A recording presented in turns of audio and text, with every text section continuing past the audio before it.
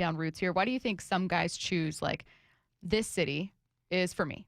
Like, this team is, I gel with this team.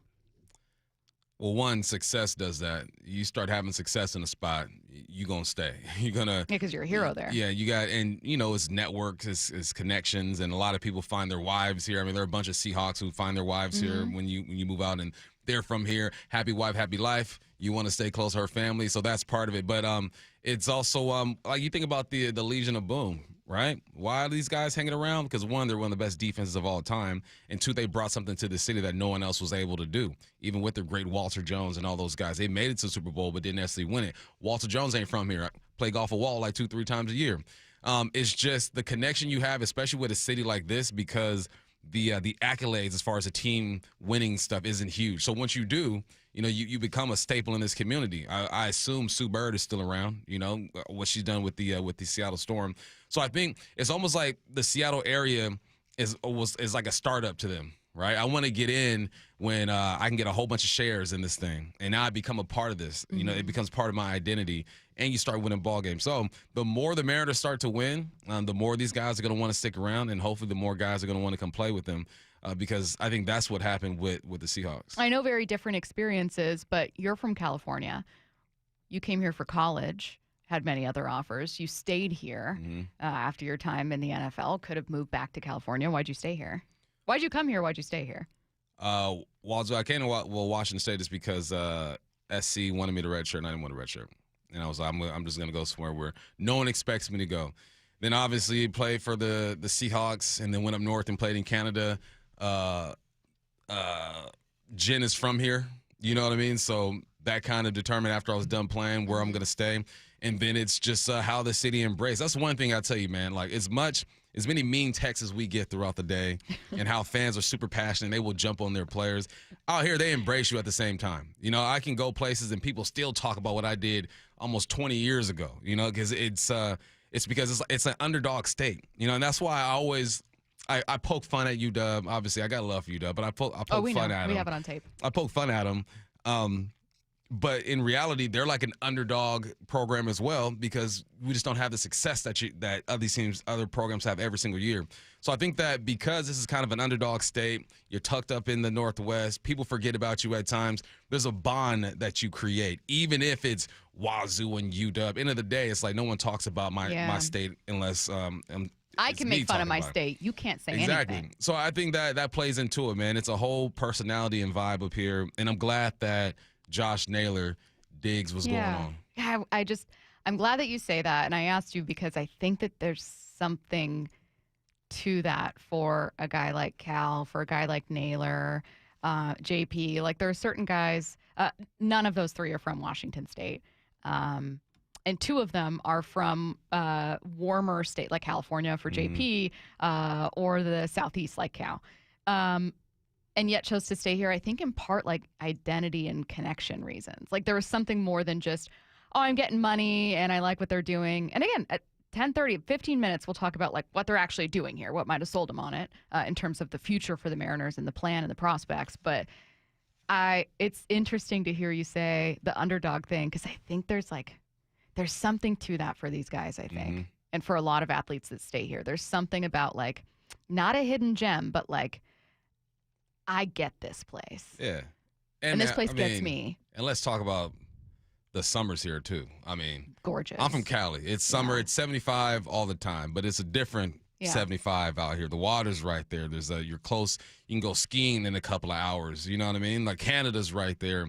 It's hard to get to, but once you're here, you have access to a lot of stuff as well. So I think lifestyle plays into it. And Seattle's not a place, too, where these guys go out and people just bombard them. They're just flooded and they can't go anywhere. People will say hello, but they kind of respect your space. Like, you go out in L.A., man, I see people go out in L.A. and they're just swarm. Paparazzi everywhere. You can't do nothing here.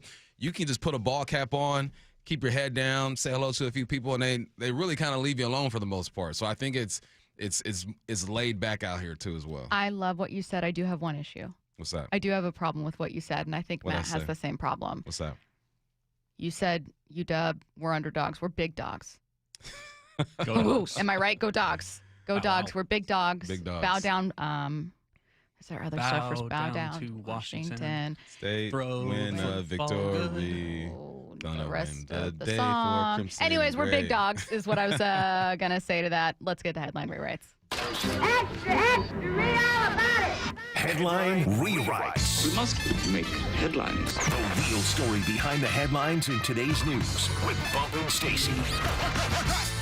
Headline number one, Pete Carroll says he still really believes in Geno Smith as the Raiders' starting quarterback, despite Aiden O'Connell now taking some first-team reps. What's the real headline? I mean, Pete also believed in all of his offensive and defensive coordinators at some point. I say this knowing Shoddy's a head coach right now. Good for Shoddy, but many a time when Pete Carroll believed in someone that wasn't delivering, wasn't performing, and it's because he believes in his guys. He's deeply loyal. I think that I don't believe in Geno's not getting great protection. It's not 100% on Geno. We can all watch football, but the Geno that we're seeing is also a Geno that's making more mistakes than he did in Seattle. Well, he ain't got a DK. He don't got a Lockett. They don't have a run game.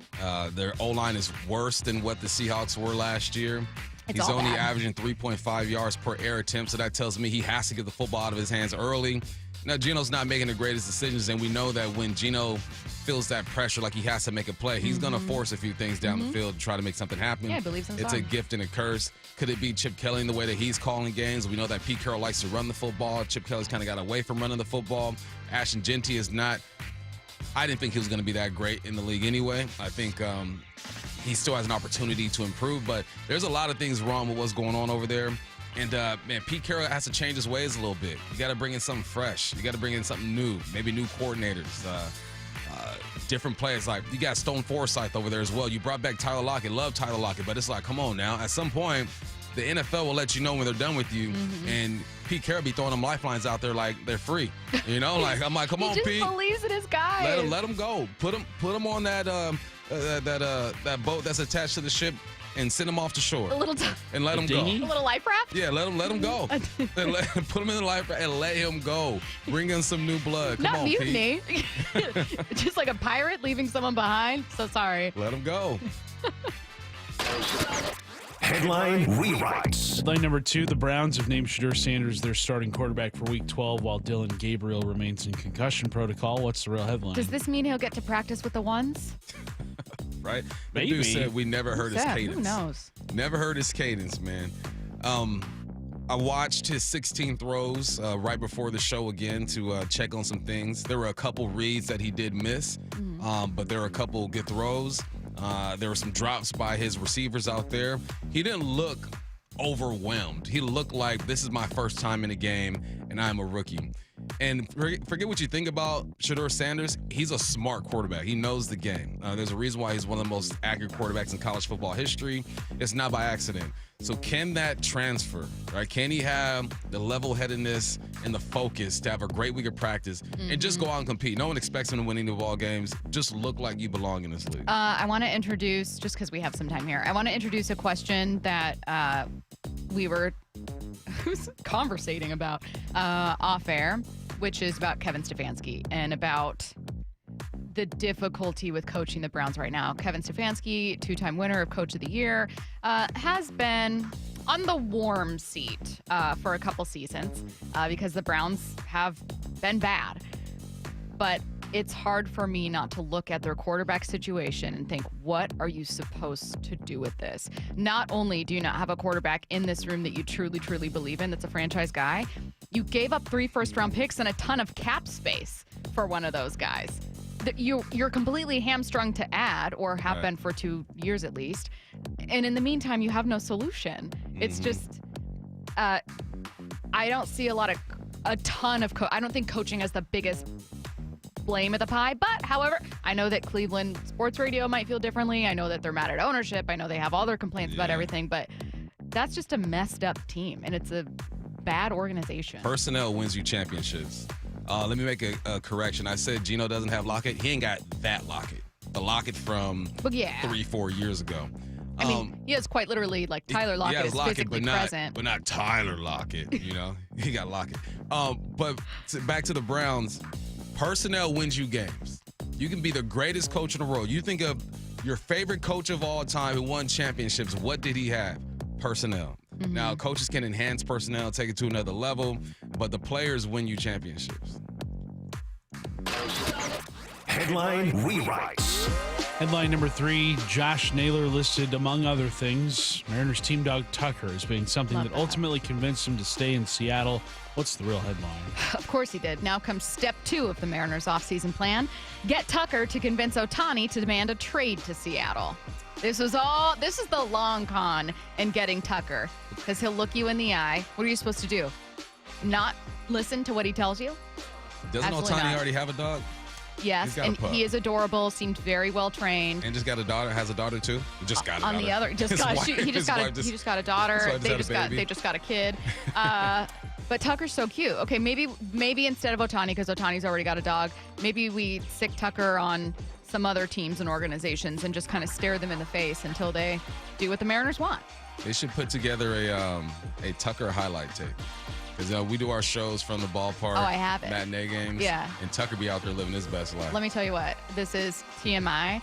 I have a lot of videos, like minimum 4, on my phone, because Arlene, who works with us, always talks about, say hi to Tucker. I have so many videos of Tucker doing his business in the field, and I send them to her, and I'm like, look at this dog right now. This dog is on a major league ballpark doing dog things, and he's oblivious to it. Yeah. I love him so much. Him and what's the Seahawks pup name? Oh, the new one that they got? Well, they got like 2 or 3 Turf? out there. No, not Turf anymore. Anyway, both those dogs, privileged. One is off the water. Think of Ohtani's dog. Man. Speaking of Ohtani's dog, Decoy, has no idea that he's a multimillionaire. He has no His idea name that is he's Decoy? Yes, he doesn't even know he's famous. Like, you were on TV and we were all watching video of you saying how cute you are, and you have no clue. Hey, The probably Seahawks the best way dog to live. is named Rye. Rye, Rye. thank you. Rye, living a great life. Tucker, Decoy. Yeah. I feel sorry. I'm sorry, Lulu and Callie. I can't provide a life for you that I mean, Decoy they still and Tucker. live in a shower bench house with a beautiful lawn and in a go camera on your front door because it caught you slipping down your stairs. Yeah, it catches them doing stupid stuff too. Yeah, so I mean that's a beautiful life, you know. It's wonderful.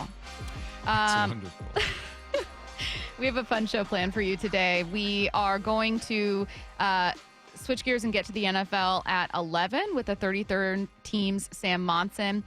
Mike Macdonald scheduled to speak to reporters at noon today, and then it's a UW Wednesday. We're going to have on at 1:30 ESPN's Adam Rittenberg. Sticking with the Mariners for a little while longer, though, the Mariners, if you guys recall, had a decision to make with Cal, and Cal had a decision to make with the Mariners. And there was this great ESPN feature that came out, a Seattle Times feature about Cal in full uniform, apparently, going into Jerry and Justin's office out at spring training with a notebook, sitting down with them and going over the entire plan. So when Bump and I heard sound from Justin Hollander that Josh Naylor did something very similar, sat down with them, had some questions, and then ultimately signed, we naturally wondered, well, man, look, these two conversations are off the record, but what do we think Justin and Jerry told both of these guys, these very talented, very smart players, to make them believe in the plan and believe in Seattle? That's next.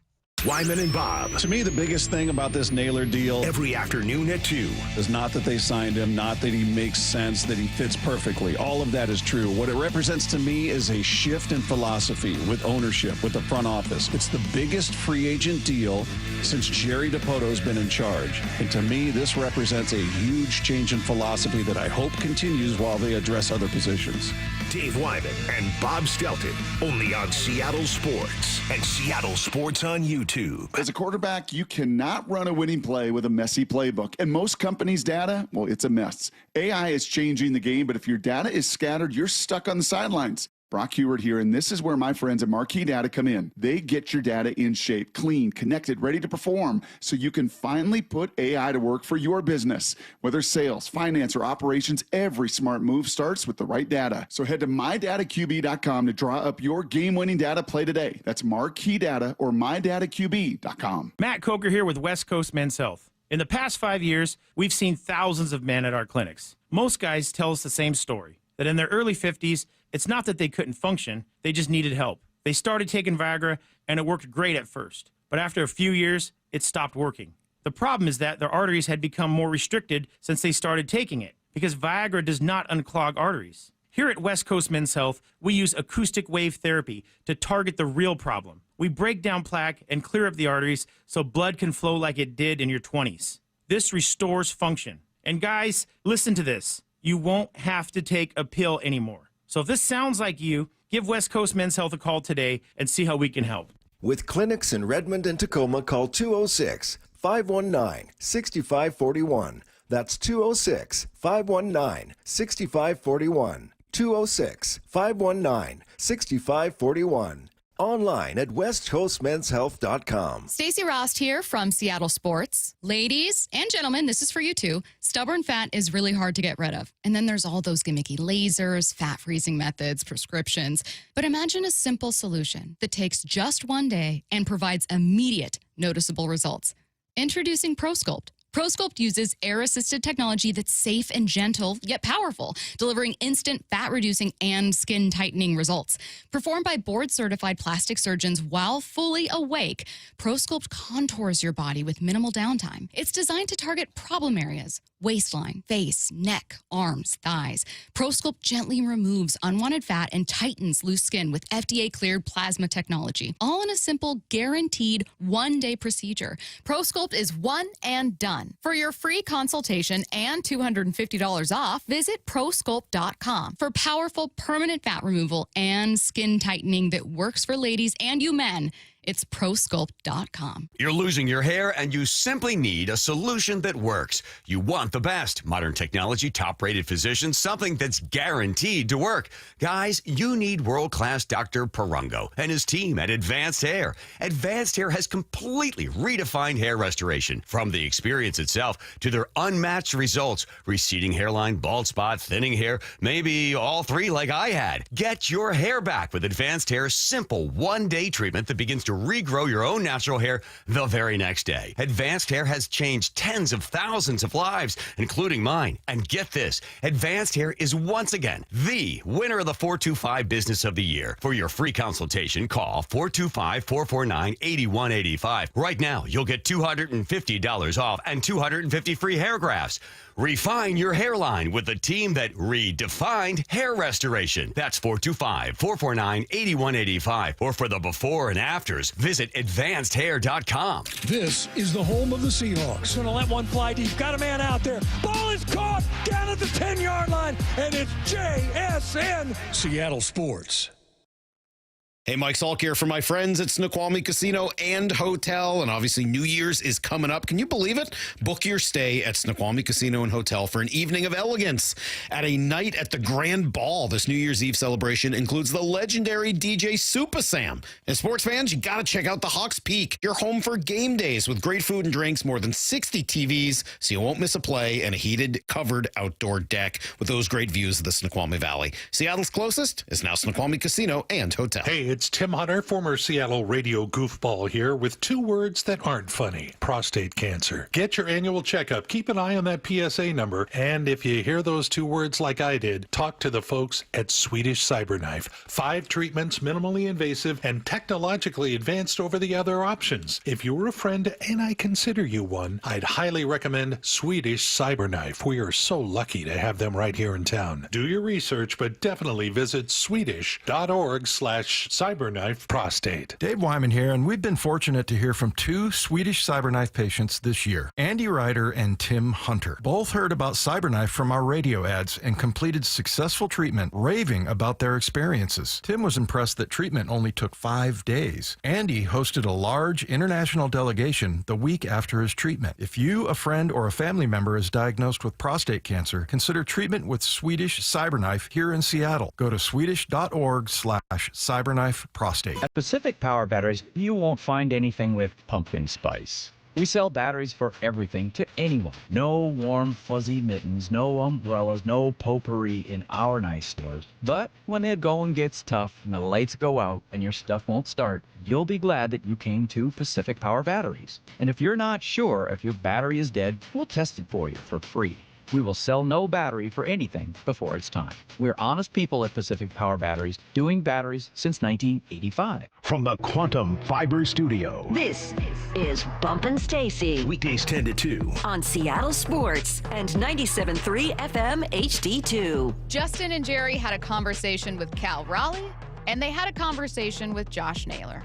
In both of those conversations, Cal and Josh allegedly asked a lot of questions and had a lot of opinions about the Mariners' plan, prospects. In fact, I actually thought that was really cool about what Hollander said, that when they sat down to talk with Naylor, Naylor wanted to know all about their vision. We had a meeting with Josh right after the season. Jerry and I flew to Arizona for the day. I had lunch with him and his wife and his agent, and the baby Onyx was there, but didn't say a peep the whole time. And we talked. We just talked about, Josh's experiences growing up playing, how he got to where he is today, time on different clubs and what that was like. And then we talked for a long time about the Mariners. And, typically when you have these meetings, the focus is a lot on the present club. And there was a ton of talk about that. And I give Josh a ton of credit. He had done a lot of homework on our organization, not just on his teammates today, but on the guys he thought might be his teammates in 26 or 27 or 28, our young players, and had a lot of questions about them, wanting to get to learn more about them. He'd done a video breakdown on a lot of them and had full write-ups on what he liked about them. It was really impressive. I was blown away. I left and walked away from the meeting thinking we have to get this guy signed. He fits so well. That full interview with Wyman and Bob yesterday, and hearing the video breakdown and everything is just really cool. This guy's just a ball knower. But it had me thinking, Bump, both Naylor and Cal seem super smart and seem to care very deeply about baseball and their own futures in baseball. Both of them seemed pretty convinced and pretty bought in to what Justin and Jerry were selling them. What do we think they sold them? The dream. Yes. I would imagine it's like a video montage of all Naylor's moments at T-Mobile and in the playoffs, panning to the crowd and them going wild. You have to paint a picture, right? You have to tap in emotionally. Once you tap in emotionally, then you start hitting them with the facts and the actual blueprint of what's going to happen. We got Julio Rodriguez, one of the best centers in the game. We got the best catcher in the game. We need you at first base. This is what you bring to our team. This is how you elevate our team. I'm sure they nerded out with a bunch of numbers. Yeah, those and saying, nerds. Look here. And I'm sure Josh did the same thing. They probably just played Immaculate Grid together for an hour. That's just what baseball players do. Hell yeah. Right? The baseball Weirdos. world. So I think they talked about who they were before he was there, what he brought to the team, and what their plans are for the future. I'm sure they looked at the farm system too. Look, this is what we have going up. These are the moves that we hope to make. And I guarantee you he asked about Gino as well, because that's his dude. When he came over here, I remember the first time they were in the lineup together, Naylor goes over there, gives him a hug. Gino pats him on the head. I think it's important that Josh sees clearly the moves that they want to make and whether that involves Gino or not. I think it's definitely interesting considering I don't know that they told Josh Naylor, we're definitely going to bring back Gino. Here's how much we're going to spend. He had to have gotten the impression that they weren't done and that they were going to be aggressive. I would imagine that's the impression Cal got, because there's no way that these guys stay with a team that isn't focused on winning a World Series and adding talent. And we know there's no way Cal does that because he's criticized them for that before very publicly. It's just a nice 180-degree flip from Justin Turner this past offseason, and Curtis pointed this out, saying he was worried essentially that they wouldn't continue to invest in veteran players. Am I just being brought back to work with these guys and be a good clubhouse glue guy, or are you actually trying to win a World Series? And maybe the tone changed, and maybe now they feel as though, oh, they got a taste of this and they're serious about it. There is an aspect to what Jerry and Justin told them that is 1,000% them being excited about the prospects they have, and 1,000% them feeling as though Jerry and Justin are not done. Yeah, and I think that was the main selling point, honestly. It's because you got to look at the reputation and the patterns of this organization, specifically Hollander and Dipoto. If Josh is doing his homework and he's talking to guys like Turner and guys who have been here, maybe even Teo since he left, and guys who have had success here too, if he's doing his research, then he's compiling files of what this team has been. So you go into this meeting and you have an idea of what they've been in the past. All right, this is what they don't do. This is what they do. This is how much they typically spend, how aggressive they are, how not aggressive they are. So I would assume he went in there with the idea of that, and they just painted a picture so beautiful that he believes them, that they're not going to be those guys. They see that there's an opportunity here with the young talent, with the arms, with the guys in the farm, and you're set up to make moves A, B, and C. You still got to go out and execute them, but you're salesmen. That's all they were. And they sold it, and Naylor bought it. Mm-hmm. I'm so glad that they did a good job selling it. I'm glad Josh Naylor bought it.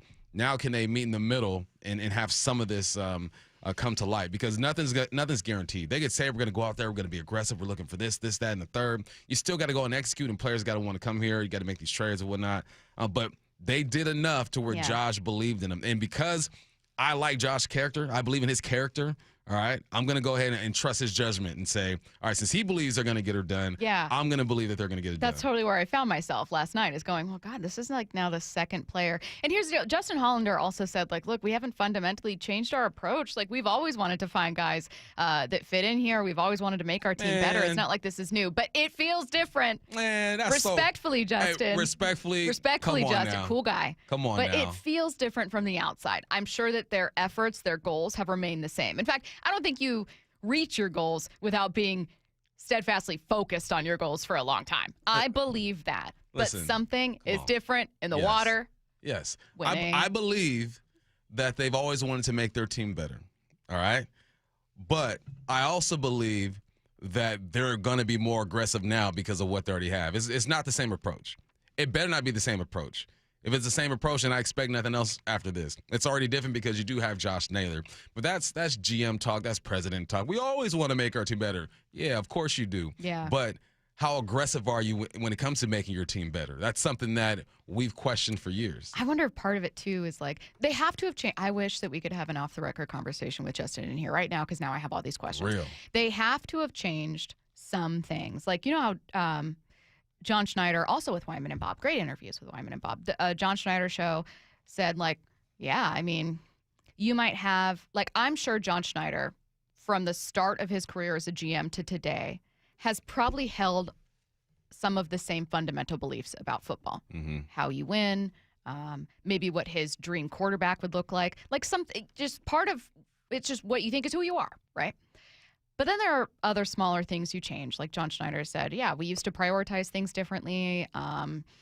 Probably, looking to get a guard a little earlier than I was comfortable with before. Like, you do fundamentally change and edit because you self-edit your approach to team building. Yeah. I want to know what the Mariners have self-edited. I know that the Mariners have always prioritized pitching. I know that they've always wanted to leave room for draft, develop, and trade, that's how they want to build. These are things that have been true since the beginning.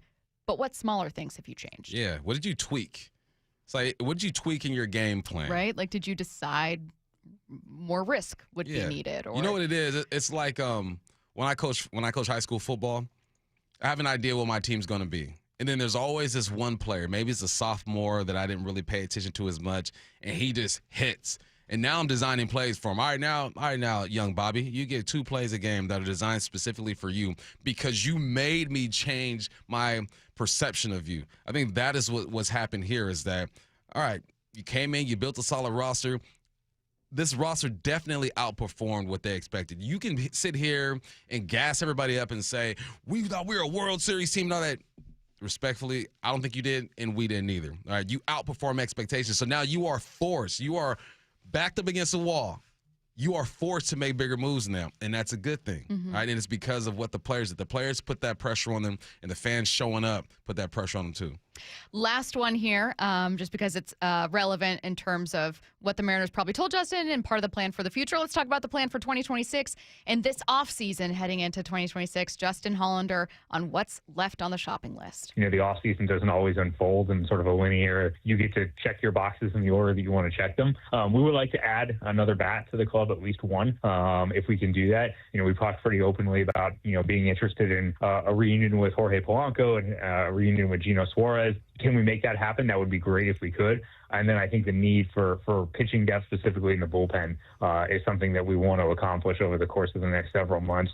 And that could come in a bunch of different shapes and sizes. It could come in young guys like Robinson Ortiz, who we just traded for over the weekend, in a trade that's maybe a little of the smaller variety. It could come in high leverage guys signed by a free agency or by trade. It could also come with, starting pitching depth that you acquire via trade that has options to help build out your depth in case you have more injuries like we did this previous season. So a lot of different things we want to accomplish in the offseason. This was by far the biggest one that we needed to get done and hope to get done quickly, and really relieved that we did. And fans are too. So again, want to add another bat. Does mention Polanco and Suarez being two names they're very interested in. And guess what? They have the money. Also says bullpen. So they don't have all the money to spend in the world. But I think that there's a reason that, Bump, you're looking at Polanco going, him next. Mm-hmm. Watch high school playoff football live Saturday for the Seattle Sports Game of the Week presented by STSPN. The number 7 ranked Moses Lake Mavericks are taking on the number 2 ranked Lake Stevens Vikings live Saturday at 4 p.m. from Lake Stevens High School for the 4A football state quarterfinals. Watch the game live Saturday at 4 p.m. exclusively on the Seattle Sports app, seattlesports.com, and Seattle Sports YouTube page. For full 2025 matchups, visit seattlesports.com/highschool. Get off my lawn. Coming your way next. He came to Seattle at the trade deadline. Pitch to Naylor. Swung on. Drilled. Gap right center field. Getting traded here was a blessing. And instantly made himself a fan favorite. They're ride or die fans. Embraced me right away. A bases clearing. 3-run double by Josh Naylor. 5 more years of Josh Naylor as a Mariner was about as simple a decision as we could make. I want to continue to give this city the best thing I can. Live it up, Mariners fans. That World Series that we're shooting for here. With the home of the Mariners, Seattle Sports. I go to Starbucks every day. They introduced the app a number of years ago. I was a very early adopter to mobile ordering with their app. I don't need the cashier experience. I don't need standing in line. I can bypass all of that. That's an efficiency for me. Customers want the same thing. We video inspect all of our cars when they come in for a service appointment. So when we're doing a maintenance visit here, we do a video inspection of your vehicle. The technician shows you what your tires are at, what your brakes are at, what your filters are at. That's what we're sending to people.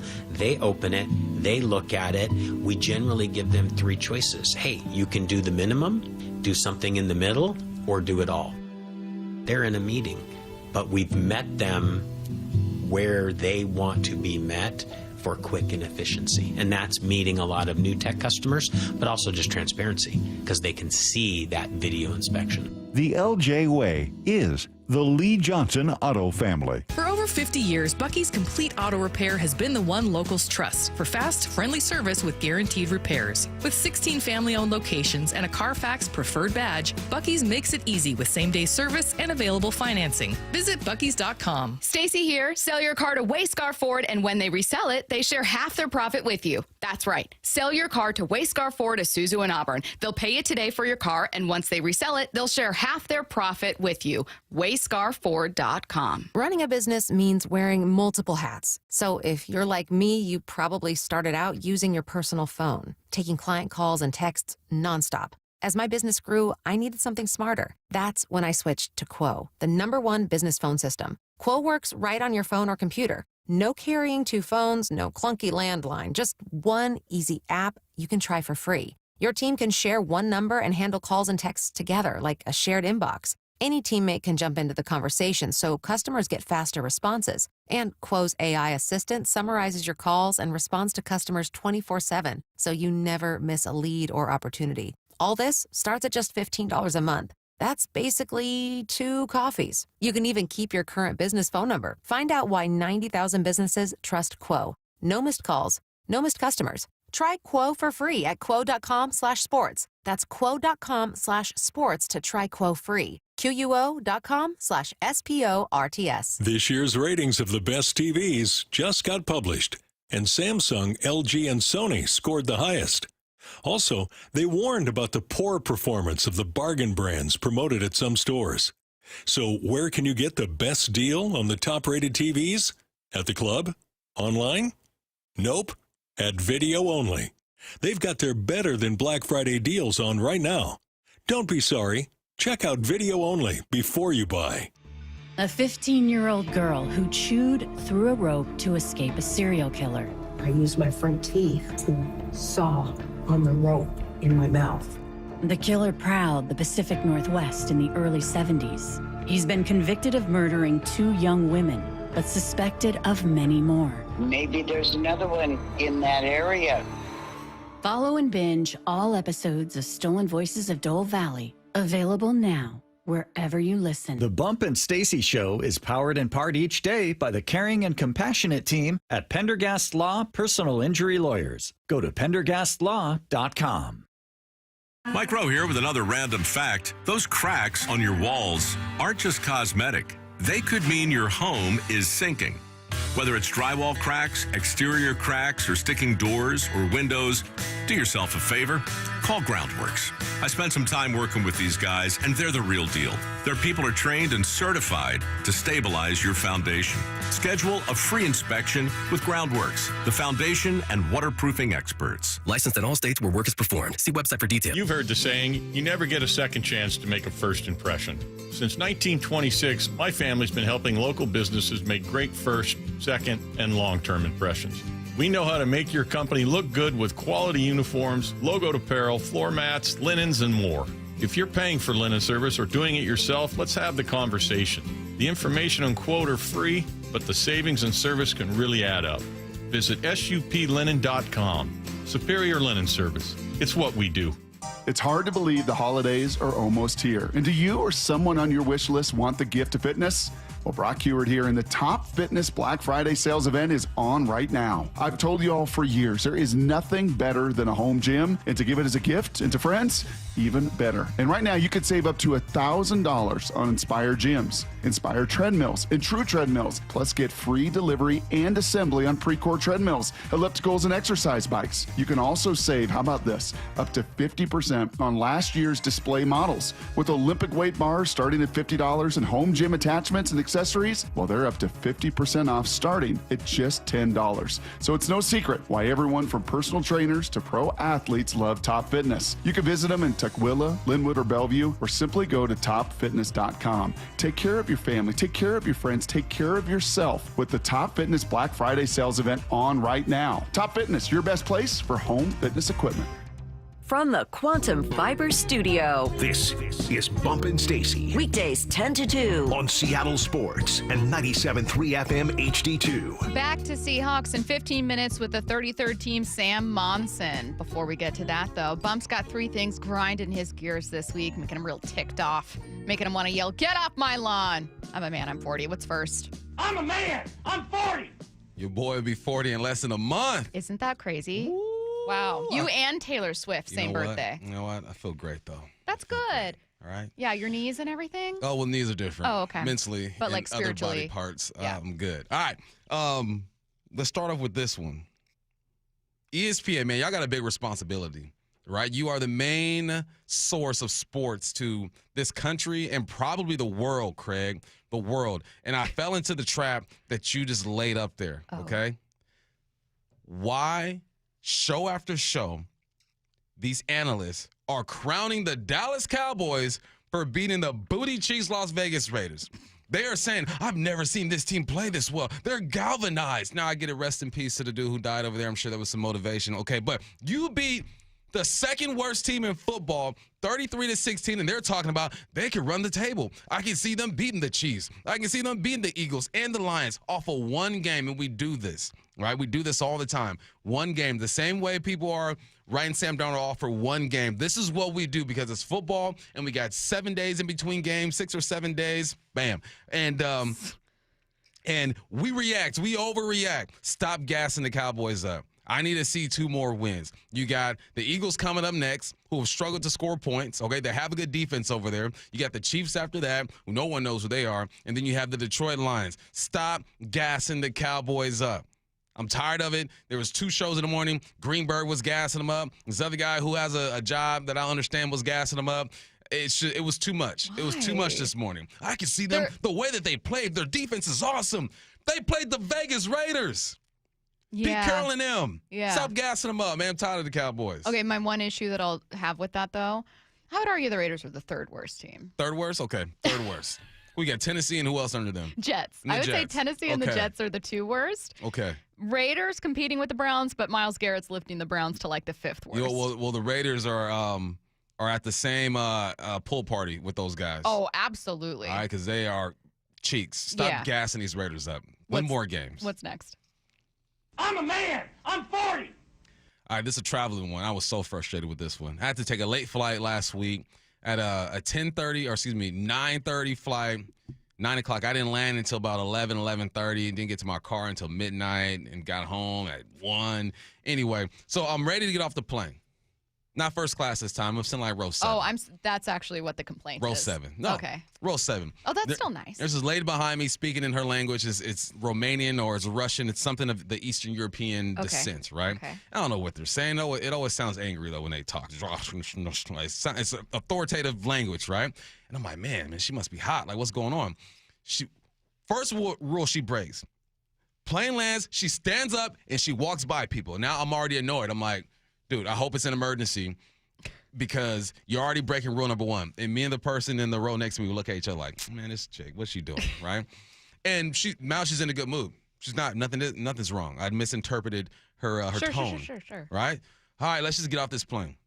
She proceeds to get to the front and stop and want to have a conversation with the pilot. Sitting there for 15, 20 seconds having a conversation with the pilot. No one can move by her. Her husband's so embarrassed, he just dips. He looks back, and he says something to her. I assume it was like, come on, let's go. And he just dips. And he's sitting there, and the pilot's talking to her. He's trying to be polite, but he's looking back like, oh, these people are trying to get off the plane. And she's just sitting there with a big smile and having this conversation. Lady, have some awareness. It is dang near midnight. We want to get off this plane and go home. So she got up first, and then she stops and talks to the pilot. You know what I say to the pilot? I say, thank you, sir, and I keep it pushing because you got us here safely, and everybody want to go home. So, lady, I don't know who you are, I don't know where you're from, but your awareness was garbage in that moment. It is late. Everybody want to go home. She's never going to get a high Madden grade with that one. dang it. I am wondering, if anyone is a pilot, I genuinely want to know when someone says something to you more than just like, thank you, have a good day. What are they saying? Like, what do you say to a pilot?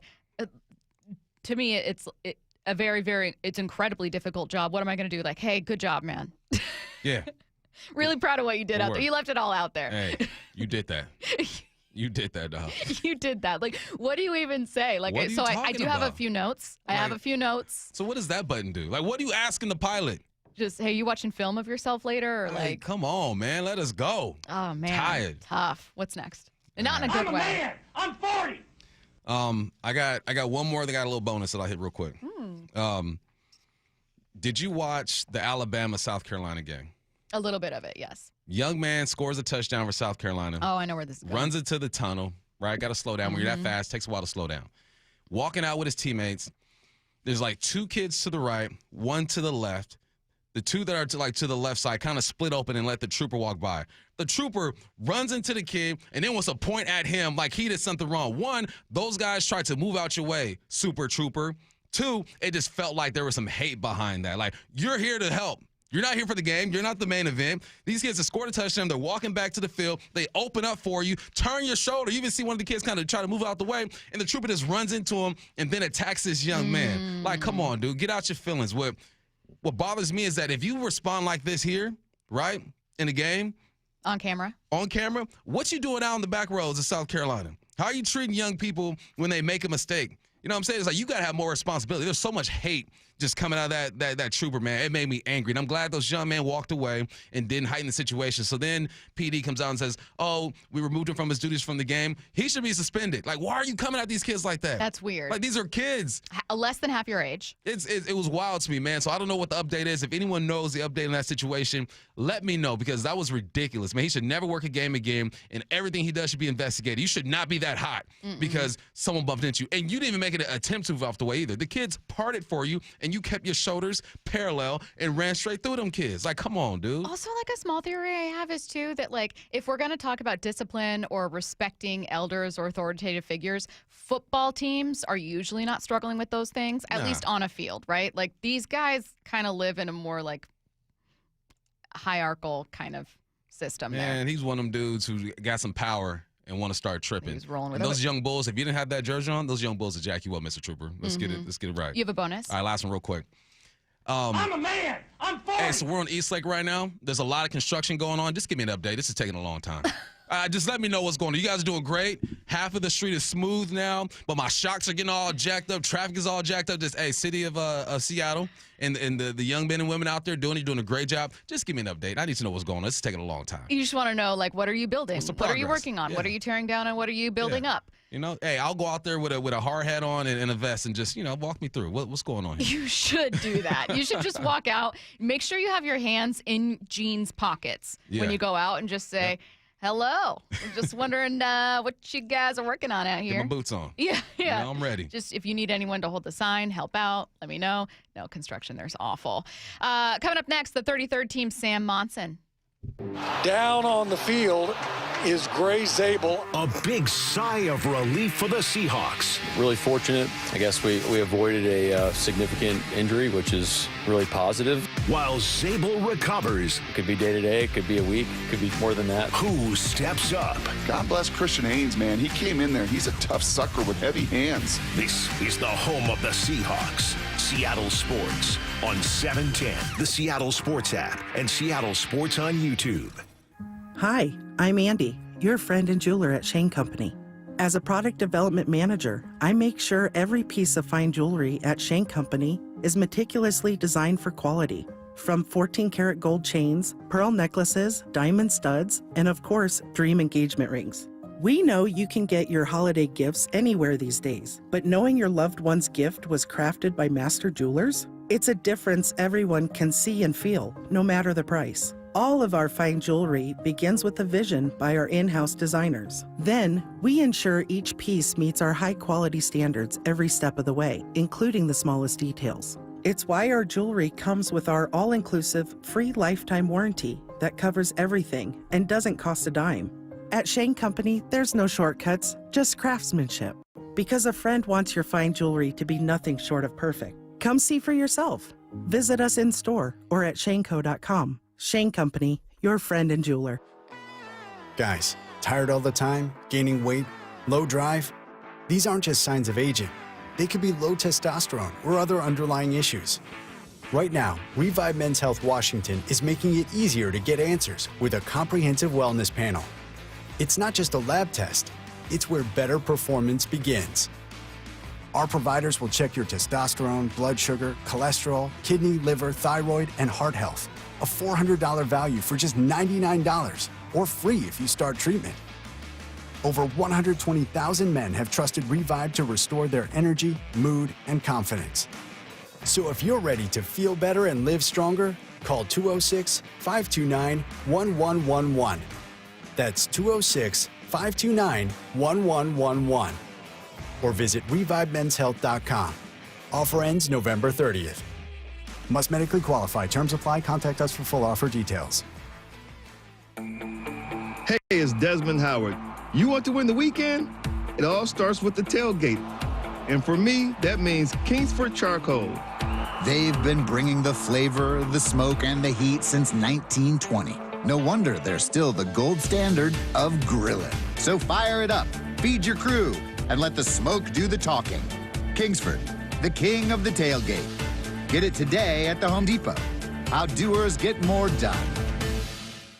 Hey, I'm Mike Slater. My dad passed away at the age of 63. It's out of nowhere. Had a stroke. Super hard, obviously, for the whole family, but my dad had life insurance. This is why I have life insurance for my family, for my wife and 4 kids. And the best place to get life insurance is ethos.com because you can do it in 10 minutes. And there's no medical exam and no blood test, just a few health questions. Get life insurance in 10 minutes so your family is protected. Ethos, E-T-H-O-S, ethos.com/play.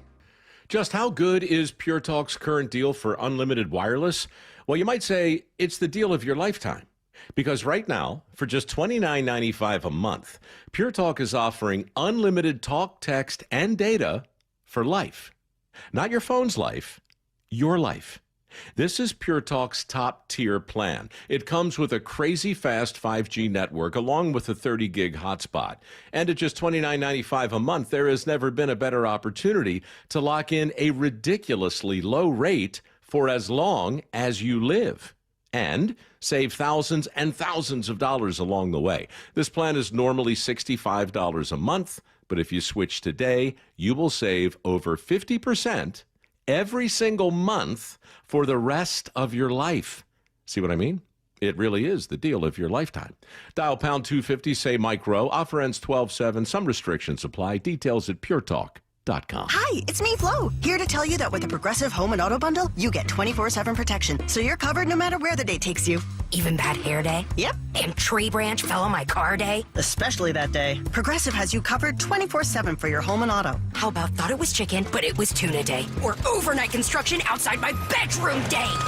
Those days too. Great, because that was each day this week. Been there. Well, at least your home and auto are covered every day with Progressive. Progressive Casualty Insurance Company, affiliates, and other insurers. Not available in all states. If you love to travel, Capital One has a rewards credit card that's perfect for you. With the Capital One Venture X card, you earn unlimited double miles on everything you buy. Plus, you get premium benefits at a collection of luxury hotels when you book on Capital One Travel. And with Venture X, you get access to over 1,000 airport lounges worldwide. Open up a world of travel possibilities with the Capital One Venture X card. What's in your wallet? Terms apply. Lounge access is subject to change. See CapitalOne.com for details. Let's go! This is Seattle Sports. Streaming through the Seattle Sports app. KIRO AM Seattle. KIRO FM HD2 Tacoma. Home of the Seahawks, Mariners, and everything Seattle sports. Seattle Sports Snapshot. Two notable NFL updates this morning. First, Shedeur Sanders will make his first career start for the Browns this Sunday against the Raiders. Head coach Kevin Stefanski announced that this morning. Secondly, in the NFC South, reports were confirmed for Atlanta. Falcons quarterback Michael Penix Jr. will have season-ending surgery. Browns receiver Drake London will also be out this weekend against the Saints. Snapshot, brought to you by Miller Lite. When it's game time, it's Miller time. From the Quantum Fiber Studio. This is Bump and Stacy on Seattle Sports. Streaming through the Seattle Sports app and at seattlesports.com. Now, here are your hosts, Michael Bumpus and Stacy Ross. Here we go now. Sam Monson of the 33rd team joining us now on the Emerald Queen Casino Sportsbook Hotline. And we have a lot to talk about when it comes to the Seahawks. Sam, I'll start with their latest outing, which was Sam Darnold's worst of the season. 4 interceptions. He's already facing doubt and question marks heading into a year in which he's been really, really good. But I think that the way my co-host Bump described it is like this just reinvigorated some of the haters. Like it gives them ammo for kind of a week of conversation. What did you make of Sam's day? Yeah, it was kind of worst case scenario for him. It was like the games that he had at the tail end of last season where he kind of imploded and it threw the whole thing into question. Last season was so confusing because he was really good for almost the entire of the season. And then the 2 biggest games with everything on the line, he melted down. And this was pretty much as close as we've seen to that again. He'd been spectacular at the start of the season, even better than last year. Was ranking as the number 1 quarterback in the NFL by a bunch of different metrics. And then he played the Rams, the kryptonite team, and he looked a lot like the old version of Darnold, where he was making mistakes and really bad mistakes, not just, an occasional forced throw or something a little bit missed, but like almost panicky plays the way that's happened before when he plays the Rams. So I think you kind of have to conclude at this point that the Rams have a unique ability to really throw the chaos into Darnold's mind. A lot of people are searching for the why. When you look at it, was there anything schematically you saw from the Rams that gave Sam some trouble? I think the Rams are really unusually built to cause that kind of chaos. I mean, you look at all of his interceptions, all of them featured some kind of pressure. There was a lot of simulated pressure in there as well. So the Rams have this very unusual ability to be able to get pressure with 4 guys up front, but also they will layer in complexities on top of that. They will run stunts up front with those 4 guys. They will use simulated pressures, and it's not necessarily the 4 guys you're looking at that are actually going to come on the pressure. So I think you put all of that together and you have a team that's just very well built to cause the kind of chaos that Darnold doesn't like, and I think Darnold's not the type of quarterback that really struggles if you just put him under pressure. Pressure is not necessarily the thing that causes Darnold to turn back into a pumpkin. It's all of that stuff put together. It's quick pressure that he's not entirely sure where it's coming from, and he hasn't necessarily been preparing for it. And he's got to figure out where to go with the ball instantly off the back of that. That's when I think you start to see this panicky decision-making with Darnold that's still apparently there. Do you think that quarterbacks can change that? I don't know if they can completely eradicate it. I think you can definitely – a lot of these things with pressure and with that type of thing, it's how much of it is there, like – because it doesn't always scale. Like, you're not necessarily going to react the same way if you already get pressured a couple times a game versus if you're pressured almost the entire game constantly. It can change the way you behave under pressure. So I think we've seen from Darnold, no one play is necessarily going to cause him to just turn back into a pumpkin and panic and make a terrible mistake. But if you come up against a team that is good enough to be able to do that on a fairly consistent basis, that's when he has problems. And it wasn't just the Rams last season. The Lions were able to do it to him as well. There aren't that many of those teams in the NFL. It's just unfortunate that one of them sits in the same division as Seattle. Well, the silver lining with all this is that even with 4 interceptions, you still had a chance to win this ball game, right? The Rams only won by 2. With 4 interceptions, I was thinking back to that Jared Goff performance. Was it last year before, where he had tossed 4 interceptions, I think, against the Houston Texans, and they came back and won that game. Obviously, the Seahawks didn't win this one. But what does that say about this ball club? Yeah, I think you're right. I think it is that was kind of my takeaway from the game as well. Look, the bad news is Darnold, had the kind of meltdown game again, and maybe the Rams are just able to do that to him every time they play. But even with that, they maybe could have won this, or maybe should have won this game, certainly could have won this game, because the Seattle defense was outstanding, because JSN is still fantastic, because, all the other elements of the team were in good shape despite the Darnold meltdown. So I think overall that is definitely a good sign. I do think that this team is a for real contender. The problem is, you're definitely going to have to play the Rams again. You might have to play them twice if both teams make the playoffs. And, that is a team that does appear to have the kryptonite for Darnold that they're going to have to figure out a way around. But I think overall, it was still a good sign for this team that despite a complete meltdown from their quarterback, they were still in really good position to win the game. Yeah, I was thinking, I entered this game thinking, well, I think Seattle's defense is, a hair better than the Rams' defense, and I think that the Rams don't have the quarterback questions that Seattle does. Both offenses are explosive. Both offenses are better with the pass. Like you were looking at a lot of similarities, and I left the game thinking kind of the same, right? Like I left the game thinking Seattle's defense looked great and made the day pretty tough for Stafford still. So I don't know that I changed my opinion about what the gap is or where it is. To you, when you look at the Rams in Seattle, kind of compare and contrast, how big is the gap between the two? I think it's razor thin. I mean, we saw that based off just how the game ended, by how close it was. The Rams may have that kryptonite ability for Darnold, but even with that, the Seahawks are able to play the game close. And, I expect that even if the same thing happens next time, it will still be a close game. Like if Darnold turns the ball over one less time, maybe they win that game. Or even if at the end, if he just gets a little bit closer on that final drive and they make the kick, they win the game. So, yeah, I think it's a razor-thin margin. Maybe Seattle is the better team in a few different areas, but that schematic advantage, that defense, their ability, the Rams' ability to get the worst out of Sam Darnold might be the equalizer. But I think both of these teams are playoff teams. I think they're both legitimate Super Bowl contenders.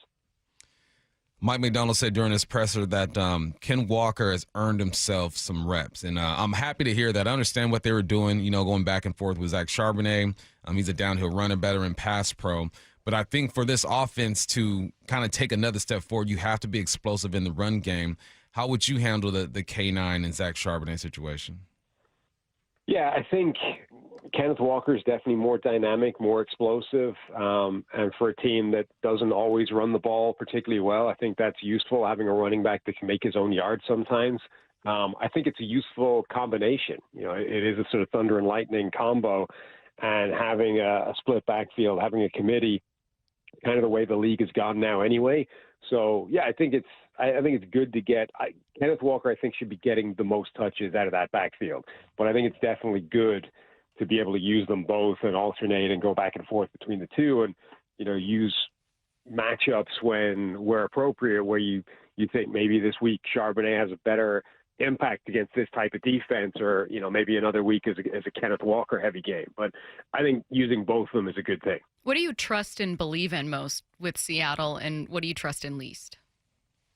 I think that defense is exceptional right now. The defensive front, the year two of this scheme, and the back end is playing spectacularly well as well, with the cornerbacks that they've got, plus the addition of a guy like Imanwari as that kind of Kyle Hamilton, joker safety, defensive big nickel threat. I think that defense is going to be a problem for basically everybody it comes up against. I don't really have, I guess the thing that you worry the most about is that run game, and they've been a little bit less efficient, less effective running the ball. I think that's where the offensive line, which is a work in progress, is definitely improved, is much better than it was a year ago. I think that's the area where it's still exposed the most, is they're not a dominant run team. And that's part of why I think they've sort of gone back and forth between those running backs and haven't necessarily been able to run the ball at will against anybody. That's the area that I think is probably most vulnerable when you get up against the best teams in the NFL that can stop the run. How was the loss, the near loss of Gray Zabel was scary, right? You look at this offensive line completely different. You're already dealing with Sundell going down. But what have you made of Gray Zabel and just the steps forward this offensive line has made this year?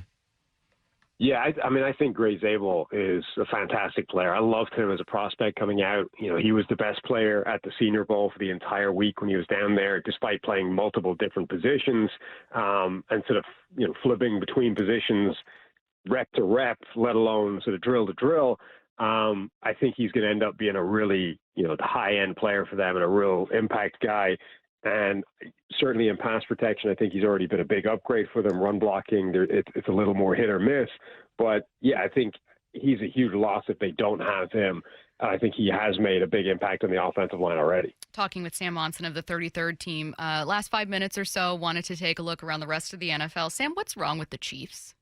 I don't know that too much is wrong with them other than they're losing these one-score games, whereas last season they were winning them all. And I don't know that there's a huge amount to that other than variance. Last season, we went through the season basically waiting for the other shoe to drop. Like, this was unsustainable. It was ridiculous. It's not like they were calibrated themselves to be just on the right side of these games. Like, they were getting lucky. There's nothing wrong with that. They were losing or winning games because the Raiders just dropped a snap, or because somebody misses a kick, or these are things that they were not controlling and were reasons they were winning some of these games. And as late as December, Ryan Fitzpatrick is on TV pulling his hair out saying this cannot continue. Like, it doesn't make any sense that they're winning all these games.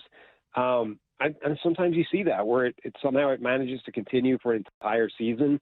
And then next year it goes back. The pendulum swings in the opposite direction. And I think that's happening a bit for the Chiefs. They're not a bad football team. They may not even be any worse than they were a year ago, but suddenly they're coming out on the wrong side of these one-score games, and it's putting them in jeopardy. I still think, they're in a good position to make the playoffs. I think I'd be surprised if they didn't make it this year, but they no longer control that, and that's a different situation. They're not used to dealing with that, at any point in the season. Yeah, it's a stressful existence, like just squeaking by. And we saw the Rams do that last week. We've seen the Eagles do it all this year. And, the comment that people make when their teams do that is just champions find ways to win, right? And right. I think that's what Philly is doing right now. What do you think of their season so far and their chances to continue to play this stressful brand of football and hopefully make another run at it? I think their defense is spectacular. The offense has not really got itself together and gotten the best out of itself really all the way through the season. And that's not the first time that's happened for this offense. With largely the same personnel, they tend to go through these stretches where it doesn't all work and it's not firing on all cylinders and it doesn't feel quite right. And then they click back into gear every now and again. They just go to the playmakers and put the ball in the hands of Saquon Barkley and A.J. Brown and Devontae Smith and Dallas Goedert, and it all works out. That hasn't happened yet. And losing Lane Johnson, their right tackle, arguably the best tackle in the game, forget right tackle, the best tackle at all in the game, that's a big blow, and that won't help this group get itself together. Plus, A.J. Brown is clearly not happy with the way things are going. I think it's a little bit more vulnerable this time around than it's been before. We've already seen this, the Eagles completely implode down the stretch after a really good start in 2023. I don't know if that's going to happen this time, but and certainly the defense will carry them a long way. But, yeah, I think they definitely need to work on that offense and try and figure out why it's stalling so much this year. What's for you been one of the most fascinating teams or storylines in the league? I mean, I think you can't look beyond this, what the Colts are doing, the sort of surprise package that they've been with Daniel Jones and that team, the way it's playing right now. Expectations, I think, should have been that Daniel Jones could have the best season of his career because the best receiving core, it's the best offensive line, it's arguably the best coaching that's ever been put around him, and he's already taken a team to the playoffs in his career. So it sort of made sense for him to have a career year. Even so, I don't think anybody expected this to look like the best team in the NFL, which it certainly has for stretches this season. He is the 33rd team, Sam Monson. Sam, thanks for joining us. We appreciate it. Thanks, Sam. Anytime. Take it easy, guys. Have a good one. Let's get to 4 Down territory. This is 4 Down territory, going inside the game. What former Seahawks and Coug wide receiver Michael Bumpus. First down, Seahawks face the Titans on Sunday. What have you seen after watching film of Cam Ward? It's interesting because obviously I focused on the last game against the Houston Texans. They're a really good defense. And as I'm watching the film, I'm breaking it down, Curtis mentions, Jan Orlovsky says, Sam Ward is throwing the football well and you should look out for him. And I turn my head sideways, like when a dog looks at you trying to understand what you want. I turn my head sideways. Saying words. And I'm like, that's not what I saw, at least against the Houston Texans. Sometimes he's extremely predictable. The play calling is too as well. If they are under center, he's probably going to run the football. They only have 44 play actions so far this year. Under center, they will run the football 75% of the time. Also, he loves throwing it to the boundary side, so that is the short side of the field. The ball's on the right hash. He likes throwing it to the right side. Also, he's only averaging about 3.5 yards, air yards per attempt. He's not pushing the ball down the field. And when he does push the ball down the field, there's some chemistry that's lacking with his receivers. Obviously, he doesn't have the greatest receiving core over there. But there was one route where the corner, he's rolling to his right side. The receiver's going across the field at an angle. And then right before he's about to throw it, the receiver turns up. So now he's looking over his left shoulder instead of his right shoulder. Cam's throwing it towards his right shoulder, and it's an incompletion. There's some chemistry that's missing. And when he does lose the football, he's selling that thing up. That means his elbow is dropping. His throwing motion is kind of like Vince Young. When he lights it up, he can light it up. You see the talent in that guy, right? I hit up the quarterback, my quarterback guru over here, big ups to Jake Heapstow, Lavelle Durant. He trains the top high school and college quarterbacks in the country. He does it all. And I asked him, I go, what do you think of Cam Ward's mechanics? It's not conventional. He falls out of his throws, but when he zips it in, he can zip it in. And he said the same thing. He goes, look, if you can't have a solid foundation and the right kind of launch angle most of the time, you're going to lose a lot of these footballs. But it's worked for Cam Ward. So now I'm wondering, is he at a point in his career where you just leave it alone because he's gotten here like Vince Young did, like Tim Tebow does? Like everyone doesn't have the same motion, but there's some fundamentals that I feel are missing. But when he's on, he is on. But because of the mechanics, it makes me think that it's going to be so hard for him to be consistent.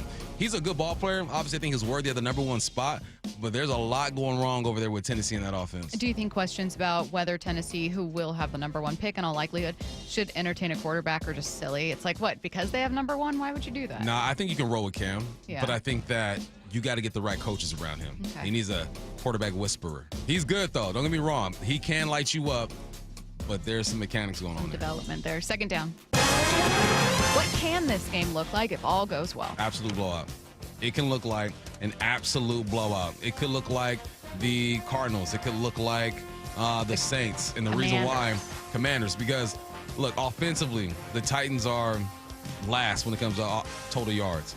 30th when it comes to passing the ball, last when it comes to running the ball, last when it comes to points per game. Defensively, giving up points. They give it the yards. They give it the 24th most yards in the game, 18th most passing yards, 26th most run yards, and 30th when it comes to points per game. They're not a very good football team. But at this point of the season, they know they're not a very good football team, and those can be the most dangerous ones sometimes because you're out there and you're playing loose. It's not like you're playing for the division. It's not like things are tight and you need this game. You got to win the next 3 to stay in the race. You are out of this thing. You are completely out of the race. And sometimes those teams put together performances that they don't even believe because they got nothing to lose. So it could be a blowout. I'm not banking on a blowout because I know how the NFL is, even though you've gotten 3 so far this year. But this could be really bad. If the Titans play to their numbers and the Hawks play to their numbers, this could get out of hand and Jason's going for 170. Third down. Who showed he can handle a full game of work? Oluwatimi. I was not nervous about him, but concerned. I just want to see what he looks like. Only had 60-something snaps this year, 33 in the last game. And he had 84 snaps, gave up 0 sacks, 1 pressure, and 0 quarterback hits. So good for him because you went up against a defensive line that's one of the best in the game. And they stunt you. They will slant you. They will put pressure on you. I think the Rams did a good job attacking our right side of the offensive line. That's where most of their pressures came from. But no, Oluwatimi looked good. He looked decent in the pass game. He looked good in the run game. And he showed that he can be serviceable for as long as Sundell is down. I want Sundell to be back. I think he's probably the better center out of the two. But he might have earned some time. So say Sundell comes back, he gets his spot, and you still got questions at one of the guard spots. Zabel's going to be locked up, so I'm talking about the other spot. I think Oluwatimi has shown like you might want to experiment with him. If you're not getting everything you want out of that right guard spot, which is hard to do consistently, why not slide Olu over there and just see what he has? These next few games are going to be huge for his career and for his role here with this football team. So far, he's 1 for 1. I thought he played a good game. Fourth down. If you're just joining us now, we were earlier this hour at 11 joined by the 33rd team, Sam Monson. Anything stand out from our conversation with Sam? A lot of things, but the main thing for me was that the Hawks survived a meltdown. There was someone who texted in and said, what they say? It wasn't a complete meltdown by Darnold, period. The receiver/tight ends didn't run proper routes. I would push back. If you're talking about the Arroyo route where he's trying to bend it across the field, I was actually talking to my homie who's a scout for the Steelers, and we're breaking that play down. And the linebacker's just in great position. He's on his hip. He's not allowing the bend, and the safety's sitting up top. You just don't throw that football. With Cooper Kupp, he was running his curl route. He got held on that thing. But Sam Darnold threw it off of his back foot. So listen, it's okay to be critical of your quarterback. It's okay. Bad game. I mean, I look back and Lamar Jackson has had a 4-interception game. Pat Mahomes has done it. Josh Allen has done it. This happens in football, but because he doesn't have the money in the bank that all these other guys have as far as equity and performances and all that, you either are super critical or you're super defensive. It's okay just to be this is what it was. He played a bad game. Arroyo didn't cross the linebacker's face. The reason why he didn't, because the linebacker just won that battle. There are things that happen in a football game, and it's not just black or white. It's like black, white, gray, purple. There's a lot of stuff that goes on, man. Different levels to this. So that comment made me laugh. And I appreciate you texting in 425, and I asked him to explain them. I can't wait to hear the explanation because I'm interested to know what people think. How do they see the game? Because you might enlighten me. Yeah. But from what I saw and having a conversation with my buddy, they won that battle. Arroyo was trying to cross his face. The LB was better. Well, and Ernest Jones didn't come out and defend Sam Darnold because Sam Darnold didn't make mistakes. He defended Sam Darnold because everyone makes mistakes. Yeah. You know what I mean? And you're saying Sam has been spectacular for us this year. Mm-hmm. If you have an issue with him, a radio-friendly, forget you. You know what I mean? But anyone who watches football looks at that game. Sam Darnold looks at that game. Sam Darnold was visibly frustrated. He knows he made mistakes. I think maybe sometimes we just psychologically, if you tell yourself, oh no, the quarterback is bad, well, he has the most impact on a game. If he was horrible here, what if he's horrible next time? Maybe it's better to think it was other people's mistakes. But then assuming that what actually happened is 4 different pass catchers made mistakes, well, that's pretty bad. Yeah. That's not good either. I'd almost rather Sam had a bad day and still think that you've got some great pieces around him, which I think is true, which I think is my takeaway from that game.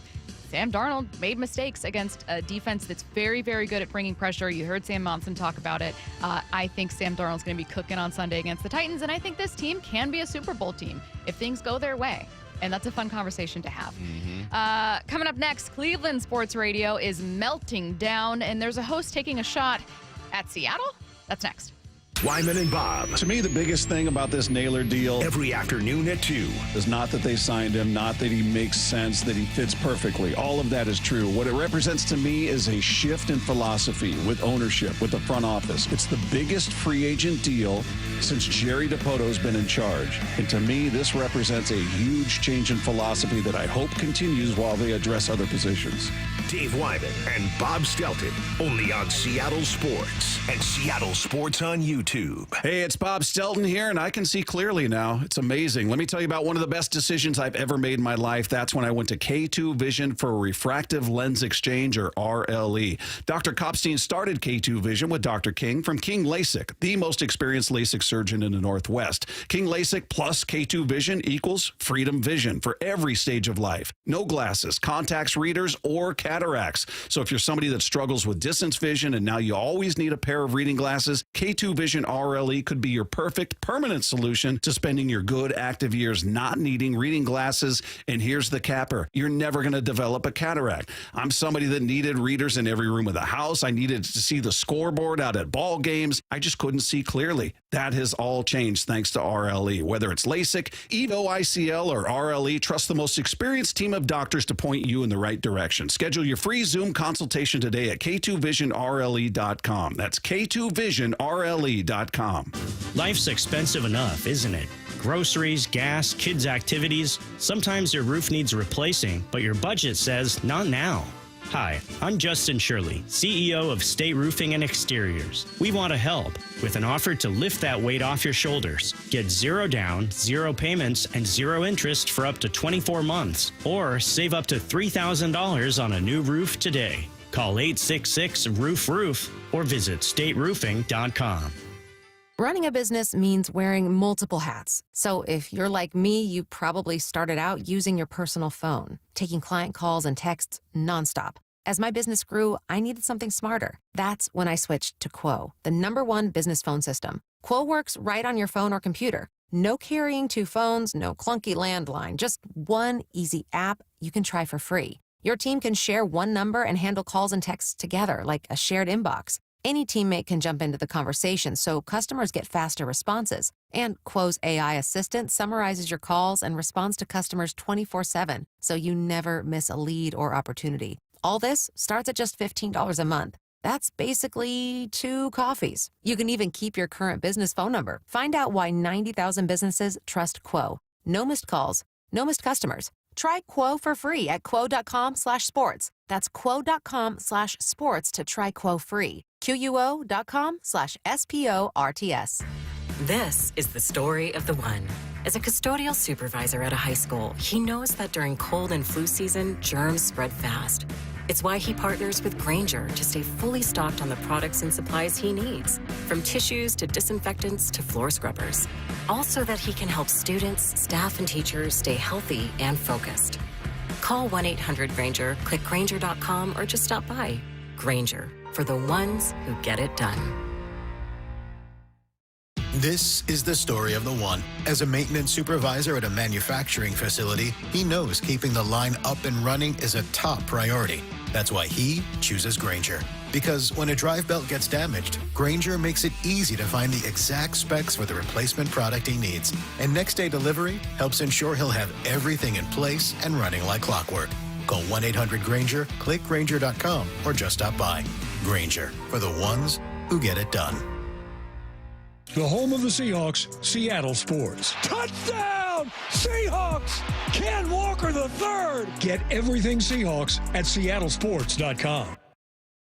Hey, Mike Salk here for my friends at Snoqualmie Casino and Hotel. And obviously, New Year's is coming up. Can you believe it? Book your stay at Snoqualmie Casino and Hotel for an evening of elegance at a night at the Grand Ball. This New Year's Eve celebration includes the legendary DJ Super Sam. And sports fans, you got to check out the Hawks Peak. You're home for game days with great food and drinks, more than 60 TVs, so you won't miss a play, and a heated, covered outdoor deck with those great views of the Snoqualmie Valley. Seattle's closest is now Snoqualmie Casino and Hotel. Guys, tired all the time, gaining weight, low drive? These aren't just signs of aging. They could be low testosterone or other underlying issues. Right now, Revive Men's Health Washington is making it easier to get answers with a comprehensive wellness panel. It's not just a lab test, it's where better performance begins. Our providers will check your testosterone, blood sugar, cholesterol, kidney, liver, thyroid, and heart health. A $400 value for just $99. Or free if you start treatment. Over 120,000 men have trusted Revive to restore their energy, mood, and confidence. So if you're ready to feel better and live stronger, call 206-529-1111. That's 206-529-1111. Or visit ReviveMen'sHealth.com. Offer ends November 30th. Must medically qualify. Terms apply. Contact us for full offer details. Every jersey tells a story. So many people dressed in Seahawks blue. From unforgettable touchdowns. Touchdown, Seahawks! Jackson Smith-Njigba, Johnny on the spot. To game-changing hits. He gets hit again. Leonard Williams drags him down. To memorable catches. Jordan dropping back to pass in the end zone to Larkin. Touchdown, Seahawks! History lives in every thread. Shop official Seahawks jerseys in-store at Lumen Field, The Landing in Renton, or online at Seahawks.com/pro-shop. This is The Timeline with Bump and Stacy. Brought to you by 1-800-DUI-AWAY. It is The Timeline on Bump and Stacy, reading you the top stories you're going to hear about around the world of sports. That means we're leaving Seattle, but somehow it's coming back to us? What? Why are we in this conversation? So Cleveland sports radio is melting down over the Browns, which is something that you can say almost every single year. But this year, it's, well, I guess for the same reason it always is. So I guess you could say that every year, too. 92.3, the fans, Ken Carman and Anthony Lima, were going after each other for Cleveland's handling of Shedeur Sanders. Take a listen. This league is not Kenny about making sure to force feed a fifth-round pick that should not have been drafted after they took a third-round quarterback. That is not what this league is. We're not a charity case. This league is not set up to make sure that Deion Sanders' son gets 1,000 reps. I'm sorry, Josina. And I'm sorry, Ken. And I'm sorry, all these people that are trying to act like the Browns are sabotaging him. He's a fifth-round pick. I didn't say it was What sabotage. are you guys expecting this league is about? Hold on. This isn't Little League. This isn't T-ball. Hold on. We're not trying to foster some great environment for kids to learn. It's the NFL. This is not sports talk radio in Seattle. My God. This isn't. No, shut up for a second here. Sorry to say it like that. ridiculous. I take that word away. I take the shut up part away. But let me get back to the matter, because now you got me really pissed off at you. Because let me tell you the truth of this matter. You are not talking about any NFL team. You are talking about the Cleveland Browns. That's who you are talking about. You need to adjust your conversation to this football team, because that's the entire reason we're in this quagmire. You are not talking about the Chiefs. You are not talking about the Eagles or the Lions or anybody else. You're talking about the Browns. And so when we're talking about the Browns, I have to suspend reality, because it's all there for everybody to see. And the other part of it is that, yes, they did it wrong. No other team would do it this way, except for us. Well, I agree so they with all you. wear that blame. I agree That's with you what there. I'm saying. Yeah. What's with the random shot at Seattle? What do we do? We're minding our business. What do you mean by that? So, well, two things. One is talking about just like the background of Cleveland, like we're having different conversations. But two, it's the implication that Seattle sports media is going to be like more polite. And here's the deal. There are real differences, I think, between what radio sounds like in different parts of the country. Like, I think that's completely legit. I think sports radio has a different tradition and sounds differently on the East Coast, sounds differently in Cleveland than it does in Seattle. I think that's fact. I find this version of a conversation, even though it's not quite like West Coast radio, to be really entertaining. But like, yeah, there's reality. Sports media in Seattle, the personality of the West Coast and Pacific Northwest is different. But also, Ken, maybe we're not talking about that because the owner of the Seahawks wasn't dumb enough to trade for Deshaun Watson and put you in this place in the first place. I don't know, man. We don't have your problems. You know what that sounds like? Every now and then you go out with some friends and one has a few too many and he gets out of character. And then you got to stop like, man, what's going on in your life? Yeah, like there's something deeper why are here. you so angry right now? That's what's going on. They're angry because the Cleveland Browns have not been relevant. Once they've been relevant in the last 20, 25 years. You did draft 2 quarterbacks. You're not – I don't think Shedeur Sanders should be catered to at all. Let's be real. He's a 5th-round pick. Do I think he should have been drafted higher than that? Yeah, probably. But because you're a 5th-round pick, you get 5th-round pick type of opportunities. Mm-hmm. That's just how the NFL rocks. Unless 3 guys get injured in front of you, then you get your opportunity. Tom Brady, Brock Purdy. Like, there's things that need to happen for a 5th-round pick to get the love that one might think he deserves. I'm not mad with what Cleveland Browns have done. You drafted in Gabriel before him. You're bringing a veteran in Joe Flacco because you don't want to start 2 rookies. It all makes sense to me. Here's his opportunity. This is what a 5th-round pick waits for. This opportunity where quarterbacks have gone down and now they're forced to play. Mm-hmm. Also, Ken, how dare you? Ken Carman, who's been on our station before years ago. And I remember thinking he was so funny and nice and polite, good conversation, very self-deprecating, what with the Browns. But just a random shot. Yeah, we're out here. It's all good. Walking around. 7-3. Minding our business. Solid defense. Again, I think it's an interesting conversation. I would have listened to that whole segment because it's organic. These 2 people genuinely are having an argument. Like, they are getting after each other. That's 100% sincere, I think. It just reminds me of that picture online when yes, people catch strays and it's that guy who's like laying on his bed. He's just me? What? Oh, what did little I do? Sasquatch or whatever. Did I get drafted? I was thinking of the one of the 2 guys flipping each other off. Like that's kind of the conversation. And they're not like fighting. They're just flipping each other off and then they walk away. I thought you were going to say that. No, but it's definitely the little Sasquatch moment. What's your name? What's your name? Ezekiel. You never saw that? No, I'm by myself in this one. Okay. All right. Like the dogs. On to the next. Yeah. Someone text line. Somebody back me up there. Ezekiel. Someone said, I interpreted it as it's not Seattle radio. They aren't talking about a team that knows what they're doing. I thought it was a little bit of both, but maybe I'm wrong. Maybe it's because I'm used to seeing people criticize Seattle media for being like softer. I interpreted it as this isn't Seattle radio. We're not talking about a good team. And also there's a difference. But that's based on my own experience. So maybe I interpreted it both ways and it was only meant the first way. Thank you. I mean, he's not wrong. All right, back to me. All right, it's not about you guys right now, okay? Sorry, yeah. All right, I'm back up on the text line. People are supporting. All right, okay, you're back up. Okay, thank you're you. back up.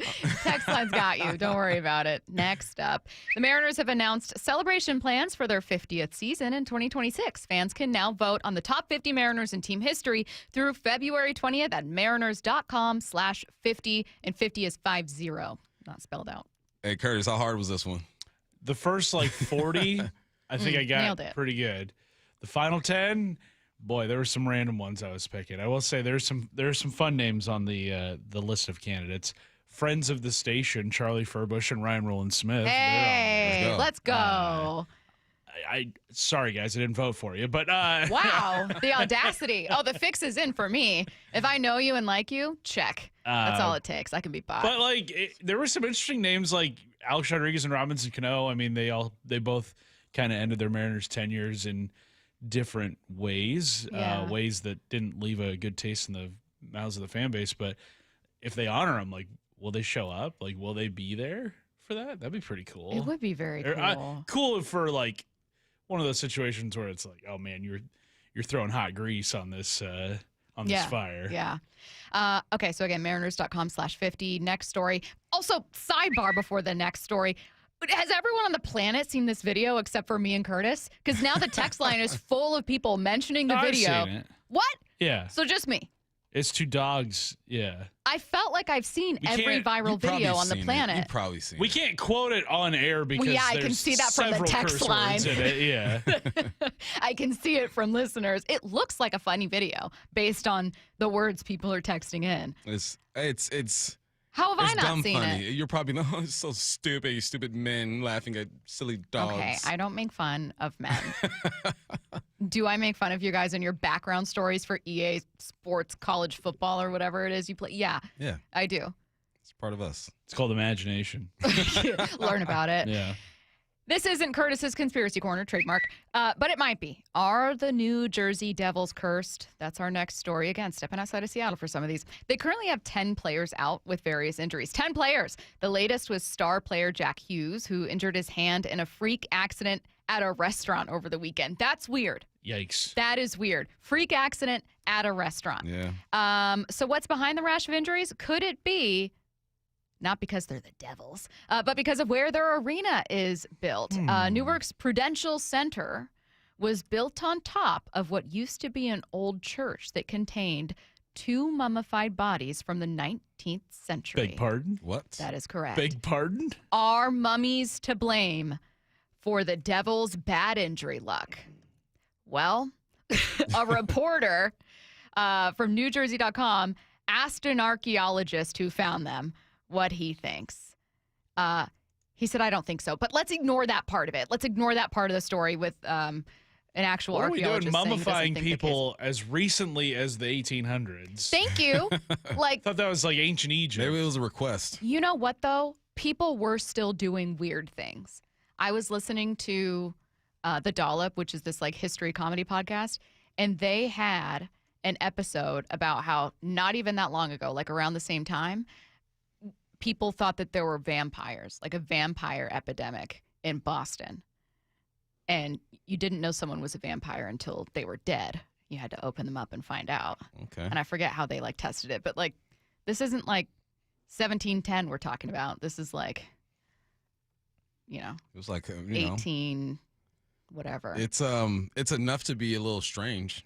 I think it's weird that they're playing on top of mummies. That's all I'm going to say.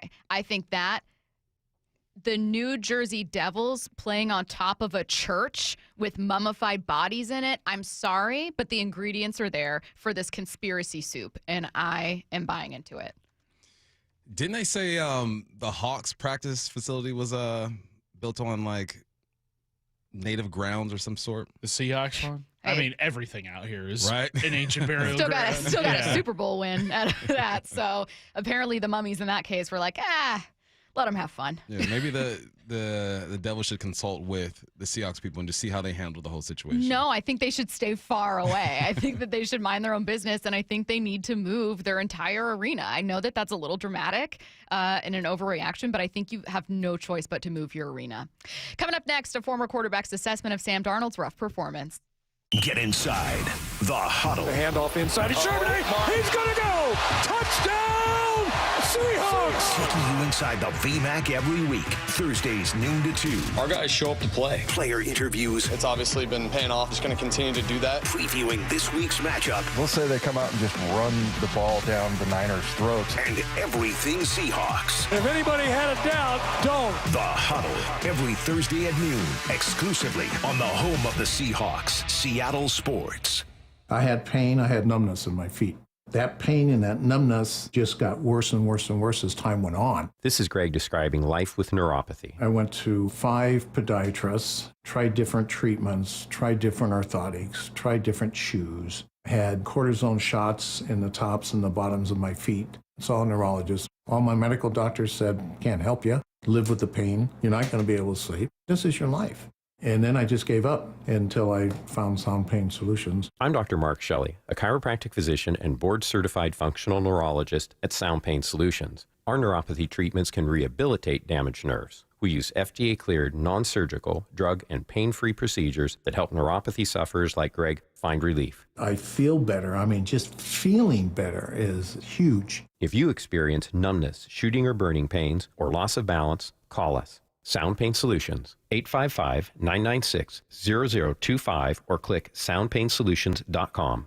The rainy season's here, Seattle, and your roof can't wait. Schedule your free estimate at 3treeroofing.com and get $500 off today. Costly repairs and Band-Aid fixes won't hold up and just drain your pockets. Our technicians replace roofs year-round, backed by the strongest warranties. 3 Tree Roofing, your Puget Sound roofing experts. Black Friday comfort sale is on now at Home Comfort Alliance. Save up to 75% on furnaces, ACs, heat pumps, EV chargers, generators, and more. And take 18 months to pay with 0% financing. Call before December 1st. Visit homecomfortalliance.com.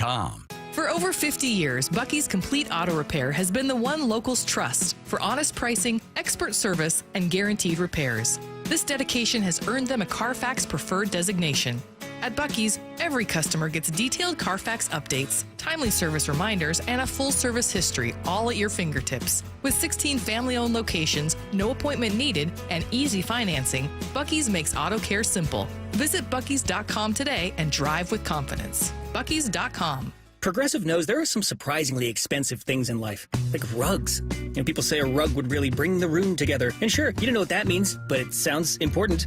Suddenly you're using words like jute and sisal. Then you see the price and lose it, because how can the thing you walk and spill on cost so much? So you devote your life to taking down Big Rug.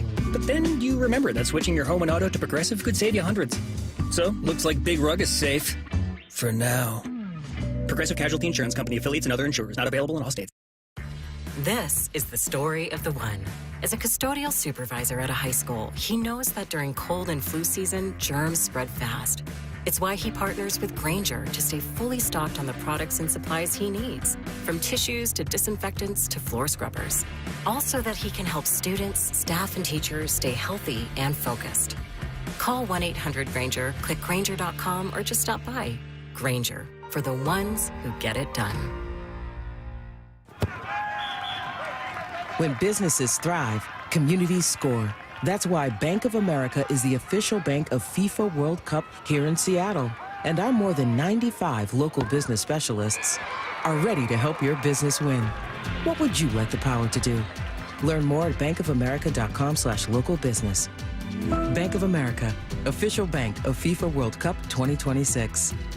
Bank of America Corporation, all rights reserved.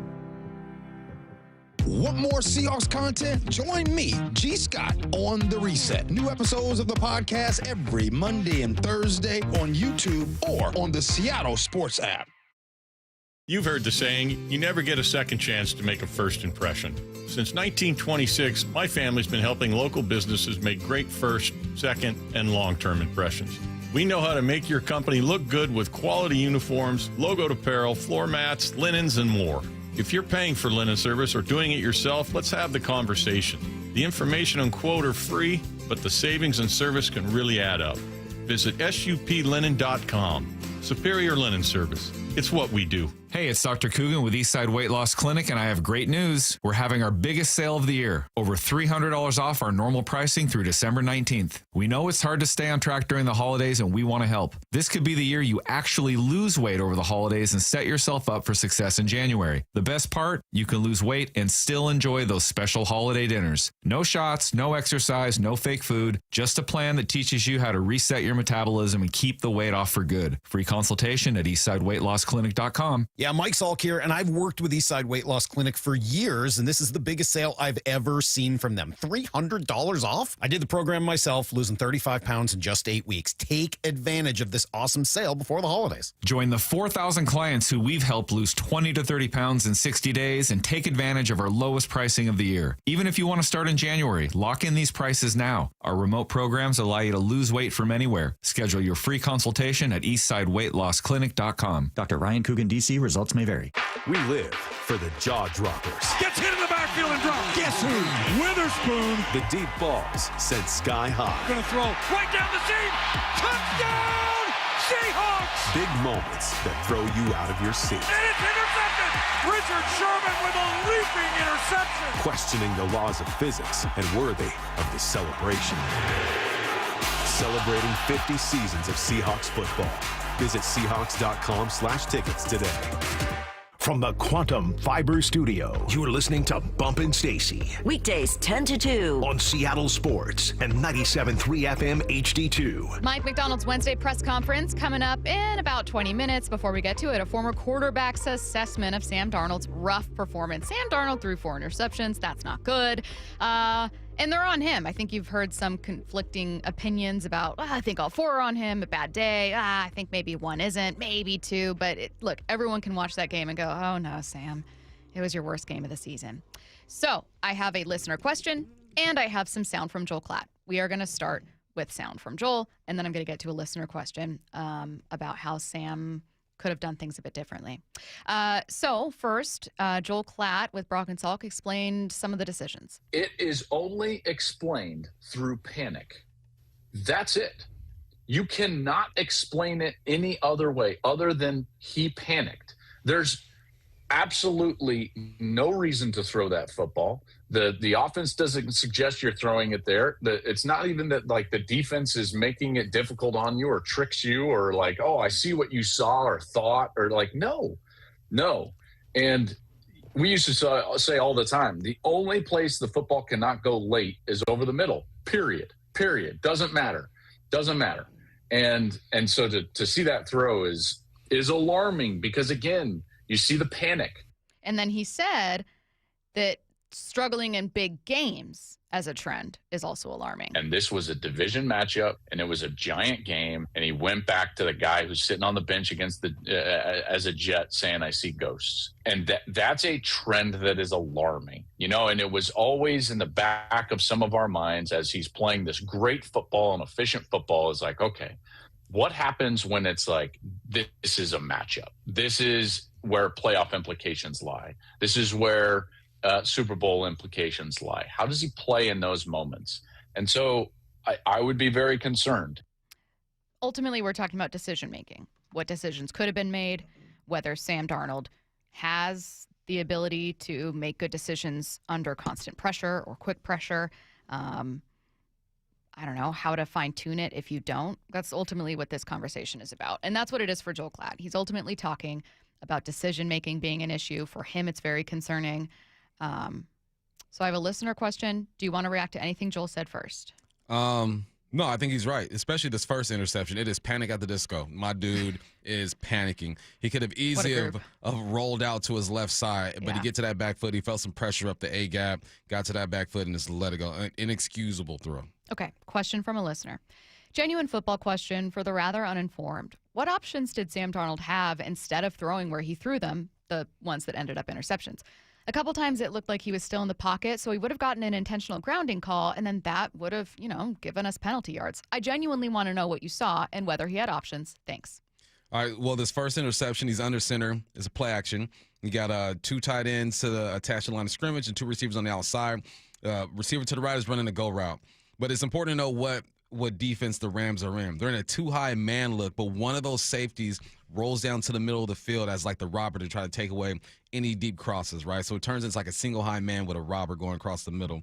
What happens with the offensive line is Olu gets pushed back. Doesn't give up a sack, but gives up a little bit of pressure, right? And he panics. He's locked in on his receiver because it's a man. He reads the man defense, so he says, I'm going to pick my best receiver who's going to win his matchup. I'm going to throw it to him. At the top, Cooper Kupp does get pulled a little bit. He's running a curl.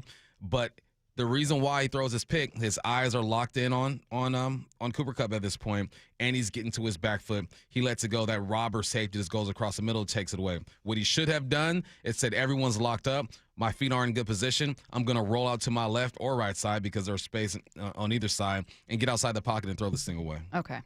So just in either case, it's like there's always another decision he could have made. Some of them aren't necessarily positive gains. Like, is there one or two, or are there times, even if you don't have specific ones from this game, where it's like taking a sack is just better in this moment? Taking a sack is always better than throwing a pick. Yeah. Always better. Yeah, I think maybe he's just training himself of like, I don't want to take sacks. I don't want to hang on to the ball. I don't want to take sacks. I don't want to hang on to the ball. That was criticized for that last year. I've been criticized for it before. I got to change it. And then it's just kind of backfired a little bit. Well, I give him his second interception. I see why he threw that football. You're in a 2-by-2 formation. He's in shotgun. You got Shaheed and Jason to the right of him. You have, I believe that's Barner and Cooper Kupp to the left of him. Now they're in a soft zone, the Rams. So too high, looks like a cover 4 type of zone, cover 4 match. And he's protecting. He's looking at the line of scrimmage, all right? To his right side, he has 2 defensive linemen, an edge rusher, and a linebacker, all right? He's saying to himself, I'm going to slide this protection, so I'm going to take my center, my guard, and my tackle to my right side to take care of the 3 defensive linemen. My running back has a responsibility of the linebacker over there. In his mind, he's safe. I'm protected. I got my best running back in there when it comes to pass pro. I'm good to go. What the Rams do is that they influence the right guard. They run a stunt. So the guy who's furthest outside, Jared Verse, swoops inside, and the guy who's in front, who Anthony Bradford is sliding to, slides outside. So imagine Anthony Bradford sliding to the right side, taking his guy to that tackle. At the same time, that end is swooping around. He doesn't see him. All right? a savvy running back. All right, if Zach Charbonnet could have seen that, he's gonna get rid of my responsibility. I'm gonna help out with that end because his responsibility, who's a linebacker, drops into a zone. So his thought is, it's called a check release. You check to make sure everybody's good, and then you release. Technically, this is not his responsibility, but he could have been a hero if he did that. So Sam thinks, I'm protected. I got time. I'm going to hit Jay selling this out. Because he wasn't able to step through it, he underthrows it. The corner picks it off. The read is fine. The protection should have been okay. The Rams just out-executed on that play. I feel like there's two schools of thought that I'm seeing from responses to Sam's game.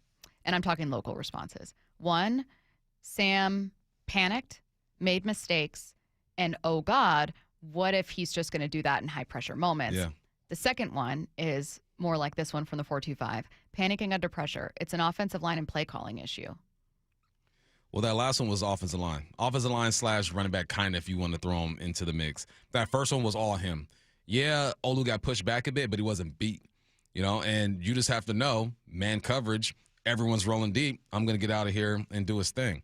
So I think the play calling could have helped him a little bit with more play action because I didn't do a lot of that.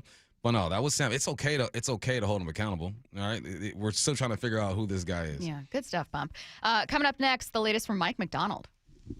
Down on the field is Gray Zabel. A big sigh of relief for the Seahawks. Really fortunate. I guess we avoided a significant injury, which is really positive. While Zabel recovers. It could be day to day. It could be a week. It could be more than that. Who steps up?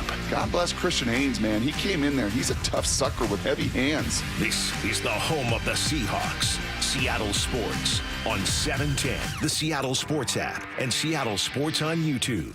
People want to do business with someone they can trust, who's a real person. They don't feel like you're just going after their money. And when you take the time to get to know them, get to know their needs, remember their name, remember their kids' names, and just be there to help them and sort of, not be a car salesman, but be a consultant, then they feel more comfortable with you and the experience is better on both sides. Each individual person has an opportunity to sort of unveil our company spirit and their own individual personality and their ability to serve.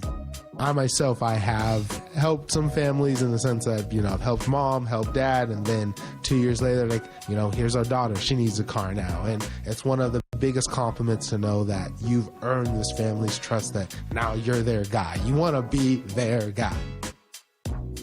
The LJ Way is the Lee Johnson Auto family. You gave years, maybe decades to your job. You showed up, worked hard, and planned for retirement. But now the company's changed, or maybe you've taken a buyout or been forced into early retirement. So what happens next? I'm Jeff Jr., founder of Trajan Wealth. And if you've built up a 401k or thrift savings plan, now is the time to ask, is that money really working for you? Many workplace retirement plans offer limited options and even less guidance. At Trajan Wealth, we help people just like you roll over their accounts into IRAs with more flexibility and personalized investment strategies built around your goals. For households with $500,000 or more, let us build you a personalized plan. We operate on veteran values, service, trust, and doing what's right. Your next chapter starts now. Call Trajan Wealth, 206-466-3300. That's 206-466-3300. Advisory services offered through Trajan Wealth, LLC, an SEC-registered investment advisor. The birth of the American supercar is now open at America's Car Museum. Curated by Steve Saline, it's a high-octane journey through muscle, speed, and rare supercars, plus racing simulators, great food, and family fun. Visit americascarmuseum.org. Hi, I'm Lexi, your friend and jeweler at Shane Company. If you're planning to propose this holiday, we're ready to make creating your engagement ring a warm, welcoming experience. At Shane Company, we're all about your style, your budget, your dream engagement ring. Explore the widest selection of diamonds and ring settings ready for you to see in person, or visit us at shaneco.com. You'll have your ring in days, not weeks. Our friendly jewelry consultants don't work on commission. There's never any pressure, just perfect proposals. Shane Company, your friend and jeweler. What is that sound? Ugh, that sounds like a plumbing sound. Luckily, there's a company that fixes all the plumbing sounds across Puget Sound. That's All Sound Plumbing. Puget Sound's plumbing experts. Have a sound? Visit allsoundplumbing.com. Just how good is Pure Talk's current deal for unlimited wireless? Well, you might say it's the deal of your lifetime.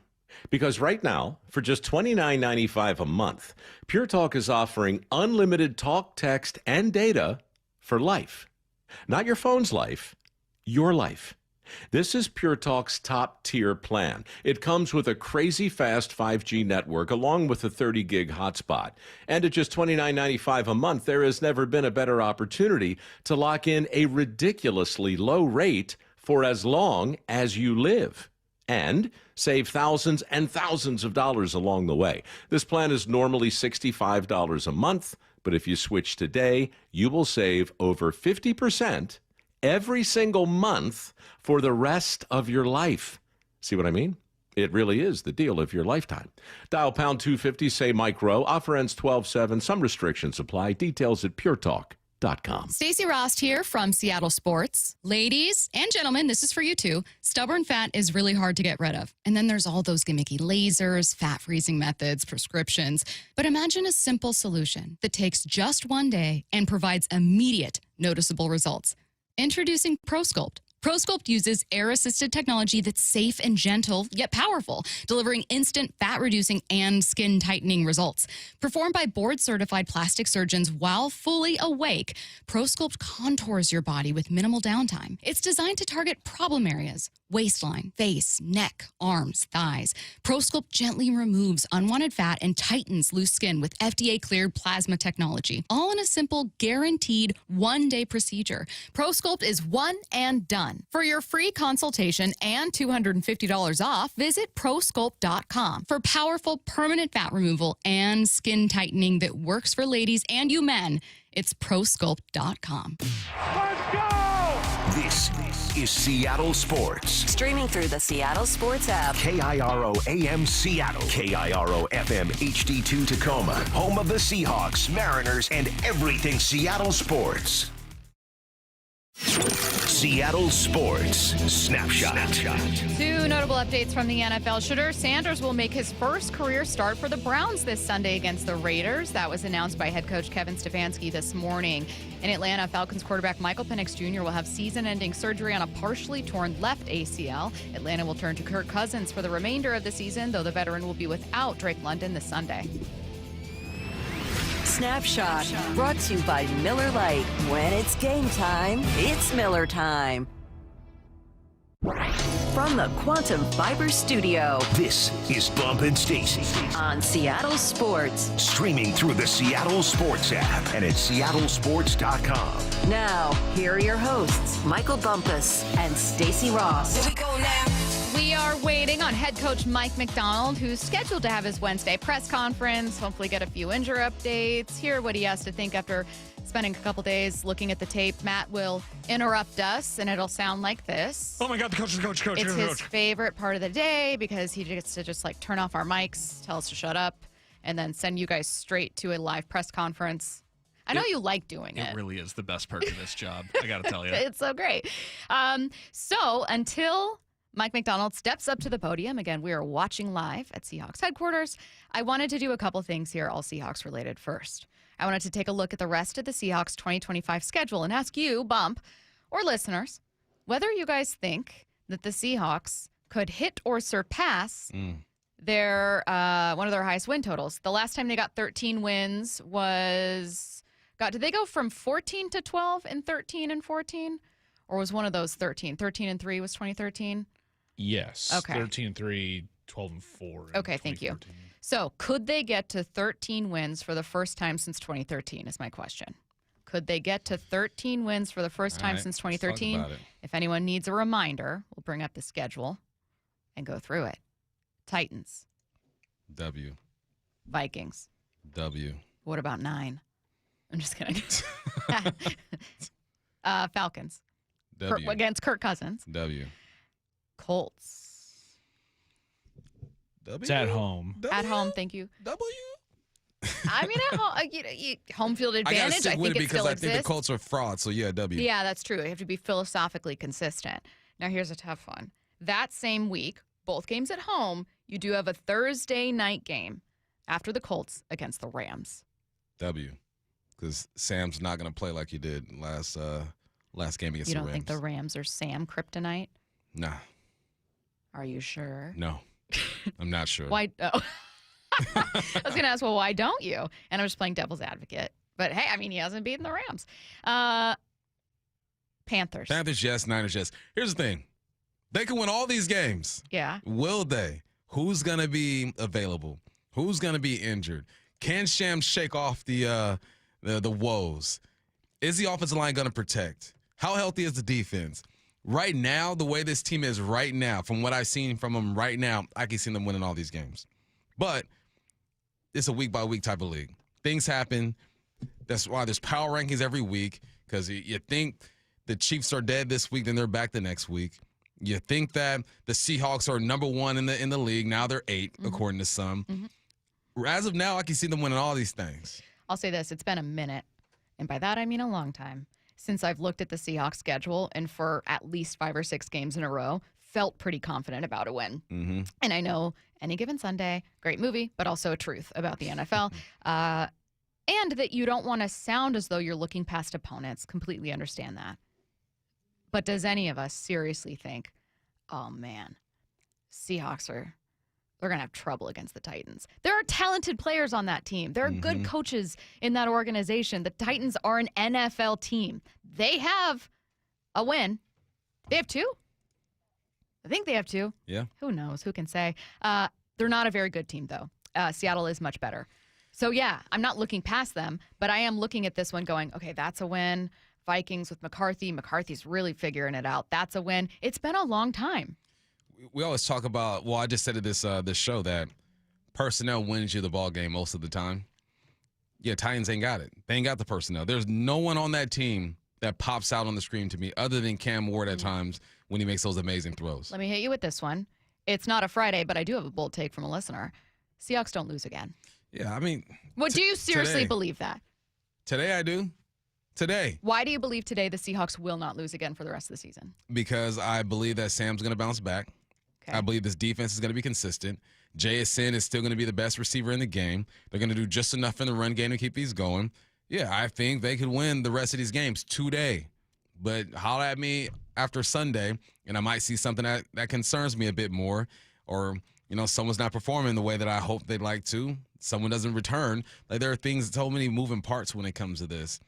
Today, yeah, I got them winning the rest of these things. But is it likely that they go on a 6-game winning streak? No, it's not likely. This is the NFL. Things happen. It's a physical game. If we're talking about the 20-whatever Golden State Warriors last 7 games of the season, I'm like, yeah, they winning all these things. Because you can be more consistent in basketball. In football, because of the injuries, because of the coach's influence on the game, because of just random performances, it's so hard to say. Right now, yes, all of them. 253 reminding me Titans' only win is still that one against Arizona. Thank you. I just stare at this. The Rams-Indy back-to-back on a short week is where I get. I believe in the Colts more than you do. Indy might not look the same by then. What do you mean? It's about the opponents, too. We can get to Indy, to the Colts on 12-14. Your boy will be officially 40 at that time. Wow. That'll be your first day of being 40. First day of being 40. Like full day. Full day. And they could be a different team. They got the Chiefs coming up. Chiefs, the sneakiest 5-5 team we've seen. They'll beat you. They'll lose to you. They'll look great. They'll look bad. You got the Texans. Texans still have a really good defense. Their quarterback situation is jacked up. C.J. Stroud still in concussion protocol. And then the Jaguars, who I call were frauds, who are a low-key 6-4 and winning some ball games. Yeah, they still, the path for the Seahawks to get to them is a bit easier minus the Rams. Speaking of the Colts, just the topic of them being on the schedule, they play the Chiefs. If the Chiefs lose to the Colts, they're done. They're done? Chiefs are done. Cooked? If they lose to the Colts, they're done. Curtis, what do you think? Chiefs lose to the Colts. If they lose to the Colts, they're done? Season's over? 5-6. That's tough. You basically got to win out to have a decent shot, or at least you only have one game you can. And a couple wild cards would have tiebreakers over you if you had the same schedule. I think that's it. I agree. I think it's just because it's the Chiefs. Replace the Chiefs with any other team, Jags, who have a better record. But and I'd go, oh yeah, just that's mathematically really, really hard. It's possible, but really, really hard. Because it's the Chiefs, you're like, man, I've so many times have had a version of, I don't know if they can keep doing this, and then they do it. But I think that's it for them. Like, I think the Colts could, in a way, knock the Chiefs out of the playoffs this Sunday. Or they could add the Chiefs one of the coolest chapters to their dynasty, which is going from under 500 in Week 12 to getting to the Super Bowl. That would be an improbable story. Credit to them if they pull that off. That would be improbable. And if the Chiefs were to just be able to go on a magical run, I would appreciate that run more than any of their other championships. A little bit. Because most of them, even the ones last year before where they were just squeaking by? Well, last year they were squeaking by. It's like, oh, that's what they do. This one is like, no, you were counted out, down and out, and you still found a way to win. That being said, I bring it back to the Colts because I believe in them more than you do. I think Jonathan Taylor, I know that he's going to be facing one of the best run defenses in football, but I think he's phenomenal. Facing the Colts and Rams on a short turnaround, that's where I see the losses. And I'm not saying they will. I'm saying that, to me, is we are absolutely going to hear national conversations about whether it's going to be the same thing as it was this last Sunday. Colts lose to the Chiefs this weekend. Okay. Colts lose, and that's going to be the start of their downfall. All right, waiting on Mike Macdonald, scheduled to speak next. He came to Seattle at the trade deadline. Pitch to Naylor, swung on, drilled, gap right center field. Getting traded here was a blessing. And instantly made himself a fan favorite. They're ride or die fans. Embraced me right away. A bases clearing, 3-run double by Josh Naylor. 5 more years of Josh Naylor as a Mariner, which is about as simple a decision as we can make. I want to continue to give this city the best thing I can. Live it up, Mariners fans. That World Series that we're shooting for here. With the home of the Mariners, Seattle Sports. Too many breakup songs getting you down? Put a little bossa nova in the playlist. Sometimes a different way is the better way. Like the SR 509 Expressway near SeaTac. Get a good-to-go pass to save $2 every time you use it, and on other toll roads in Washington. You never get a second chance to make a first impression. Superior Linen Service will help your company with logoed apparel, uniforms, floor mats, linen, and more. Give us a call. We answer the phone. Superior Linen Service. It's what we do. Visit suplinen.com. Stacy here to tell you that I have had a horrible experience buying and selling a car, so I know a good one when I see it. And that's why I want to tell you about Wayscar Ford in Auburn. First of all, these are real people, Mark and Chris, and Way himself. Way is real. I know them.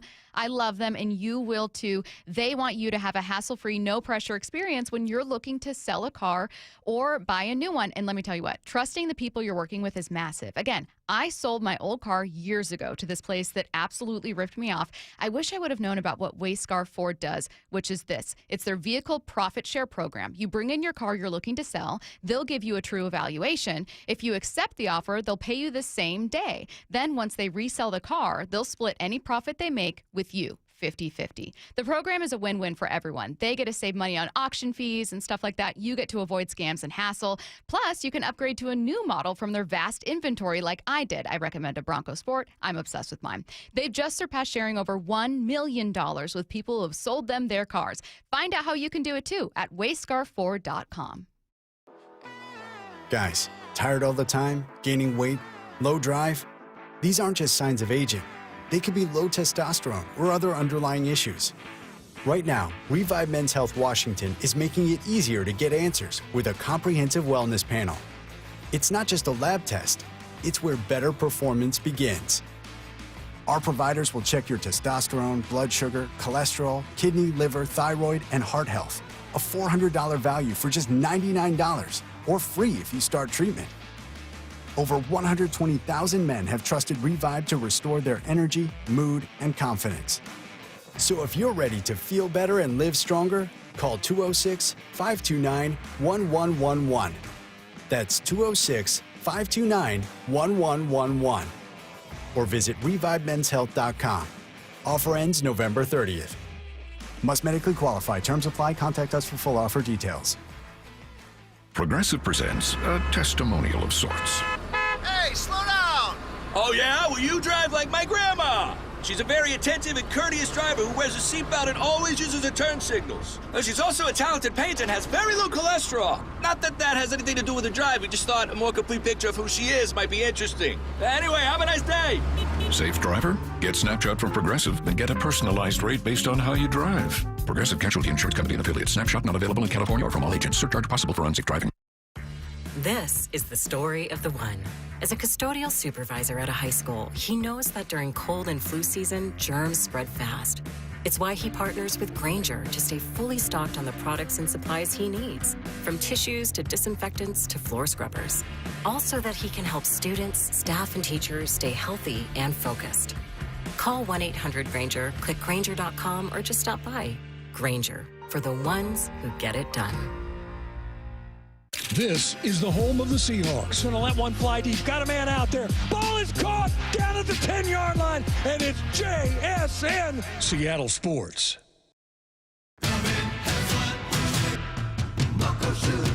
Start having fun. Caesars Sportsbook at Muckleshoot Casino Resort is your #1 place to eat, drink, watch, and have fun.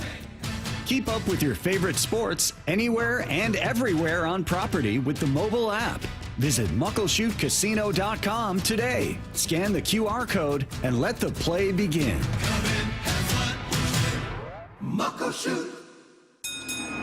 Sounds like your sleigh's about to get prepped for the season. And at Valvoline Instant Oil Change, we don't just change your oil. We also check your tire pressure, battery, wipers, and lights. All in about 15 minutes. Just stop in at one of our 2,000 locations, stay cozy in your car, and let our trained pros handle the rest. Oop, sounds like your sleigh's ready to roll. Valvoline Instant Oil Change. Oil changes in about 15 minutes. No appointment needed. Wow, look at these Black Friday deals on TVs. Samsung, Sony, and LG at the lowest prices of the year, even on their top-rated models. Now we can get that top-rated Samsung we were thinking about, but we'll need to get up early on Friday. These are great deals, but why wait? Video Only has all these deals right now. We can get what we want today, and they're even offering no-interest financing. So we can get these Black Friday deals right now at Video Only and pay it off later? Yep, and many of their prices are better than those flyers. Better than Black Friday? No wonder Video Only got those high scores when they rated TV stores. Let's head over now and beat the crowds. At Video Only, you won't find huge stores with refrigerators or dishwashers, but you will find the best deals on the best TVs, soundbars, and home theater systems. Shop around, but then make sure you visit Video Only, because if you don't, you'll be sorry. In South Center, Bellevue, Linwood, Federal Way, and Tacoma. Video Only. From the Quantum Fiber Studio, you're listening to Bumpin' Stacy. Weekdays 10 to 2. On Seattle Sports and 97.3 FM HD2. Still to come today at 12:45, taking a look around the NFL. Some bad news in Atlanta. Very interesting news in Chicago. Good stuff out of Pittsburgh as well. 4 Down Territory, X's and O's with Bump at 1:15. And we've got a lot of college ball to talk about. Washington Wednesday coming up at 1:30 with ESPN's Adam Rittenberg. Who did you say was too high in the poll? Miami. Miami's too high. Georgia Tech is too low. Bama needs to be flipped. There's some things going on with this. Yeah, some things. No controversy at the top, though. Nah, top is pretty solid. Is pretty obvious at this point. Yeah. Georgia. Cooking. Turning it on. Oh, another thing I was going to say. Texas. We were wondering. There were some conversations about, like, Texas probably shouldn't be this high in the college football playoff poll or ranking, but it's clearly there because, like, they so badly want Texas in it, and then they hurt themselves a bit. Yeah, I mean, Texas has a bad loss to Florida in the mix. Ohio State, you take that. Georgia, you expect that. But yeah, that Florida, man, that's the Manning effect. But Bama, man, that loss to Florida State really jacks it up. BYU should be ahead of them. BYU's only loss is to number 8 Texas Tech. Now their strength of schedule isn't too crazy, but they have one quality loss over there. And then Miami.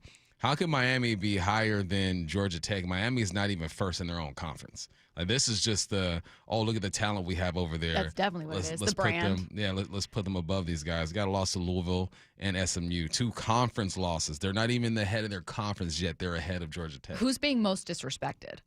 Why are you still talking? The coach is talking. Oh, sorry, Matt. Sorry. Just had a good walkthrough. Guys are into it, so back to a normal Wednesday schedule. Given our couple-week ACT stuff, just important to get some full-speed reps, and so excited to go out there and try to get better today. Do you expect Julian Love and Eric Saubert to be ready next week when they're eligible? I'd like to be. It's a process, though. I know both guys are doing the best they can to hit the ground running. It's a little tricky when you're coming off of a little bit of break there, so there's some variables at work that we need to be able to kind of hit those landmarks you're going. So as much as you want them to be back as soon as possible, you also need to be responsible on making sure that they're 100% so they can be ready to go. But right now, I think shoot for the majority of guys that are on IR, I think we're in a good spot where we have a chance for them to come back sooner than later once they're activated. Does Riley Mills still have a chance to come back this year? He does. I think we're getting within a couple weeks now of him starting to practice. So now he's not one of those guys that would be activated and then be ready to go. He's going to need some football work, but I think we're getting closer. When you look at the Titans, what, if anything, changes as you evaluate their season and their tape, having made the coaching change and just a lot of things in flux? Our process is going to stay the same. And one of the things we learned last week is every game is the same. It's all 11 on 11, and it's about how well we play our style of ball. And we have to focus right now on getting as good as we can every day and keep getting better. And then when we play games on Sunday, we can go play the best football that we can play. Defensively, it does throw a little bit of a wrench in the works on who's the play caller and all that kind of stuff. You have to you got to watch all the plays, but how you attribute things to certain things, and anytime there's a change of play caller, it does make it there's a little bit of a wrinkle in there. You guys are going back to Nashville. Obviously, you were there last summer. You've referenced that trip a few times.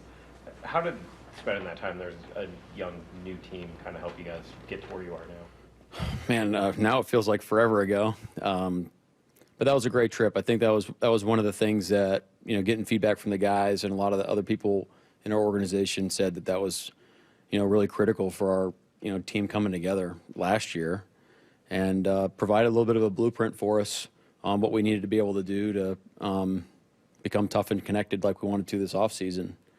From my perspective, too, it's, hey, yeah, the football is incredibly important. We're going to maximize the time allotted to the best of our ability so we can get enough, we like practicing, we like getting a lot of reps. All those things are important. But there is a time and a place to, where you don't necessarily have to be on the practice field to make your team better. So, but it was a great experience. Guys had a good time, and it was great for us. Be good to be back. Do you want that to be an every year thing? I'd like to be, yeah. I mean, we tried to. The thought this year was kind of every phase of the year at least do one thing. So now you're expanding that to like OTAs and phase 2 and training camp, that sort of thing. Yeah. One thing meaning some sort of team bonding. Yeah, just get out of the building, get the guys together. I don't know. Kind of takes different shapes and forms, but that's the goal. Yeah. Specifically with just when you Cam Ward, kind of your thoughts on him and just kind of when you watched him on film. Incredible arm. You can see why he's number 1 pick. Probably has more control over the offense than you would initially anticipate going into the week. So, incredible arm talent, and makes a ton of throws from funky flat like platforms and stuff. So, you got to play the whole play through it. And if you start making things up and not handling your assignments through the echo of the whistle, he can definitely make you pay. What is it about Jeffrey Simmons that makes him the player that he is? You saw him in the practices last year too, kind of Right. seemed a little bit closer in that way. But what kind of stands out? Well, the practices is funny. I mean, that's a long time ago, and we may or may not have watched some of that practice tape over the last couple of days, and it was some bad football on our part. So we've come a long way too. We're laughing on the defensive staff like, holy crap. Glad that only exists in our building and their building and nowhere else. But Jeffrey's a great player. He's you don't see a lot of like A-gap players that can play inside and out. He can rush outside too, play all 3 downs. And we have some guys that are like that too. Murph, Leo, Jay Reed. but he's one of those. He's one of the best, and he plays hard and plays physical, and they do a good job of moving around and matching him up. So he's a guy that we're gonna have to account for. What you just said about the film only being in this house and their house, is that not one of the most attractive things about doing joint practices? It is, yeah, it is. Yeah, it is. You know, there's some trust. There's a trust factor there too, where you're not going to let it out. But I'm thinking of some other opportunities that we had in my career of going against teams that was critical on understanding like how you attack rules, and you get used to kind of building your rules around what you're seeing every day from your offense, and it's good to see different operations to test those rules, if that makes sense. In your experience in Baltimore, when you did them, did anyone ever break that trust on the film then? Not to my knowledge, no. Is that taboo in the NFL? It's an unwritten rule that no one will ever do that? Or is that I hope so. I mean, I hope that's the case, yeah. I hope that's the case. On Monday, you talked about how Ken has earned more opportunities. I imagine that's not just the in-game results, and practice factors into that. What are you seeing from him in practice? Yeah, we've gotten this question a few times, but consistency, that like the answers that I've given you a few weeks ago, that stayed true, and great attitude and executing at a high level, all those things. All our backs are, and then I think the productivity on the field too, in games, is really what's driving that decision right now. It's not really anything that he's doing behind the scenes. 3rd and 3s later in the game against the Rams. One of them was a turnover. The other one was almost a strip sack. Both were dropbacks. You guys converted every 3rd down 3 that you've run this year, and you've been good on 4th and short. Is there a chance to lean more into your physical identity, maybe run, reduce risk a little bit more in those situations? Yeah, I mean, we should just tell Denard right now that every 3rd down in possible 2-down territory, we're going to run it, and we'll let them load the box, and we'll get stuffed, and I'll blame you. There's definitely strategy to it on how you want to handle it. If you are in 4-down territory and teams want to play the run, it's not a bad strategy to throw it against a premier look too. So you got to be able to do both. But that's definitely part of our calculus for sure. What do you think of the way Ernest jumped back in the lineup and played coming off the week away? I don't know if you guys ever had a knee injury, but it's not easy to play a high-level NFL football game a couple weeks after that. So it shows you how tough he is and his resolve and how much this team means to him. So he did a great job. Do you expect Gray's able to practice today or this week? Yeah, so Gray's not going to practice today. T-Knight will not, and Torrey won't. Some other guys limited that were taken care of with reps, but those are the guys that won't practice. Does Torrey have a chance to make it back for Sunday or what? We'll see. Yeah, it's really just a matter of just calming down. So it could happen tonight. It could happen not tonight.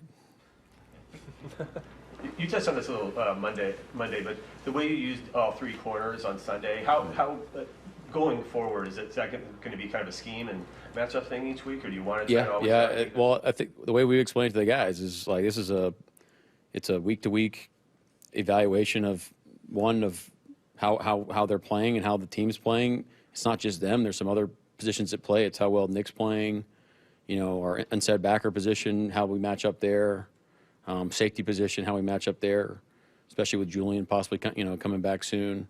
So just keep competing your tail off, keep getting after it, and we'll build a plan for you.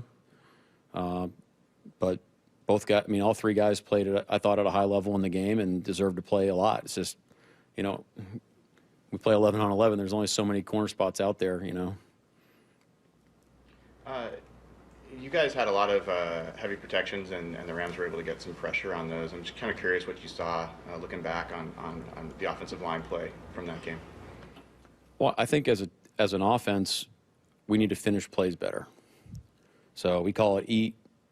We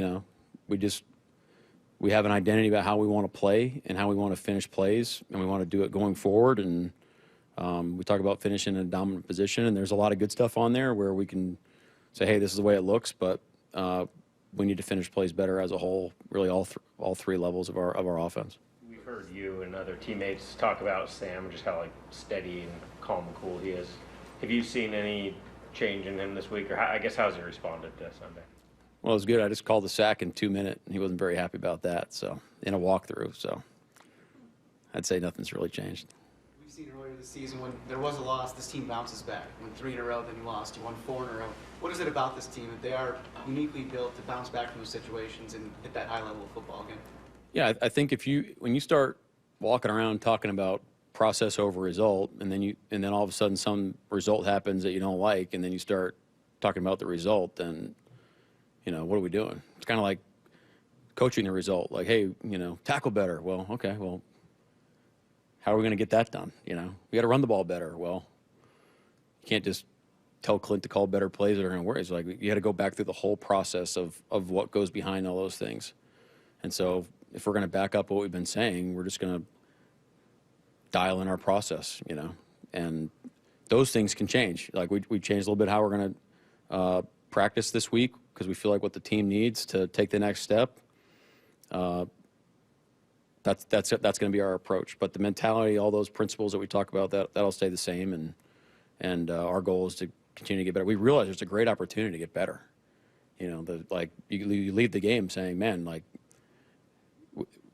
we can get better, and we need to do it in a hurry. There needs to be a sense of urgency now because we got to start playing our best football on the second, wherever in the season now, or second half of the year going to the last quarter of the season. Mike, in your ask for your offense to finish, what is lacking? Is it a mindset? Is it physicality? No, I mean we're not saying like we're missing the target. We're just saying let's just do it better. Guys are playing extremely hard, but we need to be aware of it as well. It's something that we need to attack every day in practice, and in walkthrough we got to do it. Mentality's there. We just got to keep showing it, keep hammering away, and understand that there's room for growth. How do you think Olu handled the whole process, the center of the line this week? Yeah, seamlessly. I mean, he's same guy. He's ready to go, prepared, executed at a high level, I thought. Snaps were clean. I mean, made the right calls. It's great to have him ready to go, It shows you the way he's been preparing and the way he practiced throughout the offseason was worthy of playing time. Not like corner where you can just rotate centers. You got to, at some point, you got to make a decision and roll with it, so. And then what about Christian? I mean, he was put in a pretty tough spot there to come in on the 1 yard line, first snaps of the season. Just yeah, the way he hadn't played. He hadn't played football in a minute, really, or live football for that matter. And so, we'll see what Gray's situation is, but you got to go, man. Like we've seen in our football team, if somebody, can't go for a certain amount of time, whether it's practice or games, the standard stays the same. We expect you to go in and go rip it for us. And he did that. Like he didn't bat an eye, and there's things he's going to learn from the game, and we're going to need him to play at a high level if he needs to play this week. He would start if Gray can't play. Yeah. Mm-hmm. Jonathan Hankins, we haven't asked you about him in a while. Is there a chance he plays this season? Yeah, Hank won't be back this year, no. Did he have surgery on his back? I'll probably just leave it private right now. What's going on with his health? But yeah, he won't be with us this year. Is that a career-ending type of deal? I hope not. I mean, his back's tricky. If it's not working, it's not a fun situation to be in. So we wish him the best. What happened in the tush push situation with AJ? Wasn't a very good football play.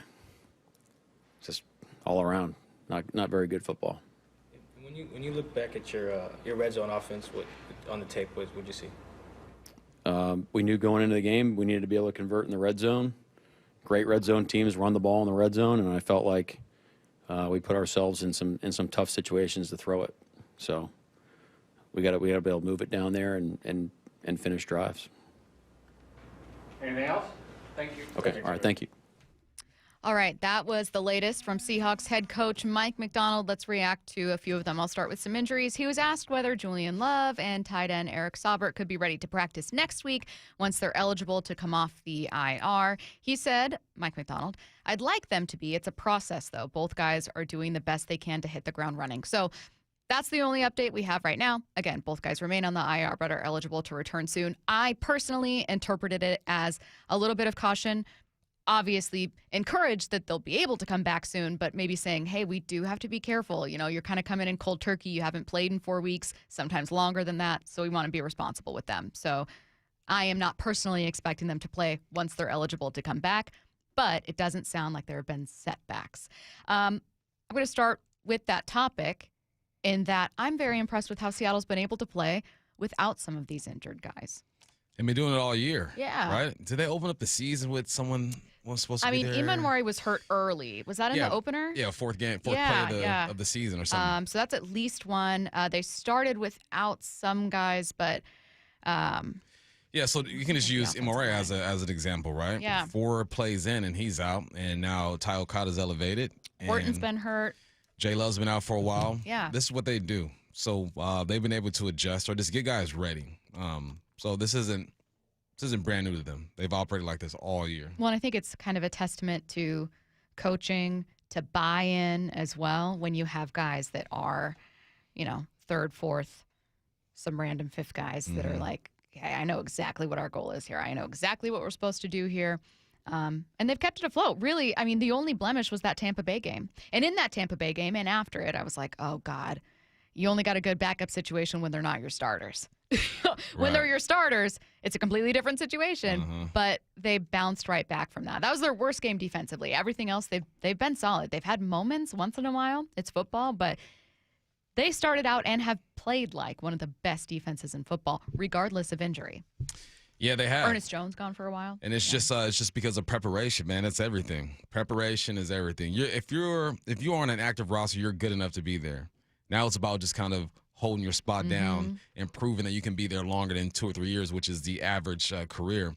With some of these guys, it feels like they're doing it. Like, I feel like Ty Okada bought himself like 2 years in the league, 2 more years in the league. I feel like Drake Thomas bought himself another 2-3 years in the league because they take advantage of opportunities. So that's on them, right? You got to be talented, but it's also on the coaches getting them ready. Random question. We haven't really talked at all about the failed barnyard / tush push because they were 7 for 7 leading into that play, and it was the first time it didn't work. Mike Macdonald was asked about it and said, why didn't it work? It was bad football play. Yeah. What does he mean by that? Because it worked 7 out of 7. You're now 7 out of 8. The tush push don't work all the time for the for Philly. It sounded more critical than I expected. No, they got to push. Bad football play. Guys didn't get leverage. Didn't get your hands on them. They just lost that battle. Bad football play. Yeah. All right. Let's see a few more things here. Rookie defensive end Riley Mills, still a couple weeks away from returning to practice, but always a chance you see him this year. Once again, I'm repeating myself, but in a good spot overall. Not with every guy on IR or the PP list, but with a lot of the guys, key contributors like Julian Love on IR, they are expecting them to be back this year. So really good in the meantime. Not on IR, Gray Zabel. Would you rest him for a couple weeks here? If he's not 100%, yeah, you sit him down for sure. I think that he's been so important to the improvement that this line has made. I think he fits the scheme. And looking at what the Titans present, the challenges that they present, it ain't necessary for Zabel to play this game for them to win. But I'm not the coaches. I'm not the trainers. If he is around 95% ready to go, you put him in there because the worst thing you want to do is take a Titans team lightly and have them sneak one on you. Mike Macdonald didn't say for sure, like, hey, Zabel's absolutely not going to play. He did say that he would not practice today. So I think we're just kind of assuming, why risk it? It looked like a very serious injury at the time. It sounds like they dodged a bullet. Probably just going to go with Christian Haynes there. And we're also waiting to see Tyrese Knight getting through concussion protocol and Torrey Horton, who for a minute there was such a fun conversation, and then unfortunately, I almost said. That might work So too. that was like a weird, like a slip of the tongue that worked. He will not practice today either. TBD whether he'll play Sunday. I'm eager to see him get back, though, because he was kind of really coming into his own and starting to look. We were having conversations about, like, this is why he was underrated as a receiver. If he played at an SEC school, he would have been a second rounder, but kind of slipped under the radar there, and it was looking very validating for a lot of draft Horton experts. was on his way to compete for Offensive Rookie of the Year, man. And then you got a Mecca. Mecca's going nuts. He's going crazy. Is there a special teams rookie of the year? That's an interesting one. I never heard of that. Probably not, huh? Who would have heard of it? Yeah, good question. I feel like I'd be, maybe it does exist, and I'm just a horrible sports radio host. No, I don't think it exists. We would have been talking about that. Thank you. Not everyone gets a trophy bump. Those special teamers. That's what I'm saying. Those returners out there, Tyler Lockett would have won it. Those returners out there thinking that they should get a trophy. That's a big part of the game. I mean, you're All-Pro eligible as a returner. Yeah, that's true. You can get Pro Bowl nods, All-Pros, but is there a Kicker of the Year award? I feel like there's you want in college. Was it the Lou Groza? Is this another sneaky shot you're taking at kickers? Saying, no. No, if I there just was feel a like you're Kicker really of the making Year it. award and there wasn't a Returner of the Year award, then I would have a problem. Once again, a shot at kickers. I'm not taking a shot. What if they make Kicker of the Year before they make Returner of the Year or Special Teams Player of the Year? What if they make that? Yeah, like what if they just go, you know what, kickers don't get enough love. They're leading point getters on most of their teams almost all the time. Well, good for them, I would say. They're having I think this year is the first year of like a Offensive Lineman of the Year award or something. Yeah, that's Protector well of the overdue. Year. Yeah. Solid. Very good idea. How do they judge that is my question. Do they have a lot of former offensive linemen on that panel? Because they should. Don't ask journalists and writers, please. Well, that's what I'm saying. Offensive line is one of the toughest things to try to figure out. And I think people get a little too confident with it. That I'm not saying a pet peeve of mine is like, oh, you never played. You can't talk about it. You can talk about it. However, there are some limitations in what you can fully understand about offensive line play. Mm-hmm. Even as a player, like you're not entirely sure what someone's assignment's going to be. It's very difficult. I don't try it, and I hope that they have former offensive linemen that are figuring that award out. Okay. Still to come, we're going to take a look around the NFL. Coming up at 1:30, Washington Wednesday, talking college football with ESPN's Adam Rittenberg. NFL headlines next. Wyman and Bob. To me, the biggest thing about this Naylor deal every afternoon at 2 is not that they signed him, not that he makes sense, that he fits perfectly. All of that is true. What it represents to me is a shift in philosophy with ownership, with the front office. It's the biggest free agent deal since Jerry DiPoto's been in charge. And to me, this represents a huge change in philosophy that I hope continues while they address other positions. Dave Wyman and Bob Stelton, only on Seattle Sports and Seattle Sports on YouTube.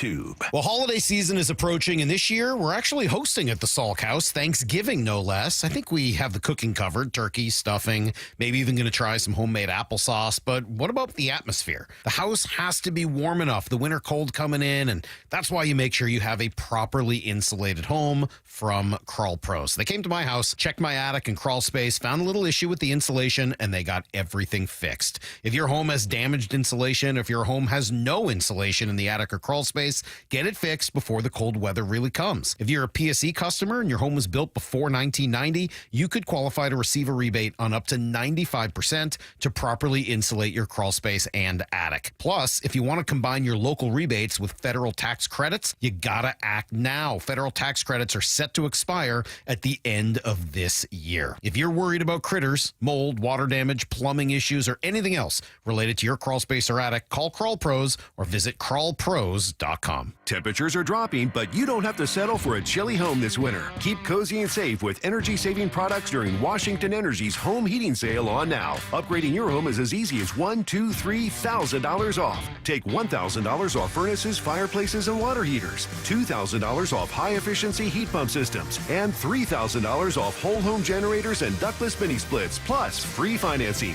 Washington Energy Services, your expert resource for affordable home comfort. Call for a free estimate. It's game time, and Toyota of Kirkland and Toyota of Renton are lining up with a roster that's built to dominate the field. The gas-powered RAV4, built to power through every drive, rain or shine. Or switch up the play with the hybrid RAV4, versatile, efficient, and always moving the chains. The Tacoma, tough, dependable, and clutch when it counts. And now, taking the field, the all-new 2026 Toyota Tundra, redesigned, powerful, and built for the big moments. Whether you're in the north or the south, Toyota of Kirkland and Toyota of Renton have your winning ride. Visit toyotaofkirkland.com and toyotaofrenton.com. You're listening to Leaf Filter Radio, and the guru of gutter protection himself, Chris Cunahan, is here to take your most pressing leaf-related questions and bring you a special Black Friday offer. Hey, everybody, Chris here. I understand we have Ron on the line. Ron, where are you calling from? Uh-oh. Ron, are you calling from a ladder? Well, I I was. I wanted to ask Chris what I need to do to get my gutters ready to have leaf filter installed. Oh, Ron, you don't have to do anything. A Leaf Filter Trusted Pro will come out and clean out your gutters, realign and seal your gutters, and install Leaf Filter, America's #1 gutter protection system. So I didn't need to get on this ladder? Ron, Leaf Filter Trusted Pros are in your neighborhood and ready to help. Just visit leaffilter.com/deal to schedule your free gutter inspection and get up to 30% off. Thank goodness. What was that site? That's leaffilter.com/deal. And now, as a special Black Friday offer, you can get a free gutter inspection, plus up to 35% off. This is our best offer of the season. Unlock it now at leaffilter.com/deal. See representative for warranty details. A 15-year-old girl who chewed through a rope to escape a serial killer. I used my front teeth to saw on the rope in my mouth. The killer prowled the Pacific Northwest in the early 70s. He's been convicted of murdering 2 young women, but suspected of many more. Maybe there's another one in that area. Follow and binge all episodes of Stolen Voices of Dole Valley, available now wherever you listen. The home of the Seahawks, Seattle Sports. Touchdown! Seahawks! Ken Walker III! Get everything Seahawks at seattlesports.com. Hey, Mike Salk here for my friends at Snoqualmie Casino and Hotel. And obviously, New Year's is coming up. Can you believe it? Book your stay at Snoqualmie Casino and Hotel for an evening of elegance at a night at the Grand Ball. This New Year's Eve celebration includes the legendary DJ Super Sam. And sports fans, you got to check out the Hawks Peak. You're home for game days with great food and drinks, more than 60 TVs, so you won't miss a play, and a heated, covered outdoor deck with those great views of the Snoqualmie Valley. Seattle's closest is now Snoqualmie Casino and Hotel. 1-877 Cars for Kids. KARS Cars for Kids. 1-877 Cars for Kids. Donate your car today. Call 1-877 Cars for Kids to reach a friendly live agent. Donation's super easy, and your car can be picked up as soon as tomorrow. Call us now, 1-877 Cars for Kids. Donate your car today. Did you know you can donate real estate too? I saw her texting, coming up to a stop sign, and so I saw the accident coming, and she T-boned us. In the blink of an eye, Crystal's life changed when she suffered a severe spinal injury. The pain was something I had never experienced before in my neck. I got massage therapy. I saw a chiropractor. I was prescribed muscle relaxers so I could sleep. I got depressed. Nothing was relieving the pain. Drugs, sleepless nights, and depression. Sound familiar? I'm Dr. Mark Shelley, a chiropractic physician and board-certified functional neurologist. At Sound Pain Solutions, our treatments include high-dose laser combined with spinal decompression and other comprehensive therapies to rehabilitate damaged discs. We use treatments that are non-surgical, FDA-cleared, drug and pain-free. I was able to get off my pain medicines, and I was able to sleep through the night, and that was what I was desperate for. To learn if you're a candidate for our treatment, call us. Sound Pain Solutions, 855-996-0025, or click soundpainsolutions.com. From the Quantum Fiber Studio. This is Bump and Stacy. Weekdays 10 to 2. On Seattle Sports and 97.3 FM HD2. Taking a look around the NFL, I'm going to start with a non-on-the-field story, and it's just a weird one. A lot of it's happening on social media, but it's relevant and weird. J.J. McCarthy is off and on in Minnesota. Emmanuel Acho posted a video saying he has the clutch gene. Chris Carter retweeted it and said, "Did you watch the first 59 minutes? Thumbs down." Now, is it the nicest thing for Chris Carter to say? No. Can a Hall of Fame wide receiver who holds the all-time career receiving yards record for the Vikings comment about what he thinks is good Vikings football? 1,000%. Unfortunately, J.J. McCarthy's personal quarterback coach didn't think so, so he responded and said, blanking clown. F, first letter of that word. Then everyone said, well, wait a minute. You just got here, buddy. This is Chris Carter. If Chris Carter has an opinion, like, what do you mean, clown? Yeah. What you're a quarterback coach for J.J. McCarthy. You're disagreeing with what a beloved former Viking has to say, what a Hall of Famer has to say about football. And he's also not fundamentally wrong. It was a tough way to say it, but J.J. McCarthy didn't look great in that game. It's his opinion.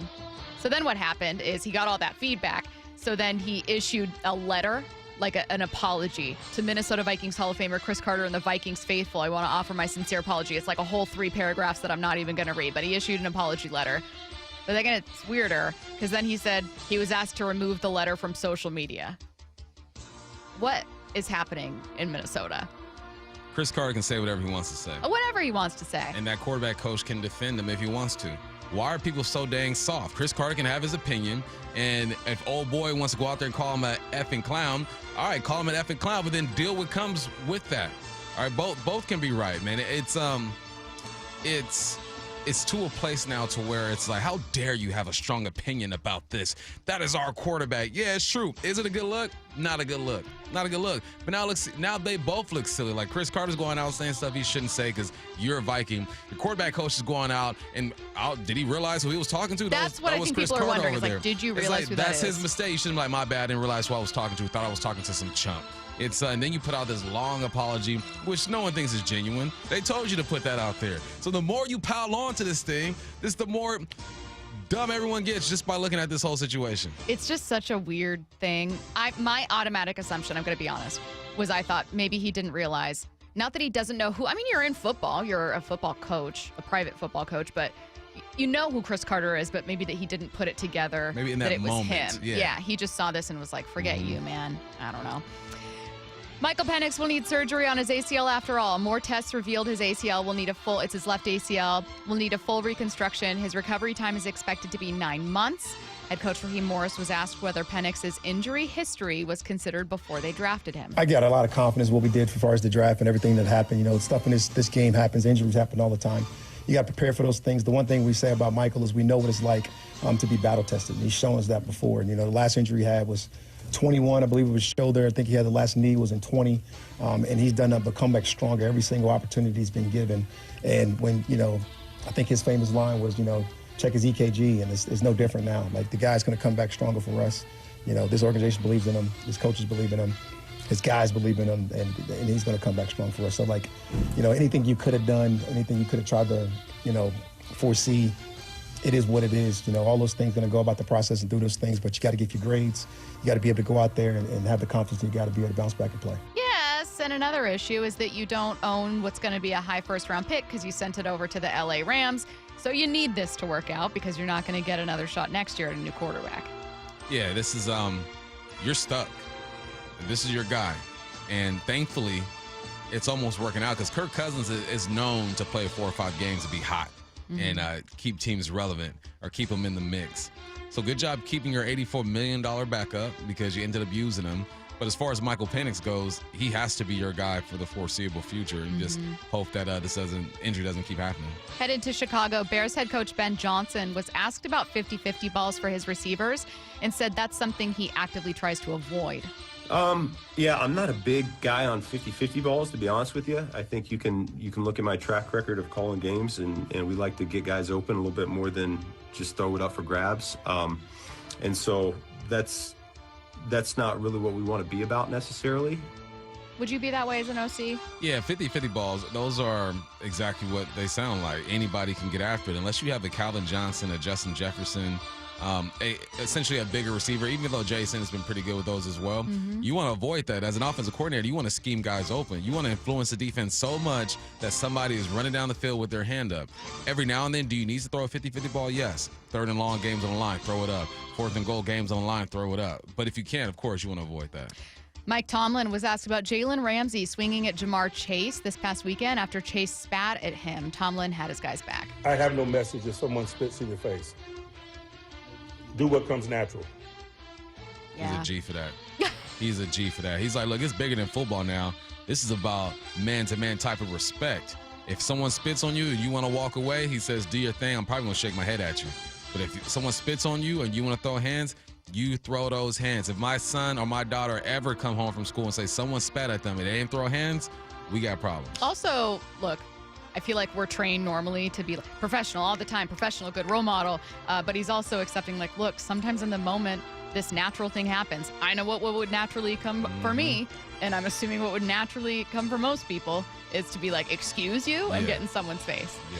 Next up, Puka Nacua out here taking shots at Sam Darnold. He referenced Darnold's most infamous quote when discussing the Rams' win on the Pat McAfee show. I think it was pretty cool what Tay was asking. I mean, knowing that we had a big divisional game coming up this week, he was like, man, it just feels like this is an emotional game for everybody. I'm like, hey, Tay, like, as long as we do our stuff on our side of the ball, they may be seeing ghosts out there tomorrow on Sunday. The dogs are barking.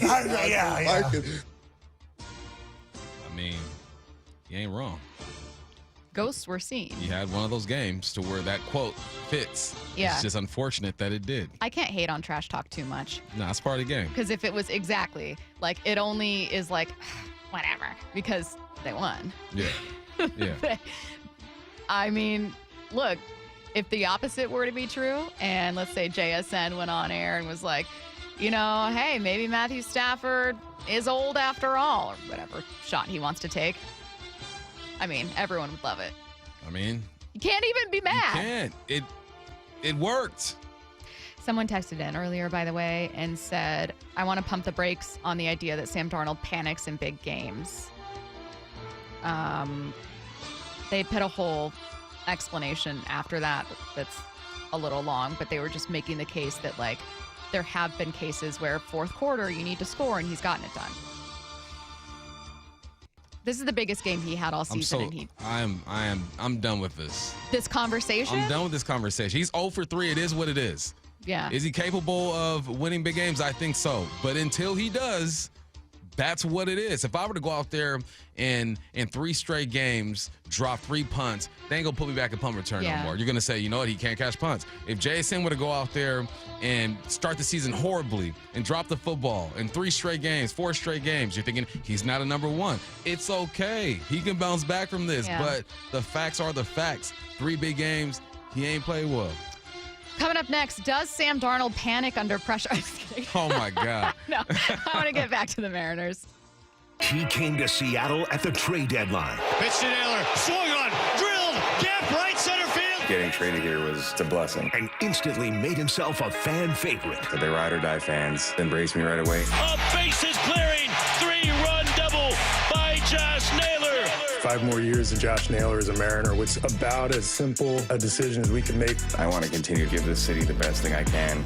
Live it up, Mariners fans. That World Series that we're shooting for here. With the home of the Mariners, Seattle Sports.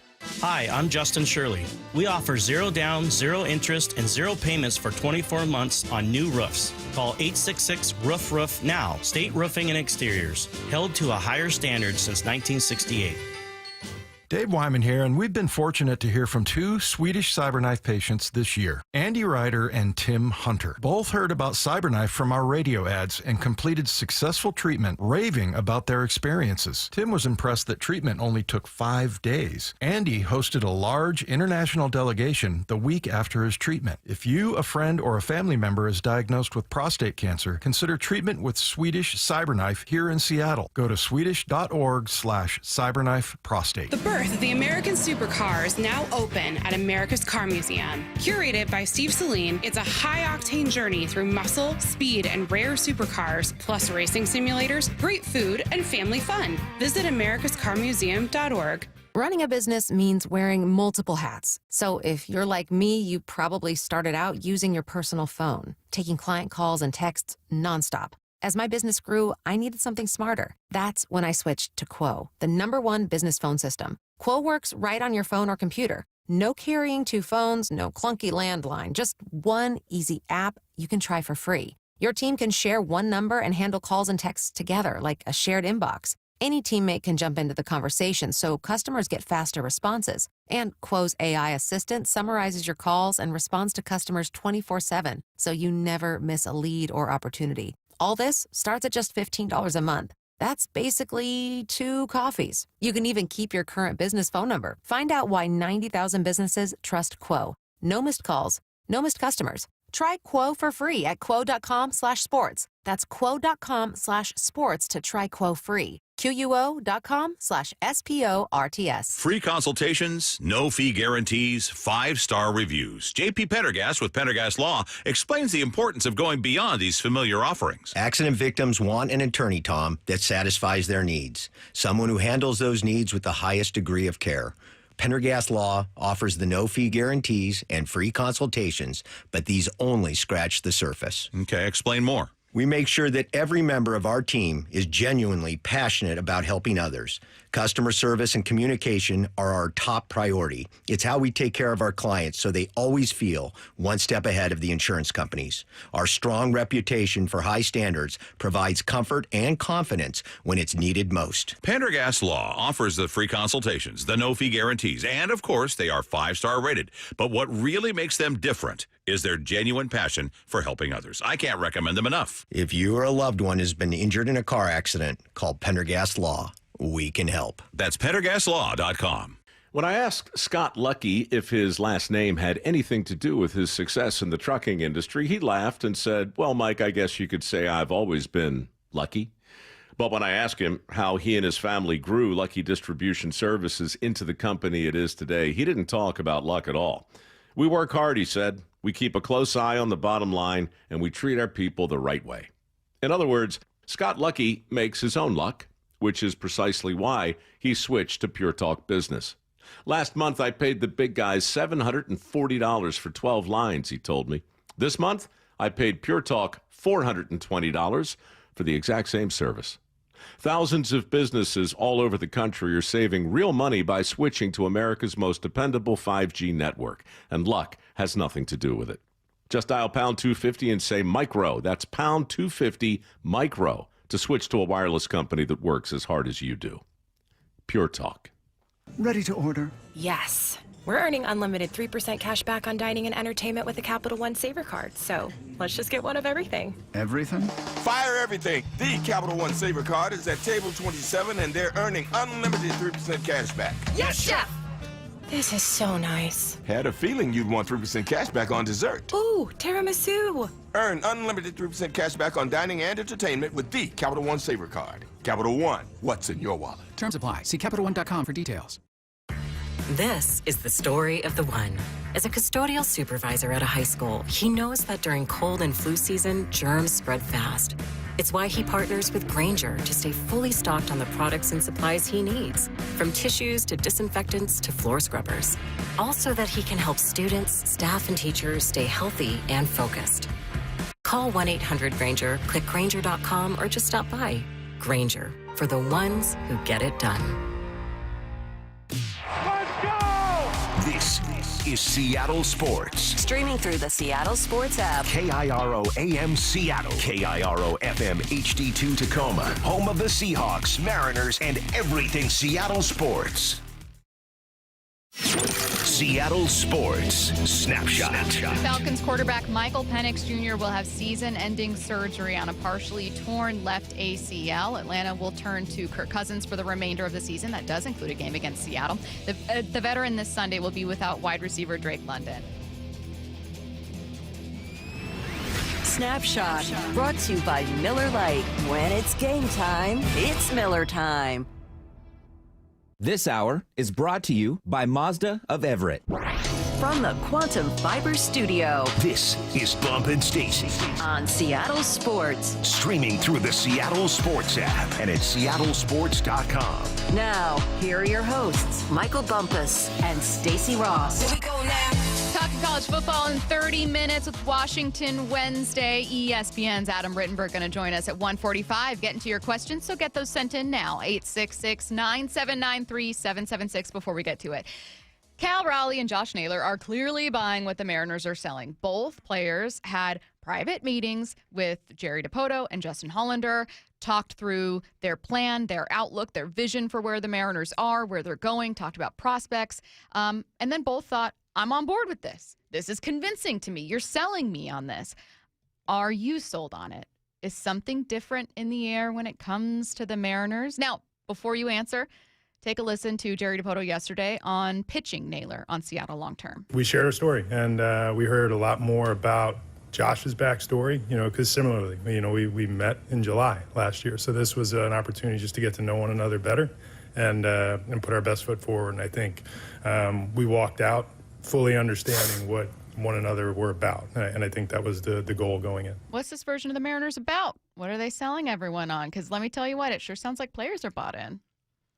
The team sold themselves to Naylor. I think you got to give Hollander and DePoto the credit for putting this team together. But if they didn't go out and execute and play the way that they play, then Naylor would be like, I don't want to be a part of this. If Dan Wilson didn't connect with the players the way that he did, Naylor would be like, why would I want to stay here? So I think that you give props to the powers that be upstairs because they did put this team together. But it's the camaraderie. It's the play on the field. It's Dan's relationship with the team. It's the other coach's relationship with the team that ultimately sells it. And then you go back and you check with wifey and make sure she likes the area and all that good stuff. But, yes, Hollander, DePoto get credit. The players actually sold it. And then after that is, okay, well, here are our plans for the future. That was part of the equation as well. Justin Hollander, talking with Wyman and Bob, said this isn't a departure from how ownership has operated in the past. I feel like this is more business as usual. I don't really feel like ownership's approach has shifted. We had signed Robbie Ray to a 9-figure deal after the 21 season, I believe. We traded for and extended Luis Castillo in 22 to a 9-figure deal, obviously long deals for Cal and Julio. I think the biggest thing that helped in terms of the timing with Josh from an ownership perspective is that we knew the player. He'd been here. So the vetting that we needed to do, both from a club front office baseball perspective and from an ownership, big picture, how's he fit in our community perspective, a lot of those boxes were already checked. That always makes it easier when you know someone, when you've spent time with them. But I really don't think ownership's approach has changed at all. I think we're all focused on how do we win the World Series next year? This year we got closer than ever. Let's find a way to actually get it across the line this year. One of the common critiques of ownership in previous seasons, many previous seasons, had been, God, I wish they would take more risk. And by that, people meant spend more money. So I would hope that the approach has changed a little bit. I really would, because you should be spending and increasing your payroll for this version of the Mariners as opposed to a version of the Mariners that are in complete rebuild where you can absolutely try to take away some payroll. You're in a rebuild. You're not in a rebuild anymore. You're getting after it. And by that, I mean going for a World Series. So Justin's right in that there are previous deals they've made where they've spent money, they've gone after a free agent. But this does feel different to me. And I can't tell if it's because it is or because I want it to feel that way. Yeah, he makes some good points. You got Robbie, when he got Castillo. Look at in-season stuff. Randy. Gino and Naylor this trade deadline. I think it's easy for us to kind of overlook some of these moves because it never felt like this was a move that was enough to keep them in the race or put them in the race. It was always just, okay, here's a piece, now what else? And I think with this you can say, here's a piece, what else? But this piece was just vital to what they're doing, and it makes them a bit more attractive. So I can see his perspective, but I would also say that, I don't think fans' feelings about them not doing enough are invalid. No. Because you've had seasons where you've underachieved. So, there can be truth to both sides. I think the farm system, the prospects they have, and the track record of developing those arms is enough to make you look at what they have in 26 moving and beyond and go, okay, I'm very intrigued by this. I would imagine that that's what Cal and Naylor see as well. Curtis, you've grown up here in Kent. I was almost going to say in Seattle. You've grown up in Kent, but you've grown up a Mariners fan. You've seen many iterations of the Mariners, and we've heard a lot of the same stuff about the Mariners year in and year out. Does this feel different in any way to you? Different from something you've experienced before? It feels a lot different than the last 20-ish years of Mariner baseball for sure, and especially having the guys that will stick around here and put roots down here in the city. I mean, yeah, it does feel like this thing is being built towards something better than what it's been. Now, as we know, the line of progress has not been exactly a straight line. It's had some bumps along the way, but the Mariners are coming off the best finish that they've ever had to a season, a game away from a World Series. That's a place that no one has ever been here in the city of Seattle. And obviously, the only way you're going to continue that line of progress is by making it to a World Series next year. That's some lofty goals, and I think that is a goal that I think everybody is now buying into. Like, just in the way that Dipoto and Hollander have talked in the weeks since now, elimination in Game 7, it makes it sound like, man, we were that close. Like, we were within, 2.5 innings away from 8 outs. 8 outs away from making it to a World Series, and that I hope that bad taste is in everybody's mouth still in that clubhouse and in that front office, because like when you get that close, like you want to finish the job, you want to get to where you've never been. And I think the messaging that we've heard from them, and Hollander was on with Wyman and Bob yesterday saying like, yeah, it still stings the way the season ended.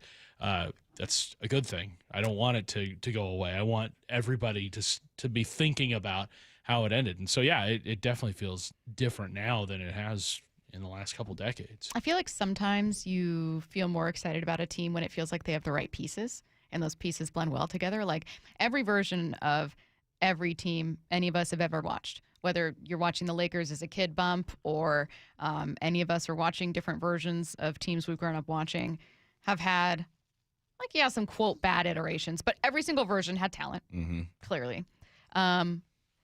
Sometimes it's about getting the perfect mix down, and I feel like Naylor brought something new. Not the single most talented player you've ever had on this roster, but like something that you were missing. And those personalities, like I find them to be incredibly likable. I find them all to have very interesting stories. It feels like a different story is being told about the team. It's like your starting point is different. Yeah. The starting point isn't like build from the ground up.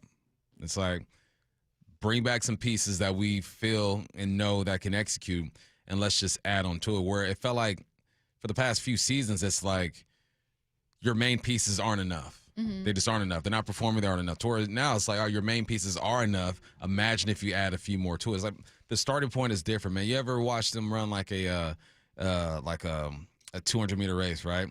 And it's like the lanes are staggered because obviously the wider you get, the further you have to go. We used to be on the far lane number 8, right? Because our path is so much further than the number 1 lane. Now it's like you're sitting at the 2 lane, maybe the 2 or 3 lane right there. So your starting position is a bit different, and you've earned it. And just like in those races, those heats, you earn the inside lane positions by your past performances. That's where I feel like this team is starting now. Can I tell you a theory that I have? Yeah. Tell me if I'm being too negative. I don't mean to sound like critical. It's just a theory. I think it's one thing to say, I want to get to a World Series. I know that I want that because it's the pinnacle of achievement in my sport. As a GM, as a front office exec, as a player, whatever. It's another thing to get close enough to feel that you're there and then miss it. That feeling of getting to a World Series in the first example is driven by something almost entirely different than the second. The second makes it personal. Like I think that like Justin Hollander crying in front of people was real. I think Cal crying in a clubhouse was real. I think Julio yelling while it turned into a meme to be used everywhere was real. Like I think it's very different. There is a different pain, hunger, frustration, knowledge of themselves that this version of the Mariners have that they haven't had before. And I think that's interesting to me. Just as someone watching from afar, that's interesting. Maturation. They're maturing. The club is maturing. The organization is maturing. You hope you're maturing. So it's fun to watch this progress.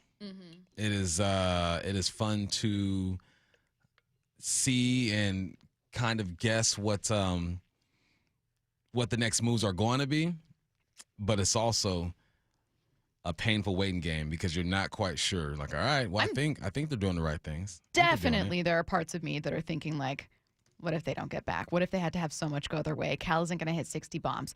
You know what I mean? Like you had so much go your way. You had a stretch of winning 17 of 18 or 16 of 17 or whatever it was. You had an improbable catch by Victor Robles to clinch a sweep over the Astros. Like you had all these things happen. You played 15, 16 innings against the Tigers in Game 5. And so much of that felt like storybook improbable that it feels impossible to repeat. That's, in terms of being worried they can't get back, that's all I feel. I see a lot of talent. There's a lot here. There's a good enough team here. This is a playoff roster. They should be in the playoffs in 2026. They still need to add, but that's assuming that they add some of those pieces. But so much of last season felt like, what? I can't believe this. That I don't know, like no skill can make that happen again, right? Nah. Right? Nah, a lot of it is luck too, man. Yeah, a lot of it is luck. I'm sorry to bring it up, but like Dodgers, lucky. Yeah. Like lucky to win that. They got the talent to be there or whatnot. But your number 9 hitter going yard, luck. Kiki just getting a jump on this ball looks like it's gonna die. You double up with Mookie. Like there's some luck that has to go into that as well. Right? You put your guys in position and hopefully things happen. Yeah, what you're saying. The back throw heel of Will Smith. Yeah. Will Smith, the back heel coming up and getting down. Yep. Like some things just gotta happen for you, and you have to feel like you're destined. It was almost like this team. It's like they're almost destined. You know, you were destined to do some things that you never seen before, but you needed just a little more help. And you know what creates more luck? Talent creates more luck as well. So that's what the mission is with acquiring all these guys, or Naylor to start, with bringing most of these guys back and then adding some pieces. You acquire talent, but you manufacture some luck along the way too. That's kind of what I wanted to get back to. I don't want to end with like, they got so lucky it won't happen, bye. I wanted to end with like, hey, this is something I wonder if people are feeling. But also I think that adding as much talent as you can help you avoid horrible luck sometimes. So I think it's great news that we learned Josh Naylor's accounting for $10 million this year. That they backloaded that deal. Very cool to do with Naylor. Very cool of Naylor to do. And it also leaves you with flexibility for continuing to add, and they need to. You know what's funny? If I was getting that much money, I wouldn't trip back loan it either. I'm like, I'm good. I can live off of 10 mil, you mean no matter I'm getting it? I mean, 6.5 to sign, 10 mil base.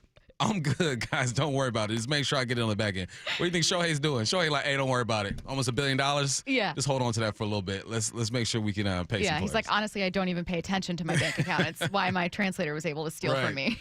So it totally worked out. Yeah, I just, I don't know. I think to answer my own question, yes. I think I am buying it. It does feel like a different team. Does that mean I'm betting on them to get to win a World Series? There's a lot they still have to prove. There's a lot of pieces they need to add still. They still need to fine-tune things, but I think there's a hunger there that feels different. That's my answer to it. I think there's a hunger and a pain, and I think pain breeds a different kind of hunger. That's good in athletics. As painful as it is, ultimately you need that, right? Yeah, you do. You got to go through some stuff to appreciate it and gain that hunger. Yeah. All right. So we're talking college ball at 1:30. Could use a few more questions for what I need to know. 866-979-3776. That's coming up at 1:45. Right now, let's get to 4 down territory. This is 4 down territory, going inside the game with former Seahawks and Coug wide receiver Michael Bumpus. First down, Seahawks are taking on the Titans in Tennessee on Sunday. What have you seen after watching some film of Cam Ward? He's talented. He has zip on the football. The ball jumps off his hands. He makes good decisions for the most part. But there are some flaws in his game and some ways that I think the Seahawks can kind of take advantage of his predictability at times. I don't know if it's by design or just by him. He loves throwing the ball to the boundaries. The shorter side of the field, if you're on the right hash, he likes to throw it to the right. If he's on the left hash, he likes to throw it to the left. He does go backside as well, but that's what I saw. If they are under center, 75% of the time, they are going to run the football. They're not a real big play action team. Why is that? I'm not sure.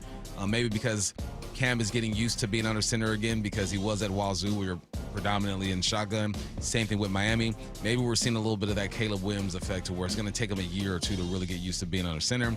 They run the football most of the time. I hit up my buddy who's my quarterback guru out here, Lavelle Durant, and we're talking about Cam Ward's mechanics. He doesn't have that higher release, high elbow slot type of release. It's really low. And the football tends to sail on him at times. When you drop that elbow and you release the ball, it sails on you a little bit. But he's found a way to make it work. I wonder at this point of his career, do you just leave it alone? It's like a Vince Young type of thing. Vince Young had that same kind of slot. Tim Tebow had his elongated release. No release is exactly the same, but you see the most efficient ones are a little tighter and higher slot. What do you do with that? I don't know. I know he's good enough to play in this league, and I think that once he gets some talent around him, he will be better. There are no receivers over there that I fear at all. No tight ends at all. Running back Pollard is okay. He's had his big games. But there isn't a lot of talent over there surrounding Cam Ward. The offensive line isn't that great. He's the most sacked quarterback in the game right now. He's fighting an uphill battle. So when you have that uphill battle and sometimes your mechanics fall off, you're more likely to make decisions that is hard to overcome. I think he's going to be fine, but yeah, he's got some work to do. I find myself really rooting for Cam Ward. I mean, he's very likable. He says funny things, really quotable things. He's very authentic. Yeah, he's likable. He's high Q rating. I don't watch enough Titans games, forgive me, to know whether, like, how much of their struggles are him. Because rookie quarterbacks struggle, man. Yeah. And how much of their struggles are either bad coaching, bad scheme. Is it a, top-down kind of problem? Is it not enough talent? Like, I need to talk to some more Titans reporters, and we will tomorrow for the huddle to figure out, like, what is the issue? What's the problem this year? Second down. All right, well, what can this game look like if all goes well? I just said there's nobody over there that I fear. Nobody. Did you lie? I didn't lie. Okay. Their offense is ranked last when it comes to yards per game. They're 30th when it comes to passing yards per game, last rush yards per game, and last points per game. Defense, the 24th overall, giving up 352 on the overall per game, 18th against the pass, 26th against the run, and 30th when it comes to points per game. Everything says that this could be a blowout. This could be a Saints game. This could be a Commanders game. This could be an Arizona game. It says that, but you know how this game goes. Sometimes a team with the least to lose is the most dangerous, because you go out and Cam Ward's like, you know what? I ain't got nothing to lose. I'm going to roll over to my right side, turn my back around, and flip it behind my back, and I'm going to get lucky. They're dangerous sometimes because they go out there free. They know that no one is picking them to beat the Seahawks. And even as players at times, you got to be real with yourself. I remember watching film sometimes being like, this team is so much better than us. Like, we have to be perfect, and guys are going to have to make plays that they typically do not make. And sometimes those teams are dangerous. That's why we almost beat the number 3 USC, lost by like 2 or 3 points one time. That's why we beat a number 10 Oregon, because we were that team that came out thinking we got nothing to lose in this situation. So it could be a blowout. All right, the spread, I believe I think the spread's like 13.5 points or something right now, which is crazy with the Seahawks being on the road. But that just tells you how lopsided it could be, but you never know. So they did put up, let's see, most points in a game, 22. That was a win over the Arizona Cardinals. So their highest scoring game and only win was 22-21. They have allowed on defense over 400 net yards twice and under 300 just once.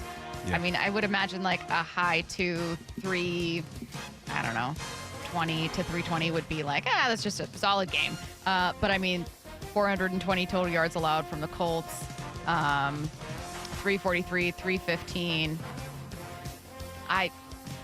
I want to be fair and I want to be smart and leave room for mistake, but I'm having trouble formulating a football case for the Titans winning. Like a fair football argument. It's not just like anything could happen. They lost to the Raiders, man.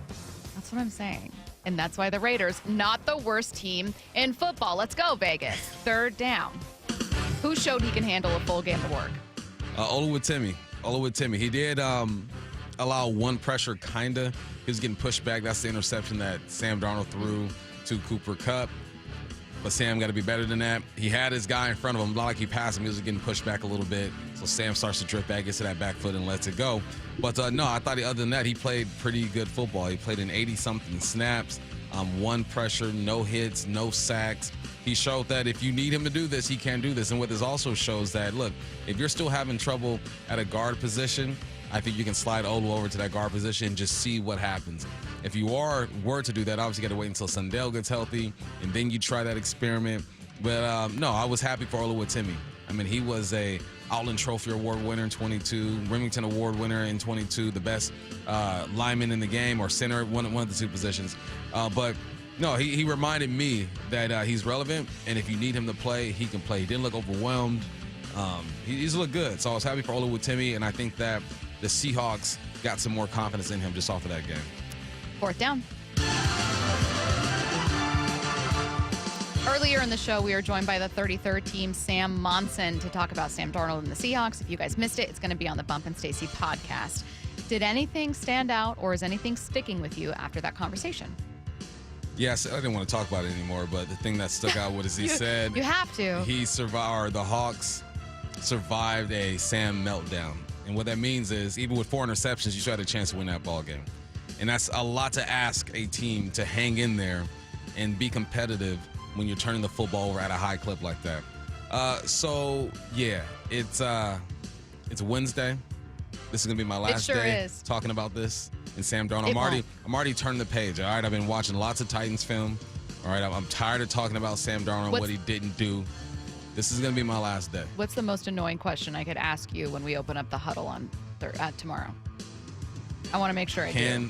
Do you believe Sam can perform in big games? Oh, I can't wait. Wyman's not going to know. He's going to be like, why is Bump rolling his eyes? Like, why is Bump getting so irate right now? And I'm going to say, welcome to the huddle. Big games. He's 0 for 3, folks. I'll just tell you that. He's 0 for 3. I don't blame people. I don't blame him. Mina Kimes had an interesting take. She posted the video to Twitter of like,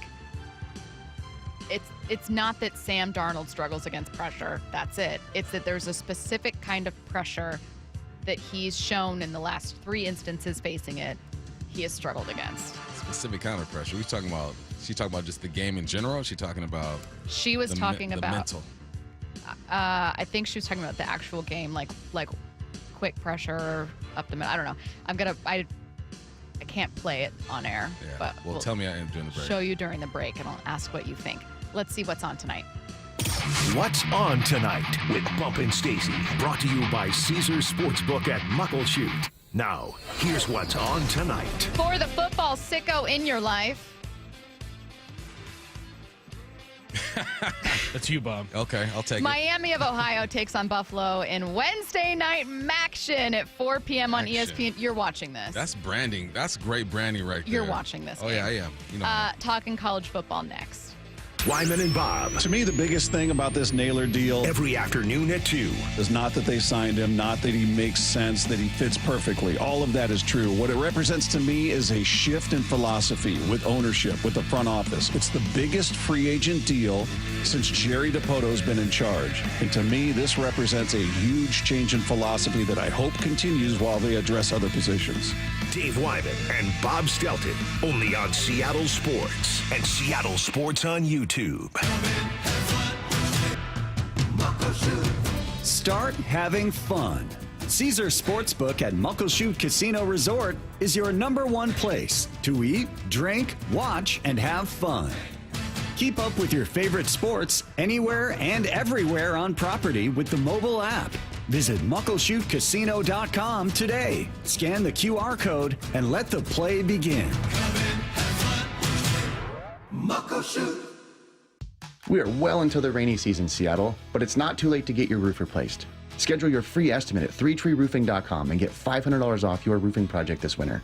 Our certified technicians build a custom plan for your home, ensuring a worry-free installation even in the winter months. Replace your roof now while material prices are low and lead times are short.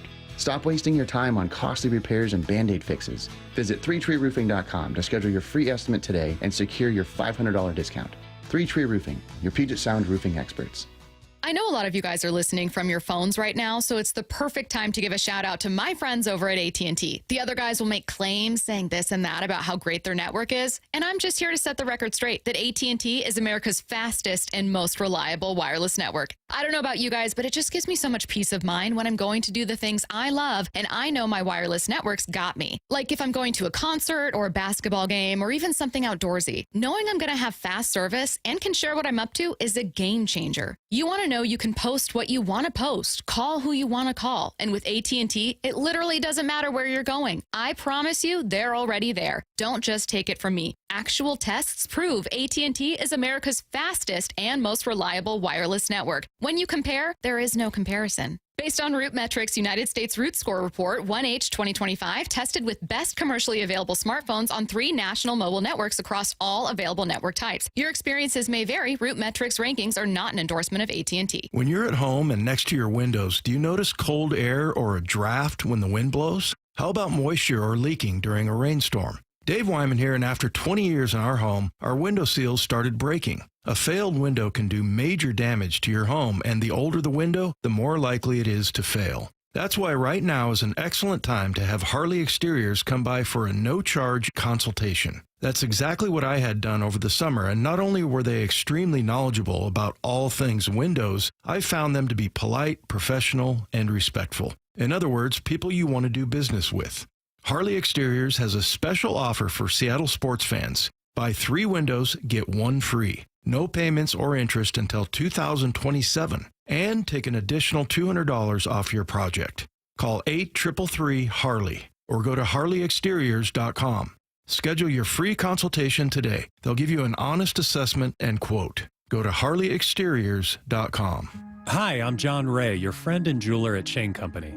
When you buy an engagement ring or fine jewelry gift from Shane Company, you get more than what you paid for. Our jewelry comes with our all-inclusive free lifetime warranty. It covers everything. There's no fine print. You'll get unlimited cleanings, resizings, and repairs. Plus, it even protects your engagement ring's center stone. We stand behind the quality of our jewelry, and that's our gift to you this holiday. Peace of mind. Because a friend knows the best things in life are free. Shane Company, your friend and jeweler. Want more Seahawks content? Join me, G. Scott, on The Reset. New episodes of the podcast every Monday and Thursday on YouTube or on the Seattle Sports app.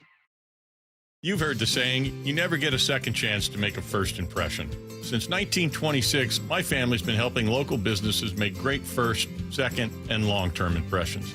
We know how to make your company look good with quality uniforms, logoed apparel, floor mats, linens, and more. If you're paying for linen service or doing it yourself, let's have the conversation. The information and quote are free, but the savings and service can really add up. Visit suplinen.com. Superior Linen Service. It's what we do. This is for all you guys on Viagra. ED pills are no longer needed. The brutal side effects like 4-hour headaches, blurred vision, and that flush feeling can all be put behind you with our treatment. Here at West Coast Men's Health, we have a better approach to ED. Acoustic wave therapy creates blood flow circulation by safely removing the plaque in your arteries and restoring function naturally. Guys, let me be clear. Pills will never fix your problem. Our equipment is the latest technology, and our medical staff is the best in the industry. So give West Coast Men's Health a call today. Speak with our clinic manager. Ask him any question you like, how it works, the science behind it, and even the cost. If you suffer from ED or Peyronie's disease, give West Coast Men's Health a call today. It's not just about better health, it's about a better life. With clinics in Redmond and Tacoma, call 206-519-6541. That's 206-519-6541. Online at westcoastmenshealth.com. Ryan Rowland-Smith here. For more than 35 years, the NBA Health Insurance Trust has been helping local builders, contractors, and their employees save money and gain peace of mind. They offer customized group health plans from the state's leading insurance providers. Small and mid-sized businesses deserve big healthcare access. The NBA Health Trust brings you the coverage you want at a price you can trust. Find out more at mbahealthtrust.com. That's mbahealthtrust.com. Washington Wednesdays is powered by Star Rentals, preferred supplier to the West's best contractors. Washington Wednesdays, presented by Star Rentals, preferred supplier to the West's best contractors. It is a Washington Wednesday. We're going to be joined by ESPN's Adam Rittenberg. I know that we're obviously looking ahead for Washington, but just so everyone knows, we're going to talk about a couple different college football stories here. And if you have a question for Adam, you can always let us know. Oh, by the way, what I need to know. Also coming up in 15 minutes now, 866-979-3776. Get your questions in. I'll be collecting those. You have lots of time, but that's officially going to start at 1:45. Adam joining us right now on the Emerald Queen Casino Sportsbook Hotline. Adam, I warn people that while we have a lot to talk about with UW, it's really hard not to look at other college football stories. So forgive me for not starting with Washington, but I have to ask you about Lane Kiffin. It's just, it's been top of mind. It feels like the single biggest thing everyone's talking about. So I'll start before I get to a Washington-related question with what you think happens there. Yeah, good to be with you guys. It's one of these things you're asking to predict somebody who's very unpredictable and sort of prides himself on being this way and may not know until the last minute what he ends up doing. I thought all along that he was going to leave Ole Miss.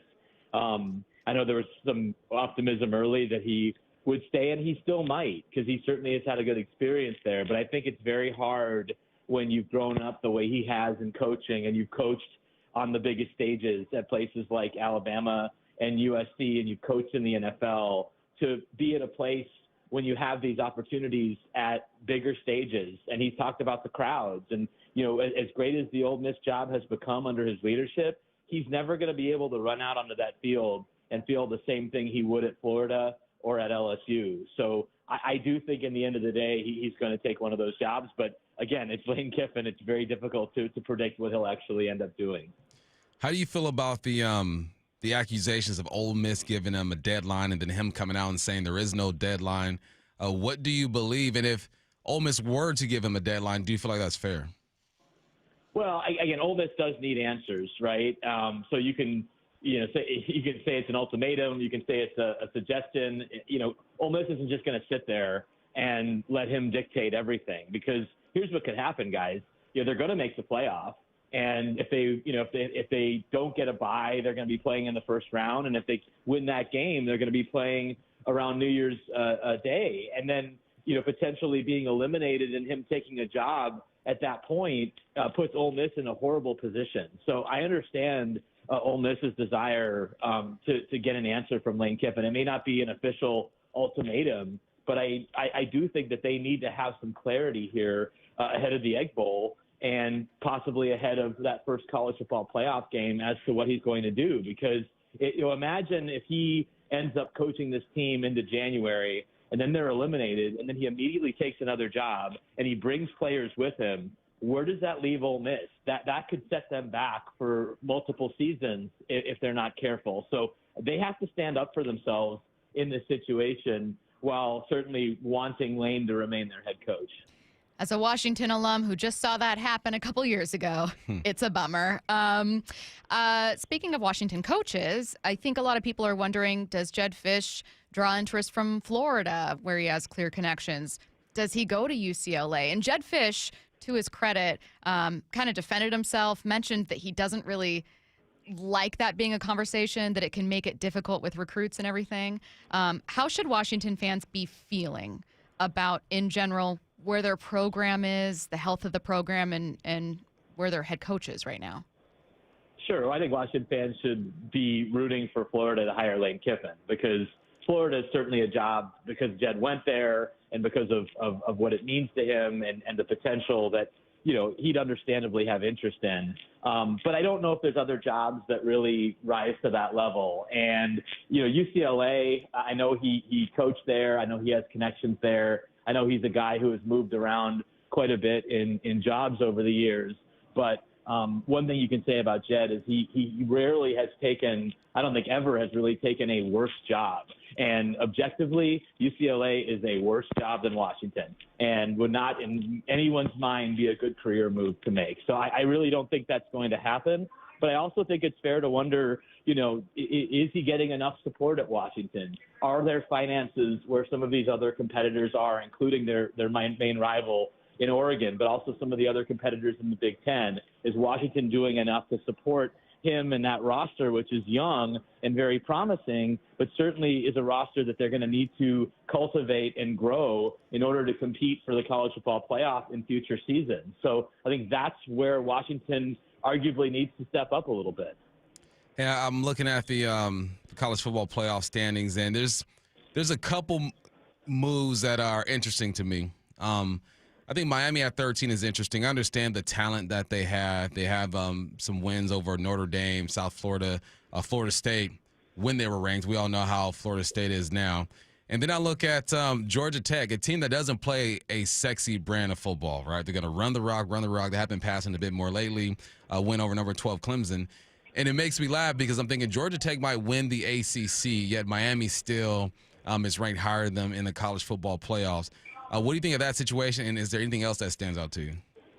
Yeah, I think the Miami-Notre Dame situation and the fact that there's 4 spots separating them, even though Miami won that head-to-head to open the season, is notable. And, the committee chair, Hunter Yurachek, saying last night that as of now they're not really comparing Miami and Notre Dame, even though they both have 2 losses, is notable. I think Notre Dame being ahead of Alabama is certainly one that caught my eye last night, with Alabama having all those very impressive wins in SEC play, whereas Notre Dame's best win is against a good USC team, maybe a really good USC team. We'll find out the next couple of weeks.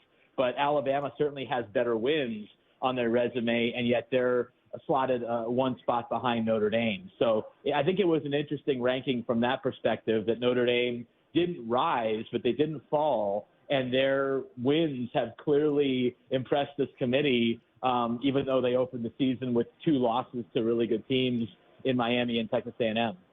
Now, the Washington Huskies are not going to be in the college football playoff, unfortunately, but there are still some games where they can show some things, improve. They've got UCLA Saturday, and then number 7 Oregon still on the schedule. If you're Jedd Fisch, outside of winning being an obvious incentive, what do you need to show? What do you want to prove over the rest of the schedule here? Well, I think with a young team, you want to see growth, right? And, Washington hasn't played well away from Husky Stadium. They've played really poorly for the most part.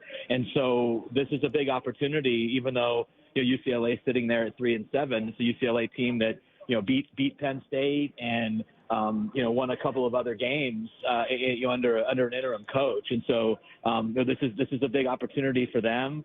And Washington's got to go out and take care of business on the road, and then set up which should be a huge game against Oregon, in a place where the Huskies have played really well all season. So, again, this is one that hey, if you want to show growth as a program, you got to go out and beat UCLA, and then ideally finish with a win over Oregon. That 9-3 is certainly a step forward this year for Washington, especially with so many players that are set to come back for next season. UW is an interesting program to me because we and Stacy have had this conversation before. You feel like they have the resources to be in the mix, maybe top 10 or 15 every single year. Yet they go up and down. What do you think is holding them back from really cracking through? Well, again, I think historically they certainly have shown the ability to get there, but I think there's some real questions about just the investment level in the roster and the investment level to go out and attract top transfers. I mean, I hate to bring up Oregon, but a lot of Oregon's success has been because they've been able to lure some of the top transfers in the country and build depth at key positions, so that you can have an injury like they've had at receiver. They've had a number of them, and they haven't fallen off that far. That's what really separates some of these teams that are at the top of the sport, or trying to get to the top of the sport. So I think that's what's going to be important to look at is, can Jedd Fisch keep this roster together, and then can he grow it with some of the transfers? That certainly happened with Kalen DeBoer, bringing in Michael Penix and some of the other guys who joined that national championship runner-up team. I think that's going to be interesting to see how Washington competes in that market here after a season that could still end up with 9 or 10 wins. He is ESPN's Adam Rittenberg. Adam, thank you. Thanks, Adam. Thanks, guys. Get your questions in for What I Need to Know, 866-979-3776. Hawks Live. This should be fun. Presented by the Dining District at the Bellevue Collection. Tomorrow night from 7 to 9 p.m. Live from Bellevue Square's center court. Come on by and join hosts Michael Bumpus and Paul Moyer. With this week's guest, Seahawks wide receiver Rashid Shaheed. Touchdown! Hawks Live. Tomorrow night from 7 to 9 p.m. Exclusively on the home of the Seahawks. Seattle Sports on 710 and the Seattle Sports app. When I was playing ball, November was always such a pivotal time because that's when you truly see whether your team is a contender or a pretender. Many teams enter the month with a chance to win a championship, and what they do these next 4 weeks makes all the difference. Michael Bumpus here, and even though my playing days are over, November can still mean big wins at Silver Reef Casino Hotel. All you have to do is claim your free entry at any promo kiosk. Every Saturday in November, Silver Reef Casino, 2 winners are drawn every hour starting at 6 p.m. to score huge prizes. Someone's going to win a Hawaiian vacation, an awesome outdoor grill, or $10,000 cash. Here's what you have to do this weekend. Book a stay at Silver Reef Casino Hotel, watch the college football games on Saturday, and stick around to see if you walk away with a big-time prize or cash money. Entry is free. For more information, call silverreefcasino.com/promotions. Book your stay at Silver Reef Casino Hotel. Drive up I-5 exit 260. Hey, Ryan Reynolds here.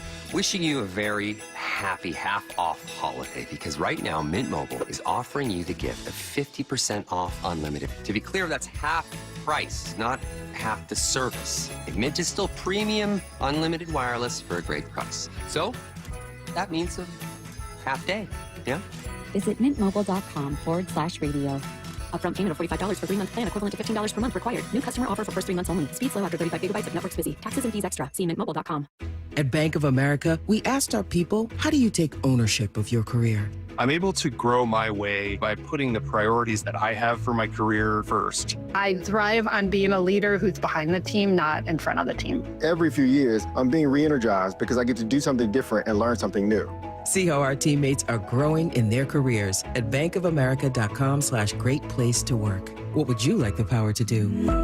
Bank of America. Proud to be an equal opportunity employer. Actual price will depend on product and subscription plan. Featured products are compounded drug products, which the FDA does not approve or verify for safety, effectiveness, or quality. Prescription products require an online consultation with a healthcare provider who will determine if appropriate. See website for details, restrictions, and important safety information. Want a boost in and out of the bedroom? Hims has you covered. Introducing a new 2-in-1 approach to level up your game. Tadalafil for better bedroom performance and zinc for testosterone support. Put it all together and you've got what you need to turn things all the way up. Getting started is simple. Just go to hims.com/joy to start your free online visit. Through Hims, you can access ED treatments including pills, chews, and more. 100% online.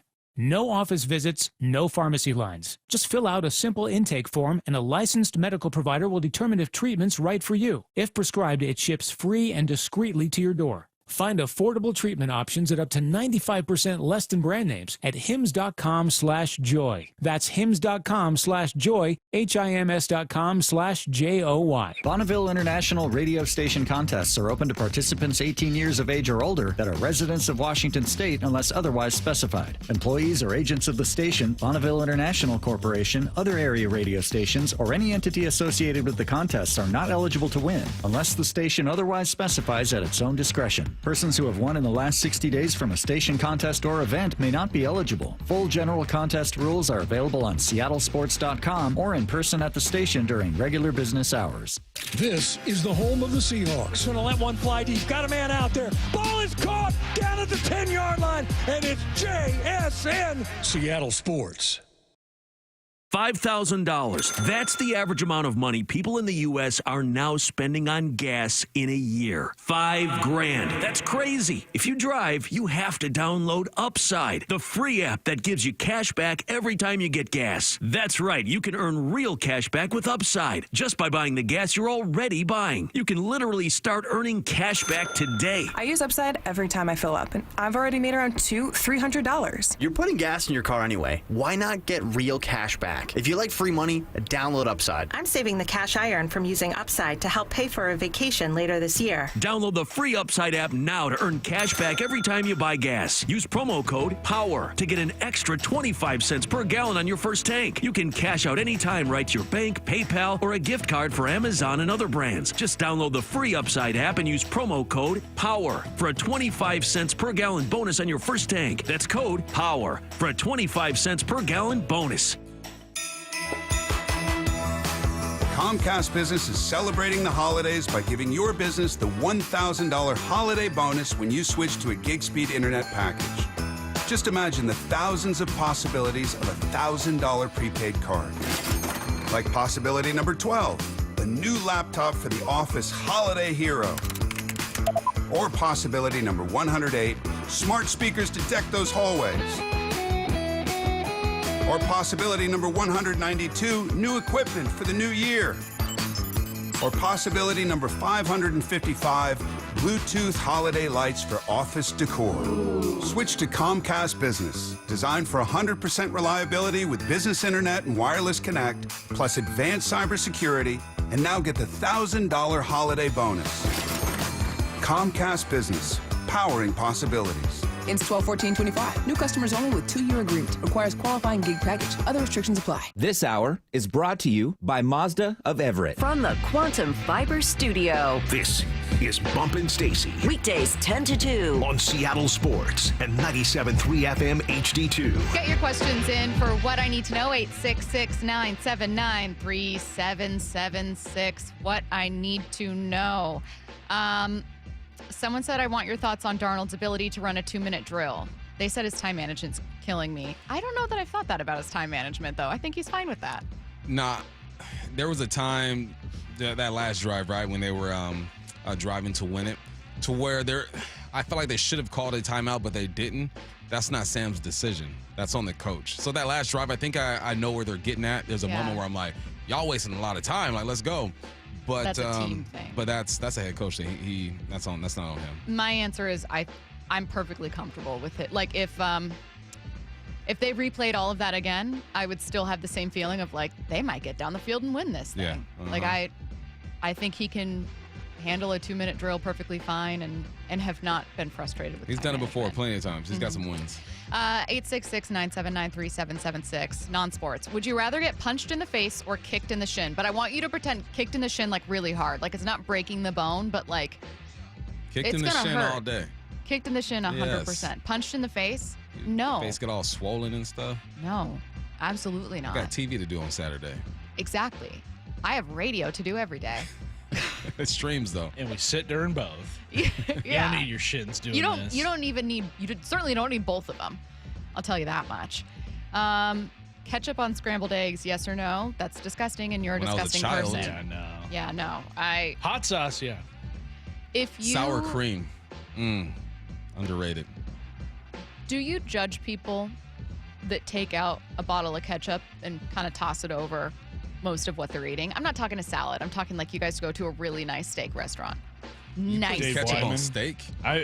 My sister used to. What? Ew. Patrick Mahomes puts ketchup on his steak. That's disgusting. That has to be a bit. Patrick Mahomes has too much money for that. If a steak is cooked properly, you don't need nothing. I think it was something that he said once, and then Heinz was like, hey, we're going to have a deal with you. And he was like, okay, I'm going to keep doing this. I think Dave Wyman is a ketchup on mac and cheese guy. I think he is. Yeah. Ketchup he has is some good of the with weirdest fries. food tastes. He does. Ketchup is good with fries. A little bit on a burger, and that's it. Ketchup is one of those things as an adult that I eat way less of than I did as a kid. Yes. As a kid, I'd put that on everything. I would judge. I would judge someone who put ketchup on a steak. Steak for sure. Yes. The heck is going on? Unless that steak cost you like single-digit dollars. Then I'm First judging. off, you don't want the steak if it costs single-digit dollars. This steak at $7. Yeah, you can put ketchup on that. You're going to need it. And you don't dip that in water. A burger costs more than a steak. That's a problem. Okay, what I need to know. How many Pro Bowlers and All-Pros do we have on this current Seahawks roster? Two Definitely. All-Pros. Yeah, you've got Leo and JSN. Yeah. Pro Bowlers, all right, those two. And Ernest, maybe? Nah, he's missed a couple games. If J Love played a full season, probably him. You might just have 2 and 2. 425 bump. What do you think of Spoon? I know he missed a few games, but I always feel like I would like to see more big plays from him.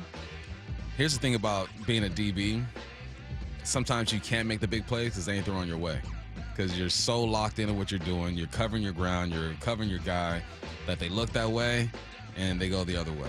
This is great. I thought he's been playing good, though. Great question. As a driver, if I'm behind a car that has a baby on board sticker, what am I supposed to do differently? So I believe the baby on board sticker is not so much to alert other drivers to like slow down or anything. Yeah, it's in an emergency situation. It's letting firefighters and EMTs know, hey, there's a baby in here. Like, you need to find it. Okay, yeah. I have thought for the entirety of my life that the baby on board is supposed to be like, don't honk at me, you're going to wake up the baby. No. I'm not kidding. That's what I thought it was for. It's like, don't make too much noise. You know Babies what I mean? love being in cars. Yeah, do they? Yeah, they fall asleep in them all the time. I don't remember being a baby in a car. I couldn't speak to it. But take the dad's advice. Wow, that's one of those things where you're like, how did I not know this? Do you remember being a baby in the studio? Dang. Wow. Because if you don't remember being a baby in the car. I think that's enough, Matt. Okay. I think it's enough from you. Next Rams matchup. Do you think Sam should consider running more at all, if possible? Sure. Well, you did say you wanted to see more play action. Yeah, that's not him running, though. Well, I know, but you think that there could be some changes to, like, the plan? Or I'd like to see him extend plays. If it ain't there, get outside the pocket and extend it. Let's see. A lot of people defending ketchup on mac and cheese. And I used to do it. But the mac and cheese my mama makes and my grandmama makes, no, you ain't disrespecting with no ketchup. 90% of things, 99% of things are made worse with ketchup. It's just something about it's gross. And you know when you're washing a plate and there's ketchup on the plate and you're trying to wash it off and it's just a glob? Oh. What I need to know. Let's see. I got a couple more here.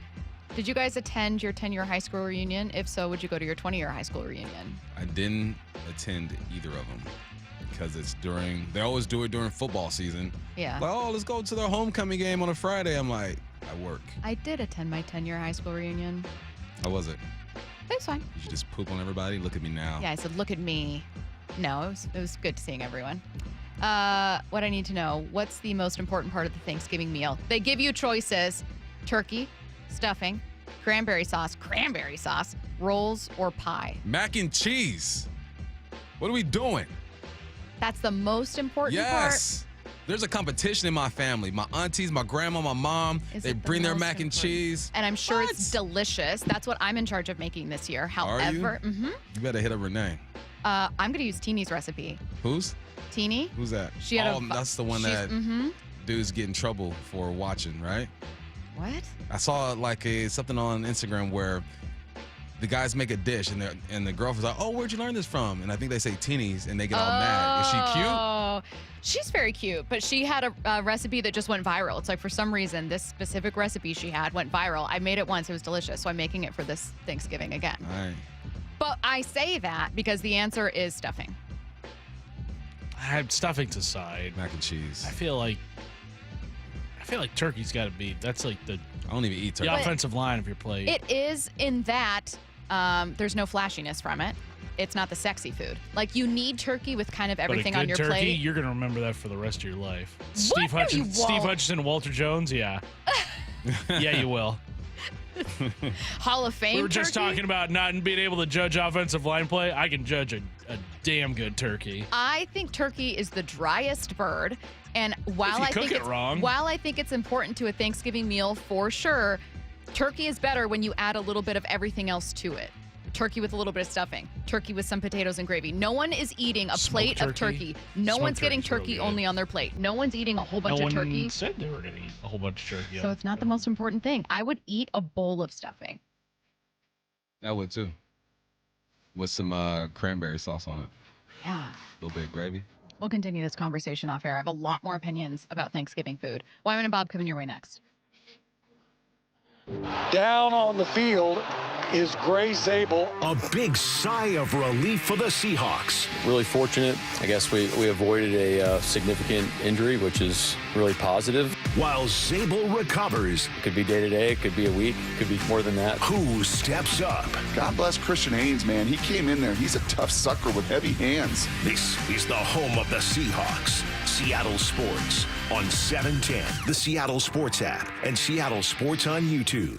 In the Pacific Northwest, choose Star Rentals for construction equipment. With 18 locations, they deliver superior service and unmatched follow-through. Visit starrentals.com. Star Rentals, the preferred supplier to the West's best contractors. Are your investment dollars working as hard as they should be? You've spent years building your future. Don't let outdated advice put it at risk. Hi, I'm Jeff Jr., founder of Trajan Wealth. We're a veteran-owned firm proud to bring a new standard of financial care to the Seattle area. Our nationally recognized advisors are fiduciaries, ethically bound to put your interests first. That's the highest standard of care in the industry. As a privately held company, we answer to you, our valued clients, not shareholders. For households with $500,000 or more, let us build you a customized plan. From Bellevue to Tacoma, get advice you can count on. It's time to take a fresh look at your financial plan. Call Trajan Wealth, 206-466-3300. That's 206-466-3300. Trajan Wealth. Plan smarter, dream bigger. Advisory services offered through Trajan Wealth, LLC, an SEC-registered investment advisor. I had pain. I had numbness in my feet. That pain and that numbness just got worse and worse and worse as time went on. This is Greg describing life with neuropathy. I went to 5 podiatrists, tried different treatments, tried different orthotics, tried different shoes, had cortisone shots in the tops and the bottoms of my feet. Saw a neurologist. All my medical doctors said, can't help you. Live with the pain. You're not going to be able to sleep. This is your life. And then I just gave up until I found Sound Pain Solutions. I'm Dr. Mark Shelley, a chiropractic physician and board-certified functional neurologist at Sound Pain Solutions. Our neuropathy treatments can rehabilitate damaged nerves. We use FDA-cleared, non-surgical, drug and pain-free procedures that help neuropathy sufferers like Greg find relief. I feel better. I mean, just feeling better is huge. If you experience numbness, shooting or burning pains, or loss of balance, call us. Sound Pain Solutions, 855-996-0025, or click soundpainsolutions.com. Stacy here. Sell your car to Wayscar Ford, and when they resell it, they share half their profit with you. That's right. Sell your car to Wayscar Ford, Isuzu, and Auburn. They'll pay you today for your car, and once they resell it, they'll share half their profit with you. WayscarFord.com. Eric Johnson here. I spent the past 30 years working to help make our community better informed, better protected when it comes to consumer issues, and better equipped to take on whatever life throws at us. That's why I love the free Washington Accident book series from Davis Law Group. These books keep us better informed about the law, better able to protect ourselves on and off the road, and better off when all is said and done after an accident. Chris Davis didn't have to write these books. He did it because he saw a need. People who were in accidents or other legal situations didn't know what to do, what pictures to take, documents to request. Only a tiny fraction of the people who get these free books will ever become clients of Davis Law Group, but that's not the point. Chris wrote them because it was the right thing to do. The free Washington Accident book series is a must-have for drivers who want to be prepared for whatever the road might throw at them. Get yours at WashingtonAccidentBooks.com. Wow, look at these Black Friday deals on TVs. Samsung, Sony, and LG at the lowest prices of the year, even on their top-rated models. Now we can get that top-rated Samsung we were thinking about, but we'll need to get up early on Friday. These are great deals, but why wait? Video Only has all these deals right now. We can get what we want today, and they're even offering no-interest financing. So we can get these Black Friday deals right now at Video Only and pay it off later? Yep, and many of their prices are better than those flyers. Better than Black Friday? No wonder Video Only got those high scores when they rated TV stores. Let's head over now and beat the crowds. At Video Only, you won't find huge stores with refrigerators or dishwashers, but you will find the best deals on the best TVs, soundbars, and home theater systems. Shop around, but then make sure you visit Video Only, because if you don't, you'll be sorry. In South Center, Bellevue, Linwood, Federal Way, and Tacoma. Video Only. This is the story of the one. As a custodial supervisor at a high school, he knows that during cold and flu season, germs spread fast. It's why he partners with Grainger to stay fully stocked on the products and supplies he needs, from tissues to disinfectants to floor scrubbers. All so that he can help students, staff, and teachers stay healthy and focused. Call 1-800-GRAINGER, click Grainger.com, or just stop by. Grainger,